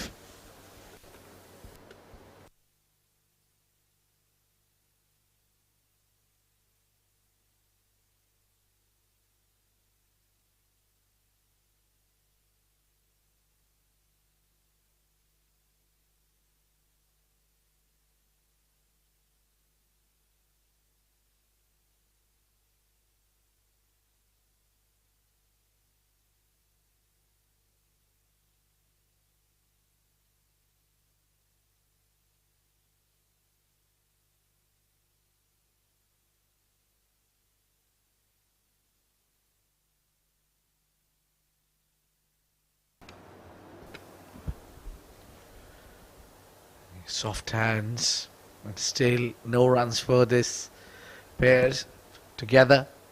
They have got together 1 runs partnership, and that came from the previous overs extra wide. There's nothing off the bat yet. And they will still have to wait for that single to get off the mark. 42 for 5, 293. 251 more needed from 40 overs. Looks like an uphill task from here on. And it's a huge task. And Shoaib, you need to create a history here, and this tournament is all about history. We have seen a lot of performance in this 47 years. That's the first runs for Rizwan KS. So the occasion is at this stage, DC Starlets for 57 for 1. It's way, way worse than what DC Starlets were. Oh yes, absolutely. I think Dubai Starlets have bowled really well, and Pacific Group have not batted to their potential. They really played some loose shots. Lakshman Manjrekar, for example, just gave away his wicket, threw away his wicket. A lot is expected from the seniors, and Lakshman has been around for quite some time, but when players like those don't show up, don't rise to the occasion, that is not good news. Well, Shoaib, that was my next question that was coming on my mind. And why did he play that rash shot? Why he wanted to take the aerial route, whether there were 4 wickets down already and your team was struggling? I'm sure the captain and the entire management of the Pacific Group was relying a lot on Manjrekar. He's certainly a very experienced player, and then, as you mentioned earlier, he comes from a very healthy background. The 41-time Ranji team winner. It's the Mumbai where you see a lot of talent we have seen coming through that part of the India.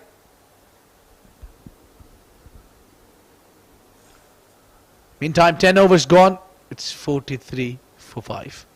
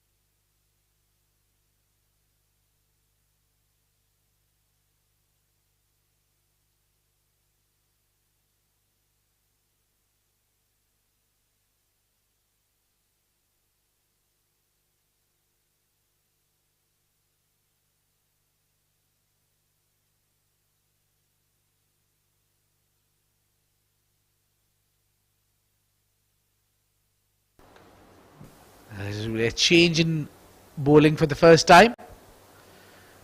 Surya starting with wide. That was a big swing. Yeah, not in control. Still, the ball is pretty new. There'll be a little challenge for this young boy to grip the ball and control the seam. Yeah. It seems that he likes to bowl against the left-handers. He's angling it away. Just hit the deck hard. Yes, first ball was definitely a loosener. This one a much better delivery from Surya. 5 overs each for Nilanj and Sailesh. I might have given one more over to try and extract another wicket. Well, that's wayward, and ball was always moving away from the keeper Shrey.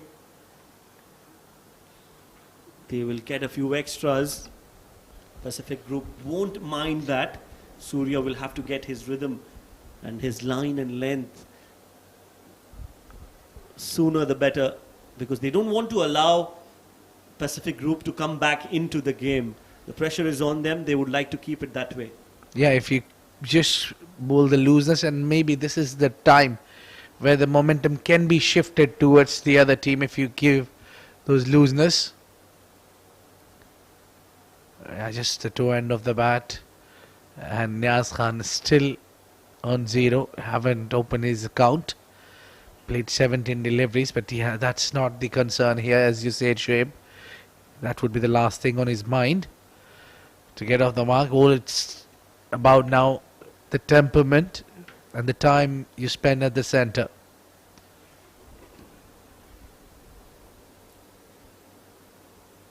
That's a much better delivery. Looks like he's more comfortable bowling to the right-handed batsman. That was a very good line and length that he bowled at, and that is where he should be focusing on. Niaz, 18 deliveries, not yet off the mark. The run rate is not bad, 46, 4.38. The wickets column is a concern. He's tried to hit this one, made a commitment to it. It seems that Niaz is a little comfortable against Surya, rather Sailesh and Nilanj. He's now at least middling the ball. Whereas earlier he was just trying to hang around.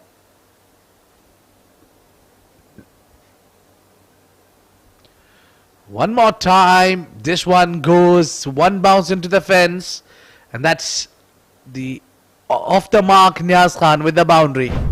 Well, that was tad bit short from Surya Satish, and quickly pouncing on it was Niaz. Waited for it and played it in the gap. One bounce, 4 runs, and that is a good way to get off the mark. 50 comes up for Pacific Group with that 4. Yeah, he waited for that. I think Surya has given him a little too much time there.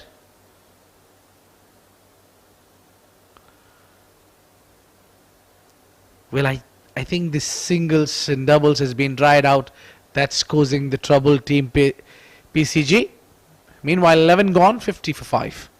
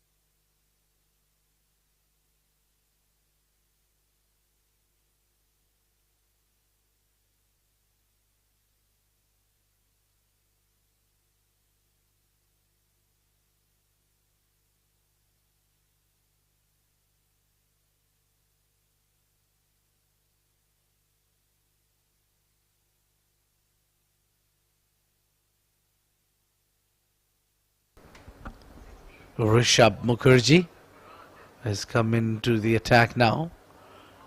So the strategy is pretty same from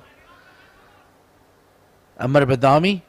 He'll be continuing with spin and seam bowling option.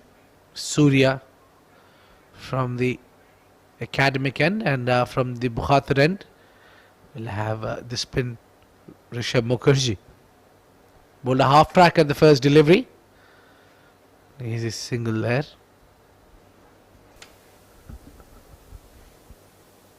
Again, a short pitch delivery, and that has been punished, and rightly so. Niaz will not let that pass away without using that ball to his advantage. Always was asking to be hit, waited and played it in the gap for 4. Yeah, he made his mind at the last moment to go after it. He saw the loosener is on his way. Rishabh doesn't seem to be very accurate with his line and length. He's bowling those half trackers. Need to change his line. Bowl slightly full. Yeah, this is more better. Loops it in the air. A lot fuller as well. Watchful Niaz on that occasion, just plays it back to Rishabh.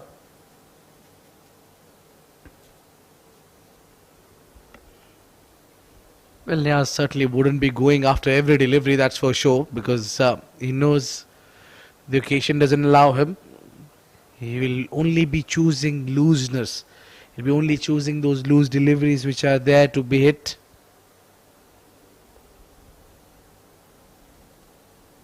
Much better bowling after those first 2 deliveries. Good comeback from Rishabh. He has to be channeling his deliveries towards that offside. Oh, got the inside edge. Otherwise that was maybe hitting the wickets. That was at least worth a shout. Yeah, look at that. Just, yeah, he's got a bat onto it. So now 12 overs gone, 55 for 5.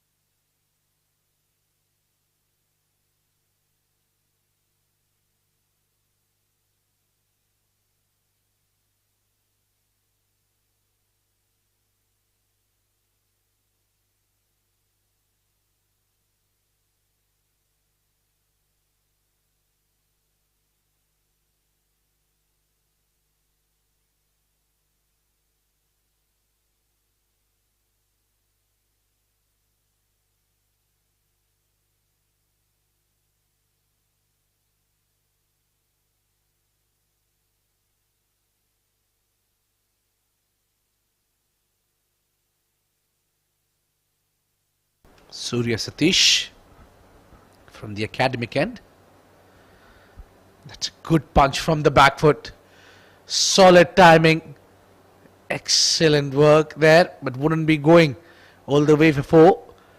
I think that was a great timing.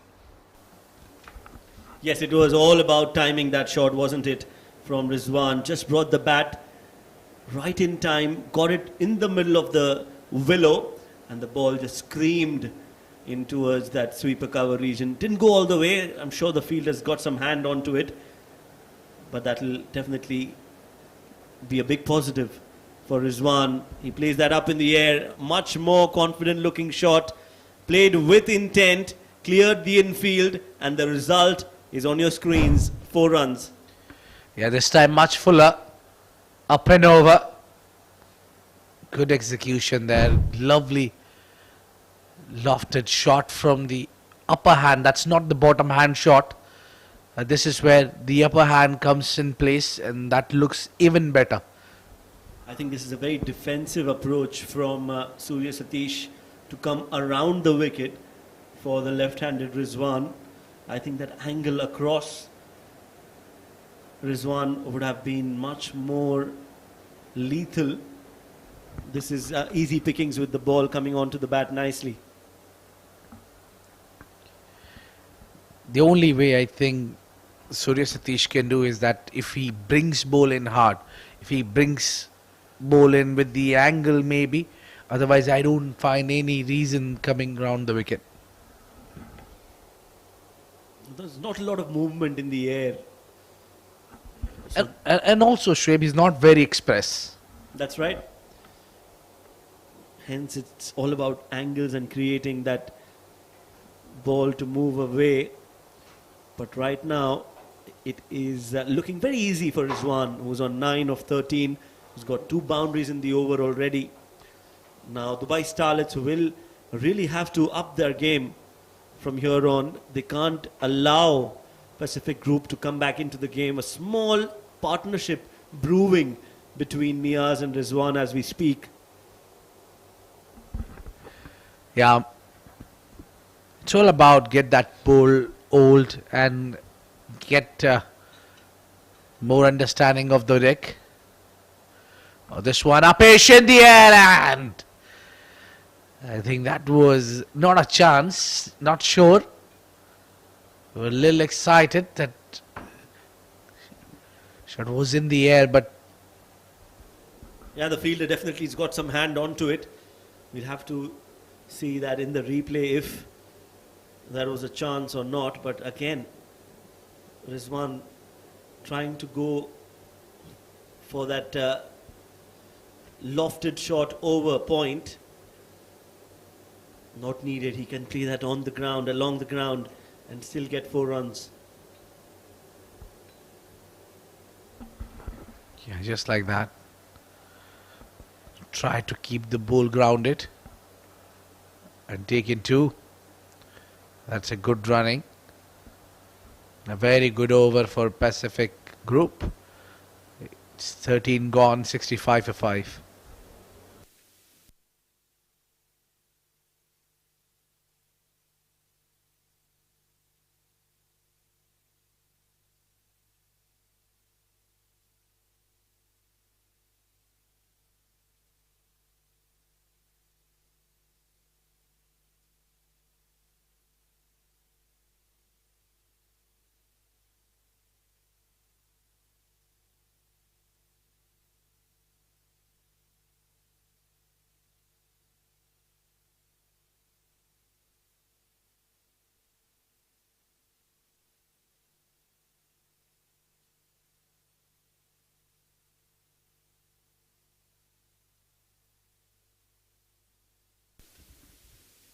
So Rishabh Mukherjee continues. Flighted delivery outside off, played high up in the air and straight to the fielder. 1 shot too many again from Niaz. And that is the end of an innings that looked like he was trying to salvage the situation. But again, the temperament. The question has to be asked, was there a need for that shot, Abid? Well, especially not when you have the mid on out and still you're trying to hit it there. And that's something not to be shared about this experienced campaigner Niaz Khan, who played a lot of cricket, but it was looking really well. We were thinking that he might be making the difference tonight, but no. He's walking out, scoring 8 runs, struck only 2 boundaries out of 27 deliveries. It's 65, but 6 wickets down.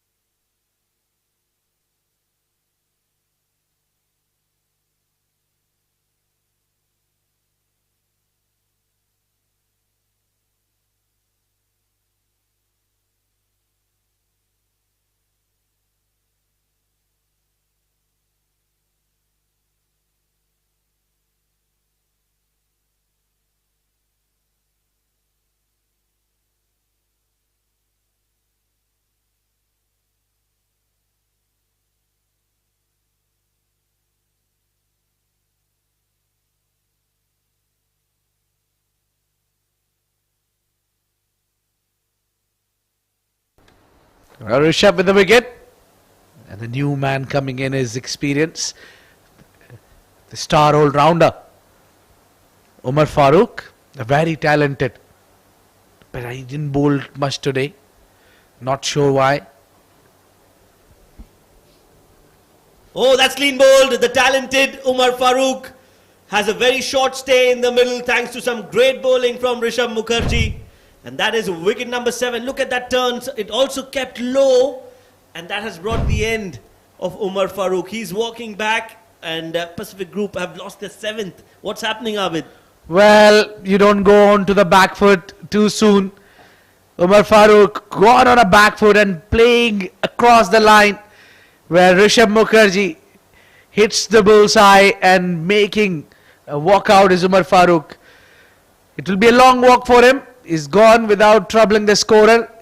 The score remains the same, but it's 7 wickets down.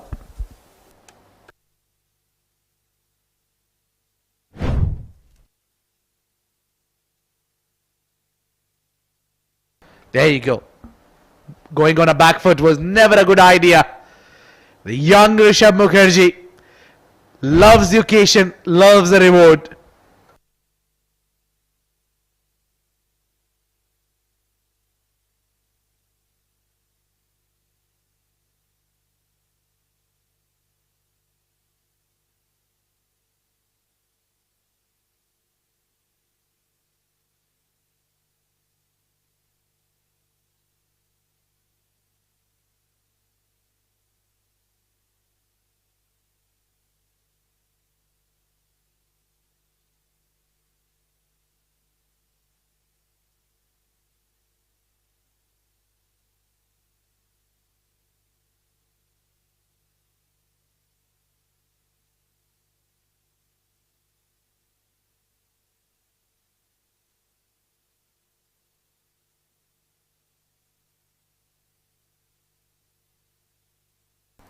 Well, it's too early for Mujahid Amin.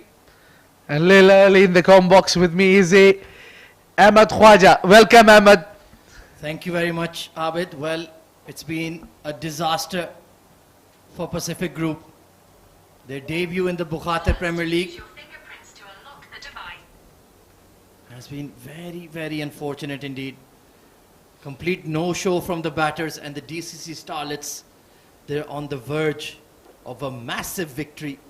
65 for 7 in the 14th over. Well, not much can be said about that. Rishabh Mukherjee though bowling beautifully. Slapped hard past the point fielder. There is a cover out there. Yuk Sharma, another talented boy, left arm swing bowler. Yeah, seems like Mujahid then doesn't have much to lose. Playing his shot. But a very first delivery or a second, he's gone for that slash. Least bother about the results. 7 wickets are already down. So the 2 left-handers from Pacific Group are on strike. It's 14 gone, 66 for 7.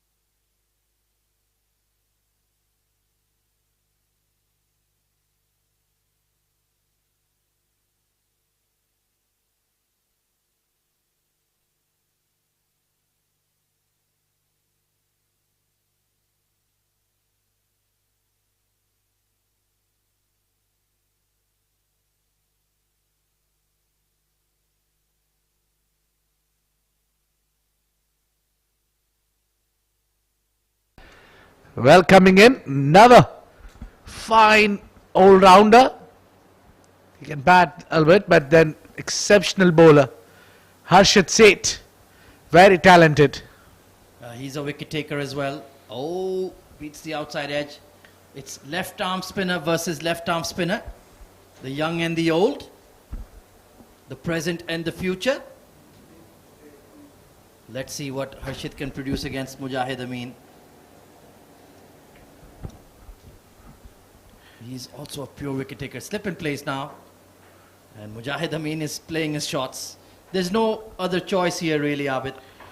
Well, we saw the results earlier while the batters was trying to hang around. They had to play rush shot because of that temperament, lack of temperament. Yeah, Mujahid trying to play a sweep shot. Doesn't get an opportunity to bat a lot of times because of playing too many 20 overs game. Yeah, he's not stopping his shots this time through the covers. He's gone for it. Yeah, I should say he's bowling really well. He practices a lot. He gives his dedication to this game. A fine left armour. Oh, absolutely. He's training and preparing 24/7. Always working hard in the academies, working on his game. He has a real hunger for success. And if you put the work in, you will get it eventually. 68 for 7 after 15.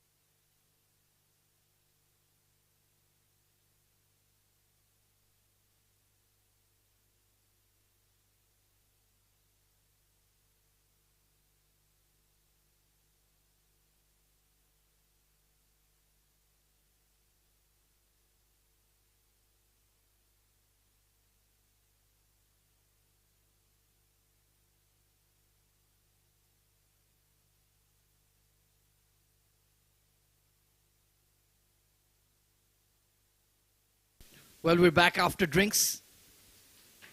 Rishabh Mukherjee, 2 for on the day, looking for more. Rizwan KS is providing some resistance for Pacific Group, but the result seems a foregone conclusion. Required run rate is hovering around 6.4, and with 7 wickets down, well, the writing's on the wall. Rizwan KS is batting well though, nice punch off the back foot. And the Starlets, well, what a rip-roaring start they've had to the Bukhatir Premier League. Their top order got runs with Ronak Panoli getting into the 20s, Shrey Sethi with a composed 50, Punya Mehra outstanding 100, Nilansh making a vital half century as well. And then in the bowling, Sailesh Jaishankar. What a find. Outstanding bowling with the new ball. He was nipping the ball around. He took a couple of overs to settle in. But when he found his range, he was unplayable. Getting that ball to seam off the deck.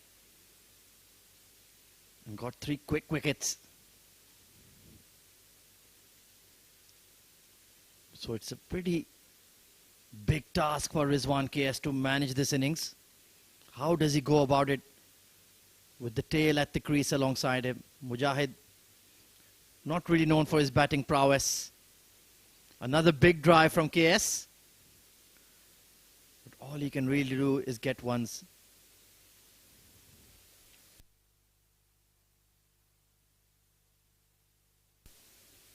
Well, that man at the cover sweeper position, Yug Sharma, I'm surprised he hasn't been thrown the ball.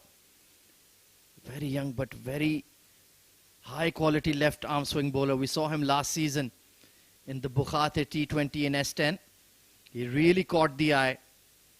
He's a wonderful prospect for the future. Genuine swing bowler and wicket taker with the new ball. Trying to force that off the back foot, past the outside edge. 71 for 7.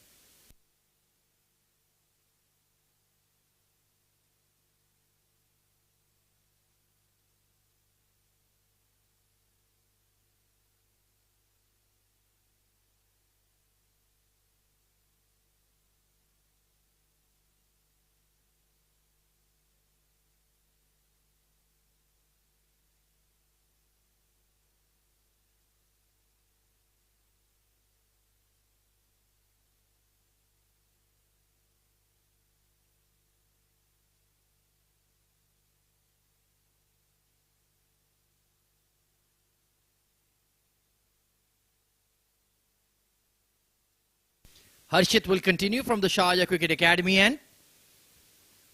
Just settling into his groove.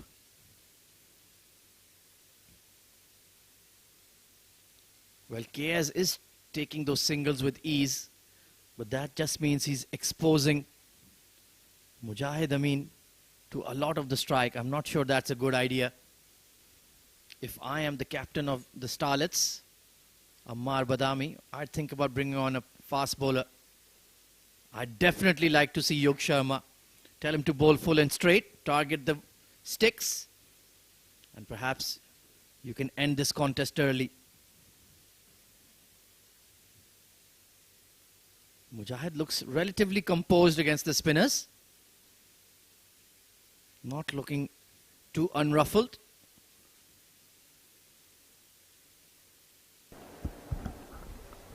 Yeah, Izzy, I think it's all about now spending time in the center. Maybe more of a damage control, you can say that. A lot relies on Rizwan KS. Yeah, it's going to be a huge hit on the net run rate if they lose by 150, 120, 180 runs. That's really hard to come over during the duration of a round robin stage.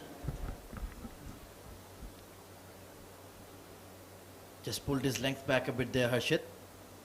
Still, KS looks pretty comfortable at the crease. I think we should see him bat in the top 6 or top 4 even, Rizwan KS. Yeah, as he walked in, I said earlier that he's pretty underrated as a batsman. He's got a class, temperament. Now, the slip goes out. And for Mujahid Amin, Yeah, they've put a catching mid-wicket now and a catching extra cover. And he goes for the slog sweep. That's a new shot from Mujahid Amin. Well, of course, as a left-arm spinner, he'll love to counter-attack a fellow lefty. just looking at the options as the off break, I think Ronak Panoli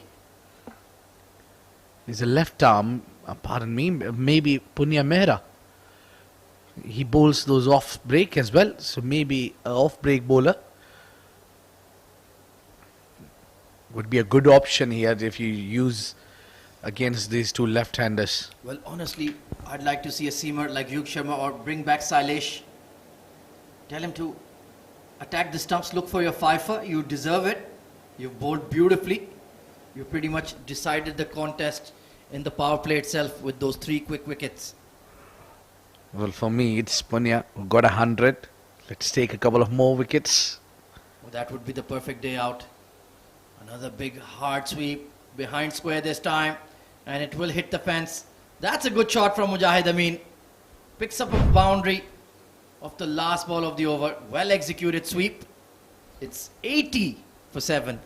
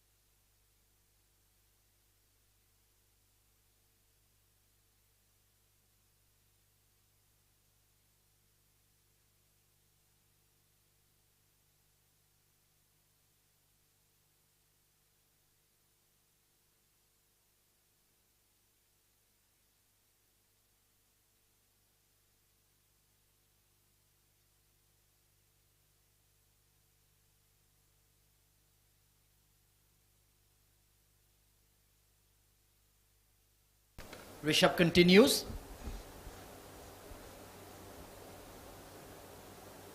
And so far, Rizwan KS is looking pretty comfortable as he moves into the 20s.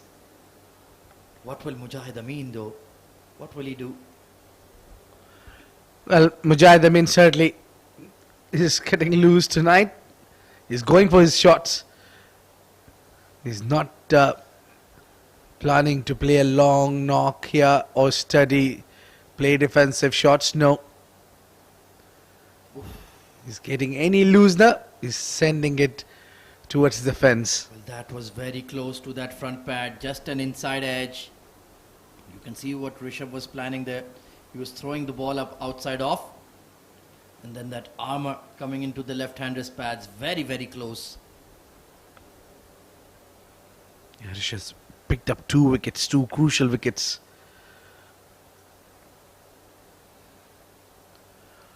He's got a very good action as well, where he completely bends down. Well, he's bowling off break to the 2 lefties. He used to be a genuine leg spinner that started developing his batting. Now you can say he's a genuine all-rounder. Super fit lad. Works hard on his game and loves his cricket. Yeah, pretty high arm action there, where he releases the ball. Yeah, he used to be a very, very good leg spinner. Used to make into the 11 just because of his leg spin abilities. And you can see what he's trying to do. There's a lot of rough outside Rizwan KS's off stump. Just looking to hit those patches. Get that ball to misbehave. Yeah, he's got also now making few changes in the field. Bringing in that cover at the catching position. And then he fired the arm ball. So, over number 18 comes to an 82 for 7.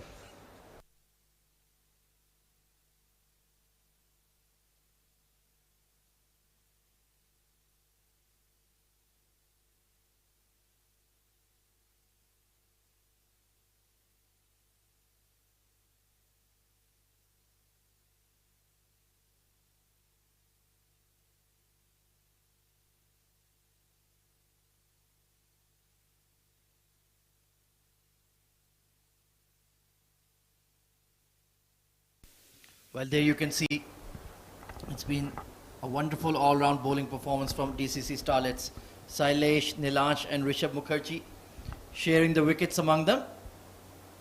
And I'm sure their manager Mohammad Rashid and coach Salman Farooq will be very, very pleased with the way they've started this tournament, Abid. Punya Mehra, like you demanded, on to bowl. Listen to Abid Ibrahim. Well, I think this move will make some noise between the umpires. Oh, not a good start from Punya. Hitting it onto the pads, down to the leg side. Very relaxed. They're the coaching and the management staff from DCC Starlet. Well, certainly this innings that Punya Mehra today will make a lot of noise in the UAE domestic circles. We've always known he's a talented lad, but making 100 on the opening day of Bukhatir Premier League, that is a serious performance. A lot of club scouts and recruits. Oh, what a catch at mid-wicket! Surya Satish goes aerial. Well, Punya bowls a lawful toss and gets reward. A wicket there. Mujahid Amin went for it. And what a catch. That fielder was there for a reason and he has proved his point. Punya can't do anything wrong tonight. Mujahid Amin walking out, score 12 of 16. It's 84 for 8.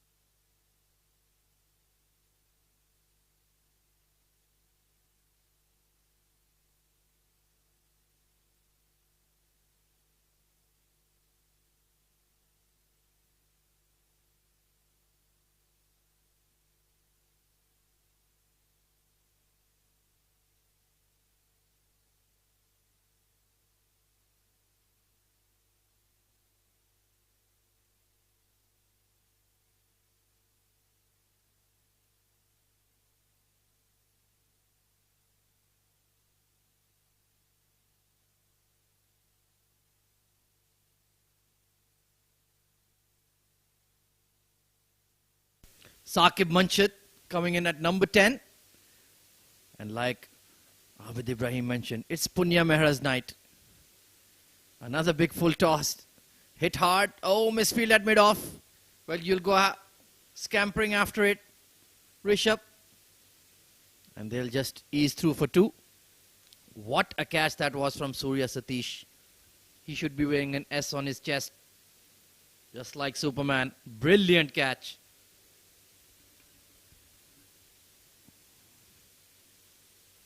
And Saqib Manshid, well, he is clearly a tail-ender. Not really using his feet. Just thrashing at the ball with his hands. Another big sweep attempted. And that was a stifled appeal. Just sliding down leg perhaps. Umpires have had a busy day. They've had to make some decisions. And so far they've been spot on. This was the slide well read by Saqib. Well, there is a plenty of left-handers down the order for Pacific Group. So end of the over, very successful over. Given 4, picked up a wicket. It's 86 for 8.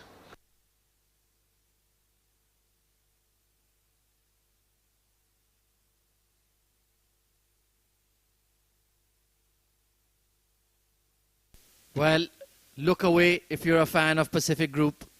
A very sorry looking scorecard. Only 3 batters getting in double figures. It was Nilansh Keswani and Sailesh Jaishankar who absolutely ripped through the top order. And well, they've made it a one-sided contest. Very poor showing from Pacific Group with the bat. This time Rizwan KS cuts loose and smacks it over wide-ish long off for a beautiful maximum. That's a brilliant hit. Well, Rizwan charging down the ground, and that has gone all the way. Yes. Charge in. Now he's playing his game now. Yeah, now it's all about the final rights to be said about this game, so might as well look to smack a few.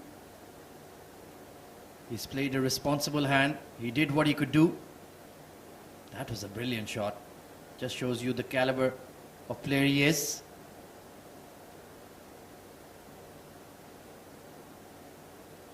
Well, he's giving the strike to Saqib Munshid here. I'm not sure that's a good idea, Abid Ibrahim.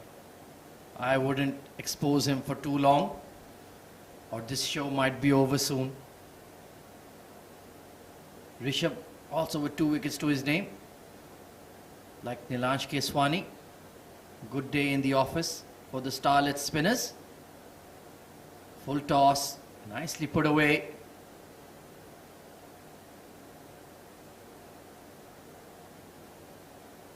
So certainly they need to go back to the drawing board here, Pacific Group. They wouldn't have expected to lose out in such a fashion. Sure enough, the Starlets are a very talented bunch, but this was a one-sided contest. Completely outclassed on the day. And they need to make amends big time if they are to reach the knockout stage of the Bukhatir Premier League. A very full delivery there. Paddled away. They'll be coming back for 2. Good response from Saqib Munshid. And he's not a regular batter, so running between the wickets will be also something that he does not do every time. Yeah, Amar Badami just asking him, Rishabh, not to bowl that full. You're not giving the ball an opportunity to turn from there. That's better. Outer half of the bat. 96 for 8.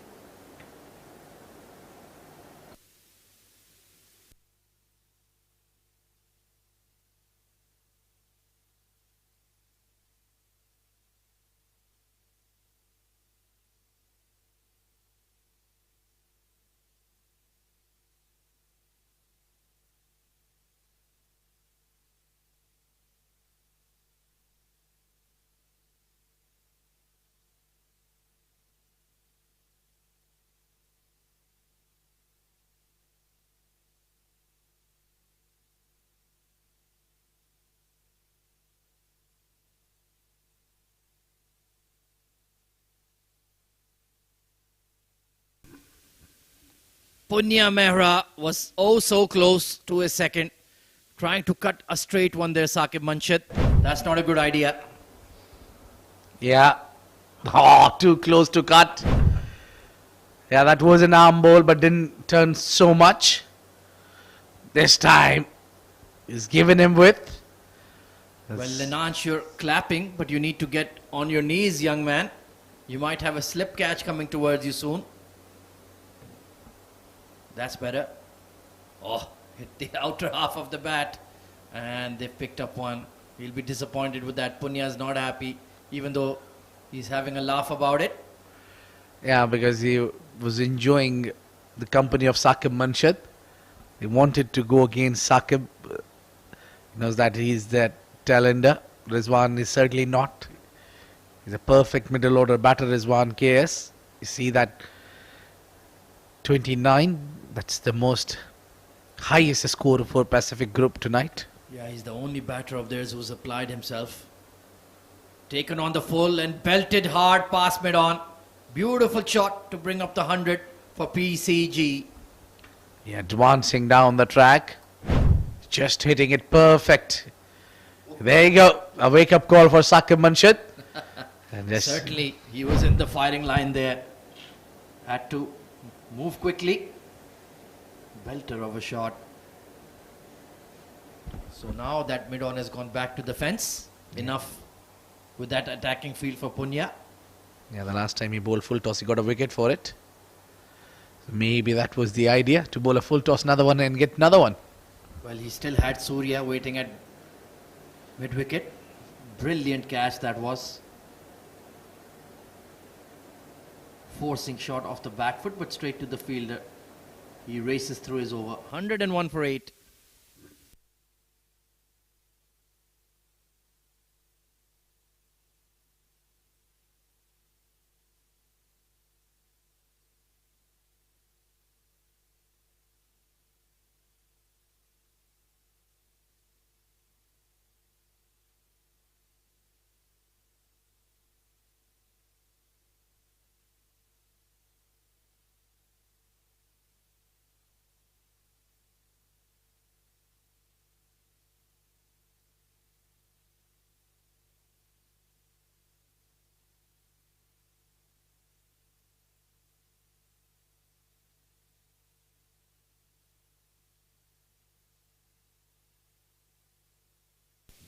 Rishabh.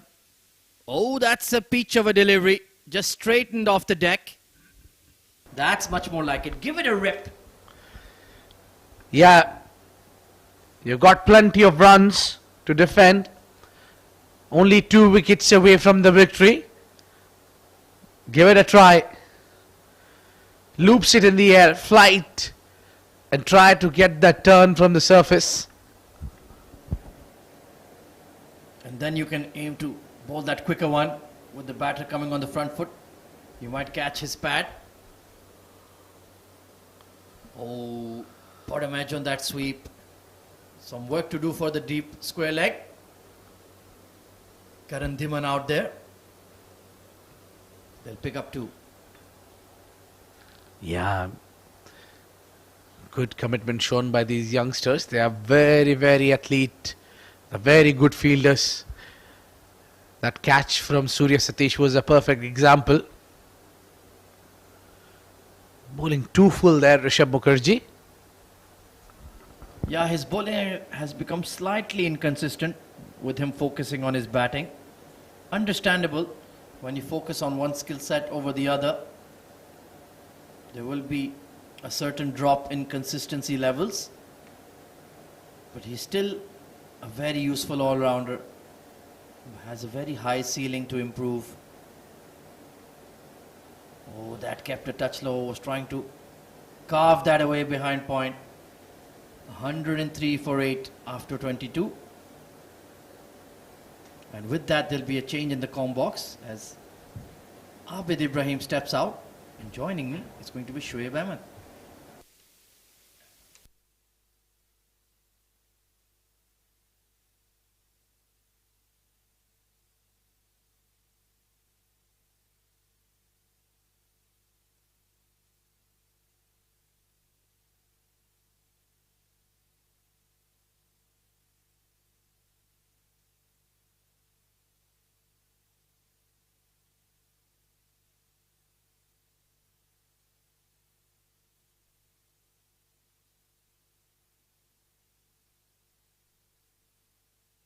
Punya Mehra continues. Rizwan KS being aggressive.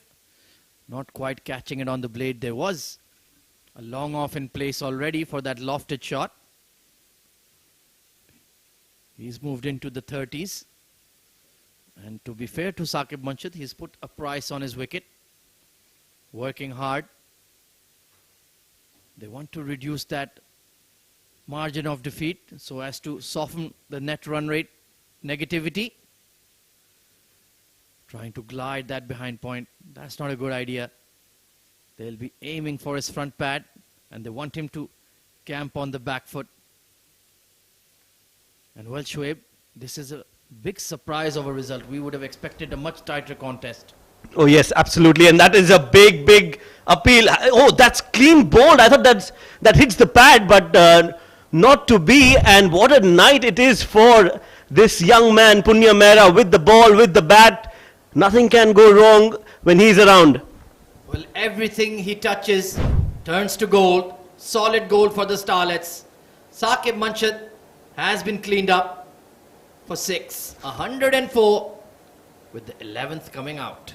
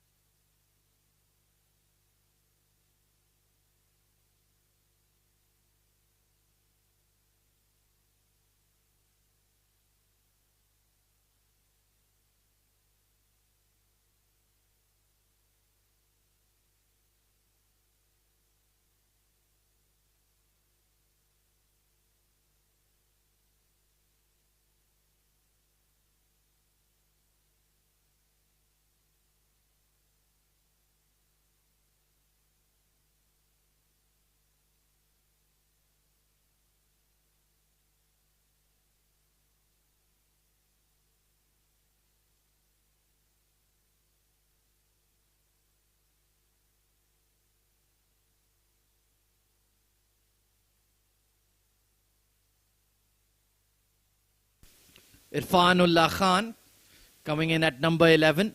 Punya Mehra, 110 runs with the bat, 2 for 10 with the ball.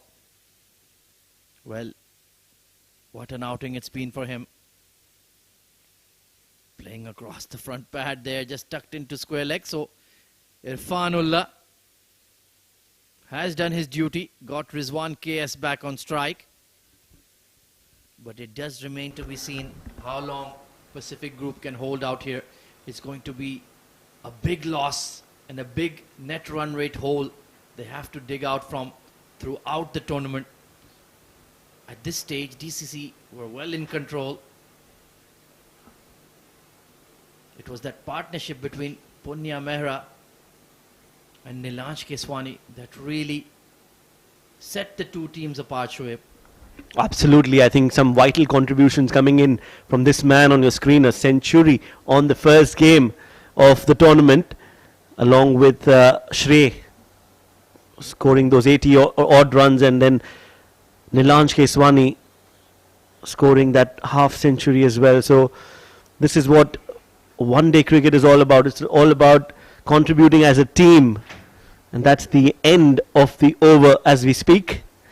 106 for 9.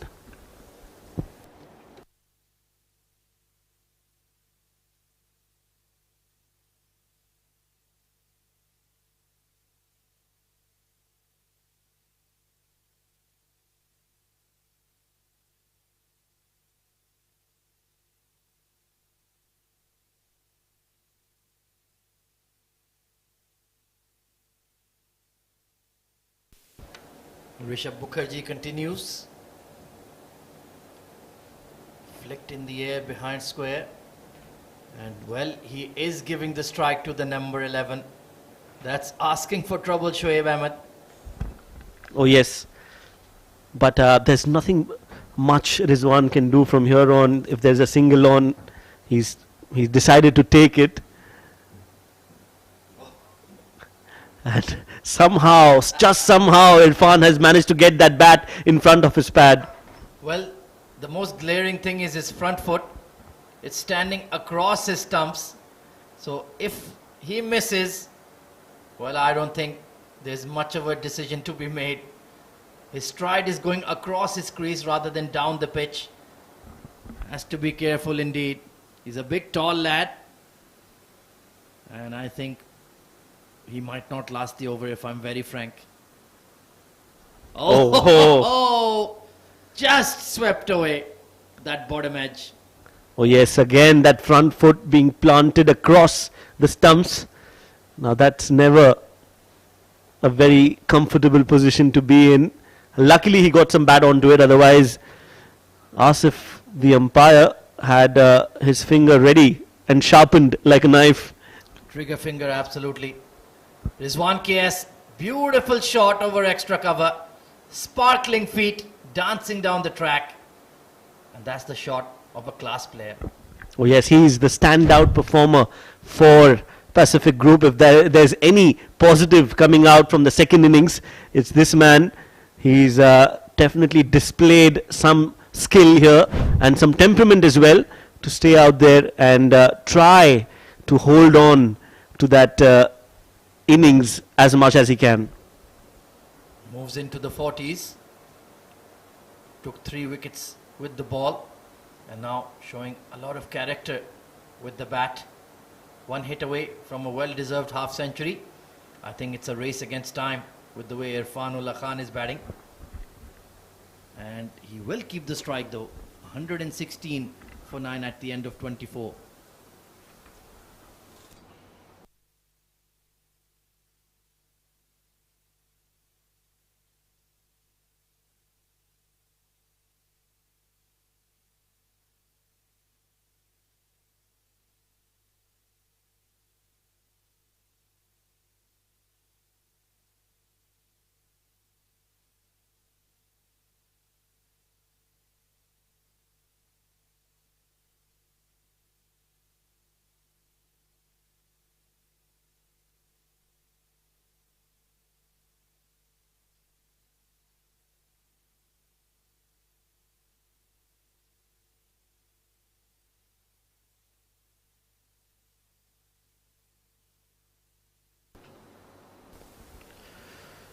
A full toss and has been played sensibly by Rizwan for a single. Punya Mehra, 3 overs. He's got 2 wickets as well. Clearly, he's the man of the moment for the Starlets. Definitely a shining star in that playing 11. Will he be able to finish things off? Oh, trying to, well, I don't know what he was trying to do. Hammer the nail, trying a vertical square cut, something of the sorts. Somehow he's still there. And that's much better. Showing deft hands, getting close to the ball. It's not a lot of turn for Punya, so should be targeting the stumps. If he can do that, I think Irfan will not have a lot of answers to that delivery. Oh, there it was, that round arm delivery, speared into the stumps. Irfan watching it pretty closely. And the good thing is, he's really hurtling through his overs, keeping that over rate in check. A back foot, front foot defense. Well, that's a new shot, new innovative shot coming in from Irfan. He goes for the big hoik towards the leg side, and he's found a gap. They will pick up a couple of runs. So he's gotten 2 runs and given the strike over as well. 119 for 9 at the halfway stage of this innings.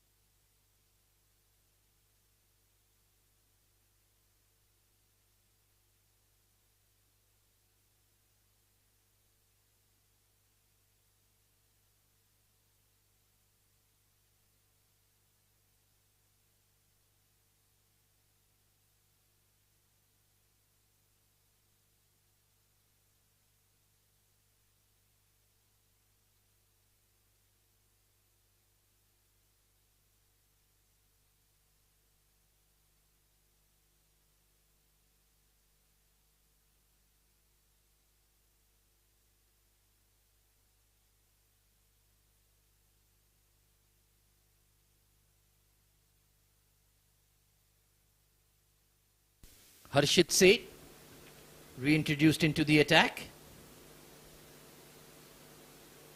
Brilliant shot there from KS once again. Beats the extra cover fielder. The long off fielder will clean it up.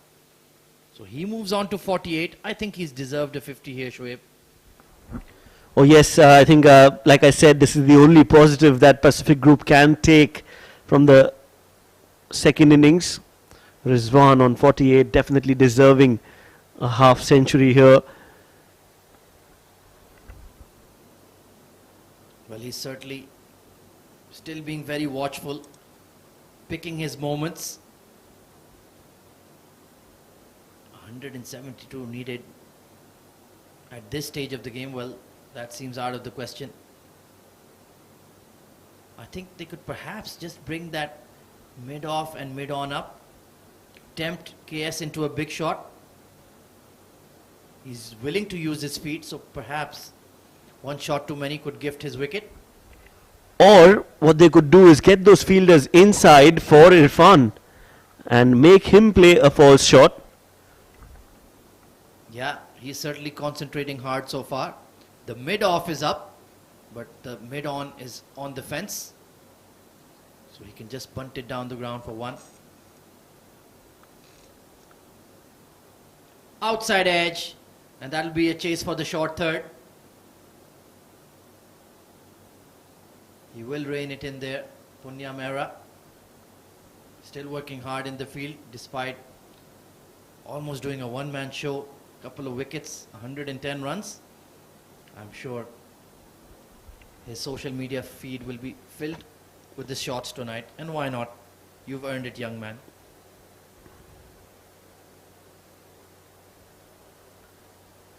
Oh, there was that big shot. The tail ender can never really resist. And that's a hair's width away from the off stump. 124 for 9.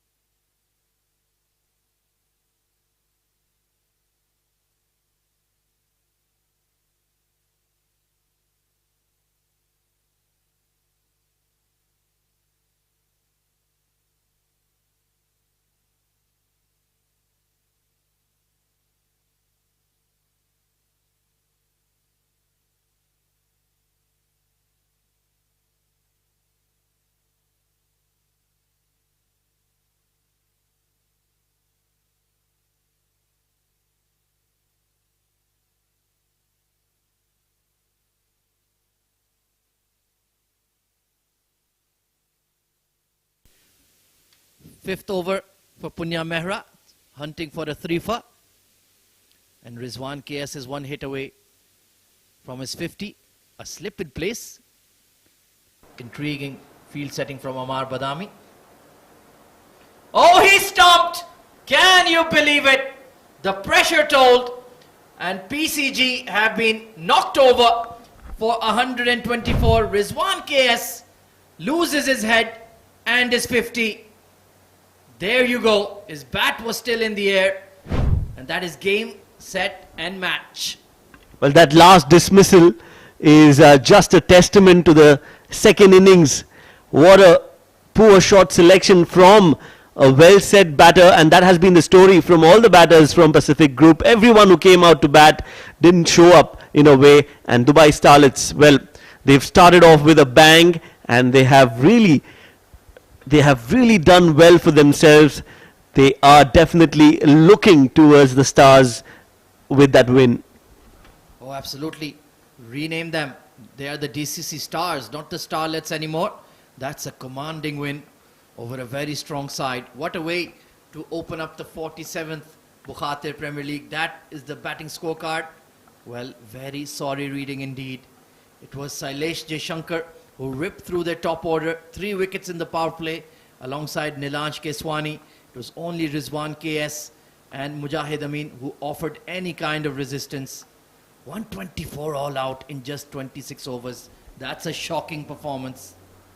Oh yes, and while we look at the bowling of Dubai Starlet, it has been a sparkling performance with the bat and with the ball in hand as well. You can see some really good performances coming in from Sailesh, who took 3, Nilanj got 2, and that is where the match was lost for Pacific Group. Rishabh coming in and taking those 2 wickets in the middle overs, and so did Punya Mehra. What a night he's had, what a game he's had. He will definitely remember this for a long, long time. 3 wickets for Punya, and all Pacific Group could muster was a meager 124. And just look at that fall of wickets. They were just completely blown away in a flash. And after that, there was nothing much to be said.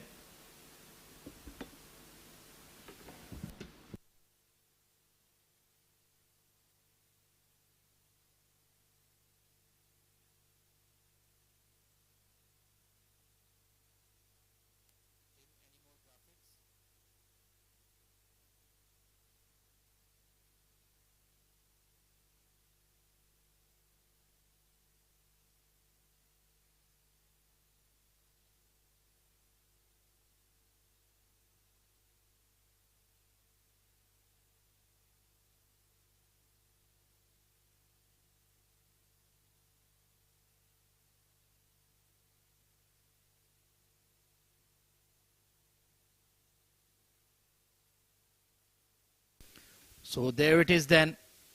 That is the upcoming fixture.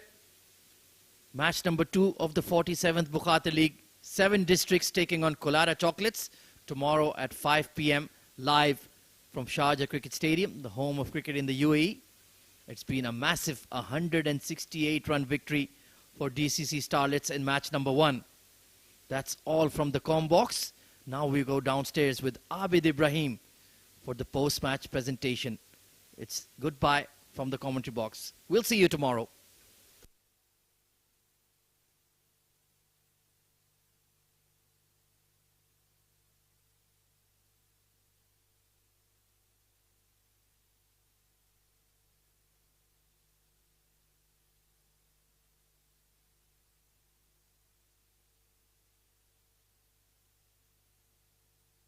Camera to photos, the light should hit us directly.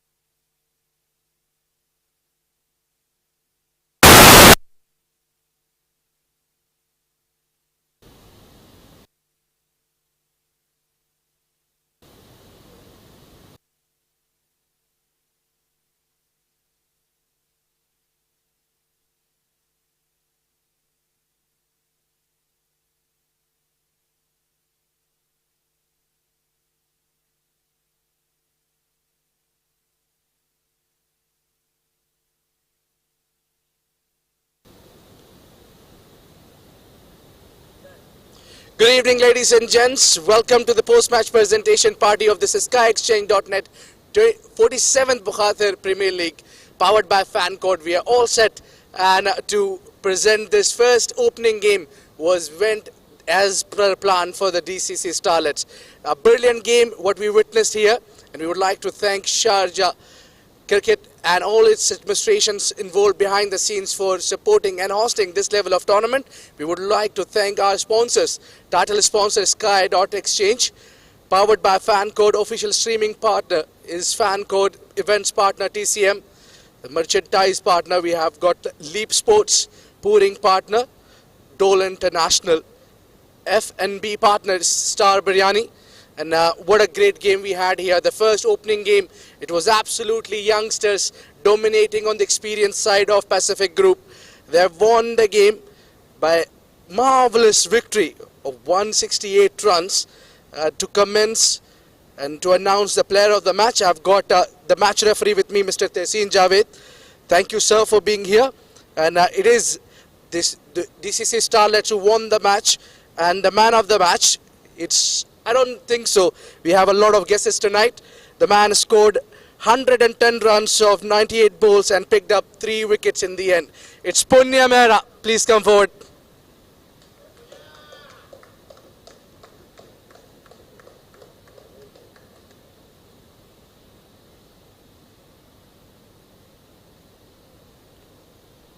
Well, Punya, it can't get easier for you. Opening of the big tournament, you waited the whole year and just come in, score 100, pick up wickets. Yeah, it was definitely an amazing feeling today. Got 3 wickets as well. Being a batsman, it's not, bowling after a while as well. First game after a while, been off for a month or two, off season as well. It was a good start nonetheless. Was you under pressure when you walked in, because there was a wicket who was just walked out? You had a partner with you, was batting well, scored 50, but there was something under pressure? I had a clear mindset, I wanted to bat till the end for the team as well. I was just looking at the team score, I wasn't checking my scores. That was the clear plan, just batting till the end. We had a clear target as well. We wanted to go above 300, but 290, I think it was pretty much enough. Well, tell me, Punya, did you enjoy the 100 more or the 3 wickets? I definitely enjoyed 3 wickets more, because that's a rare sight for me. But 100, of course, it's never a bad feeling, of course. But how is the atmosphere in the dugout with the coaching staffs and the backing boys, the captain, new captain, young captain? Of course, we have a young captain now. He has a positive start now. Even the coaches, they've been very supportive as well. And they knew, I just got out from, just played the Under-19 Cricket World Cup as well. So they wanted me to play where I was playing at number 5 spot. So they held with that, and I think it went pretty well with the plan. How much this 100 means to you? I mean, it means pretty big for me, but not as big as the 3 wickets. Well said there, Punya. We expect a lot of great performance from you for upcoming games. Wish you good luck. Thank you so much. Well, guys, it's been a great day of game. We'll catch you tomorrow for more action for this exciting tournament. And we would like you to tune in to the Facebook page of Sharjah and FanCode for all our live streaming actions. See you then.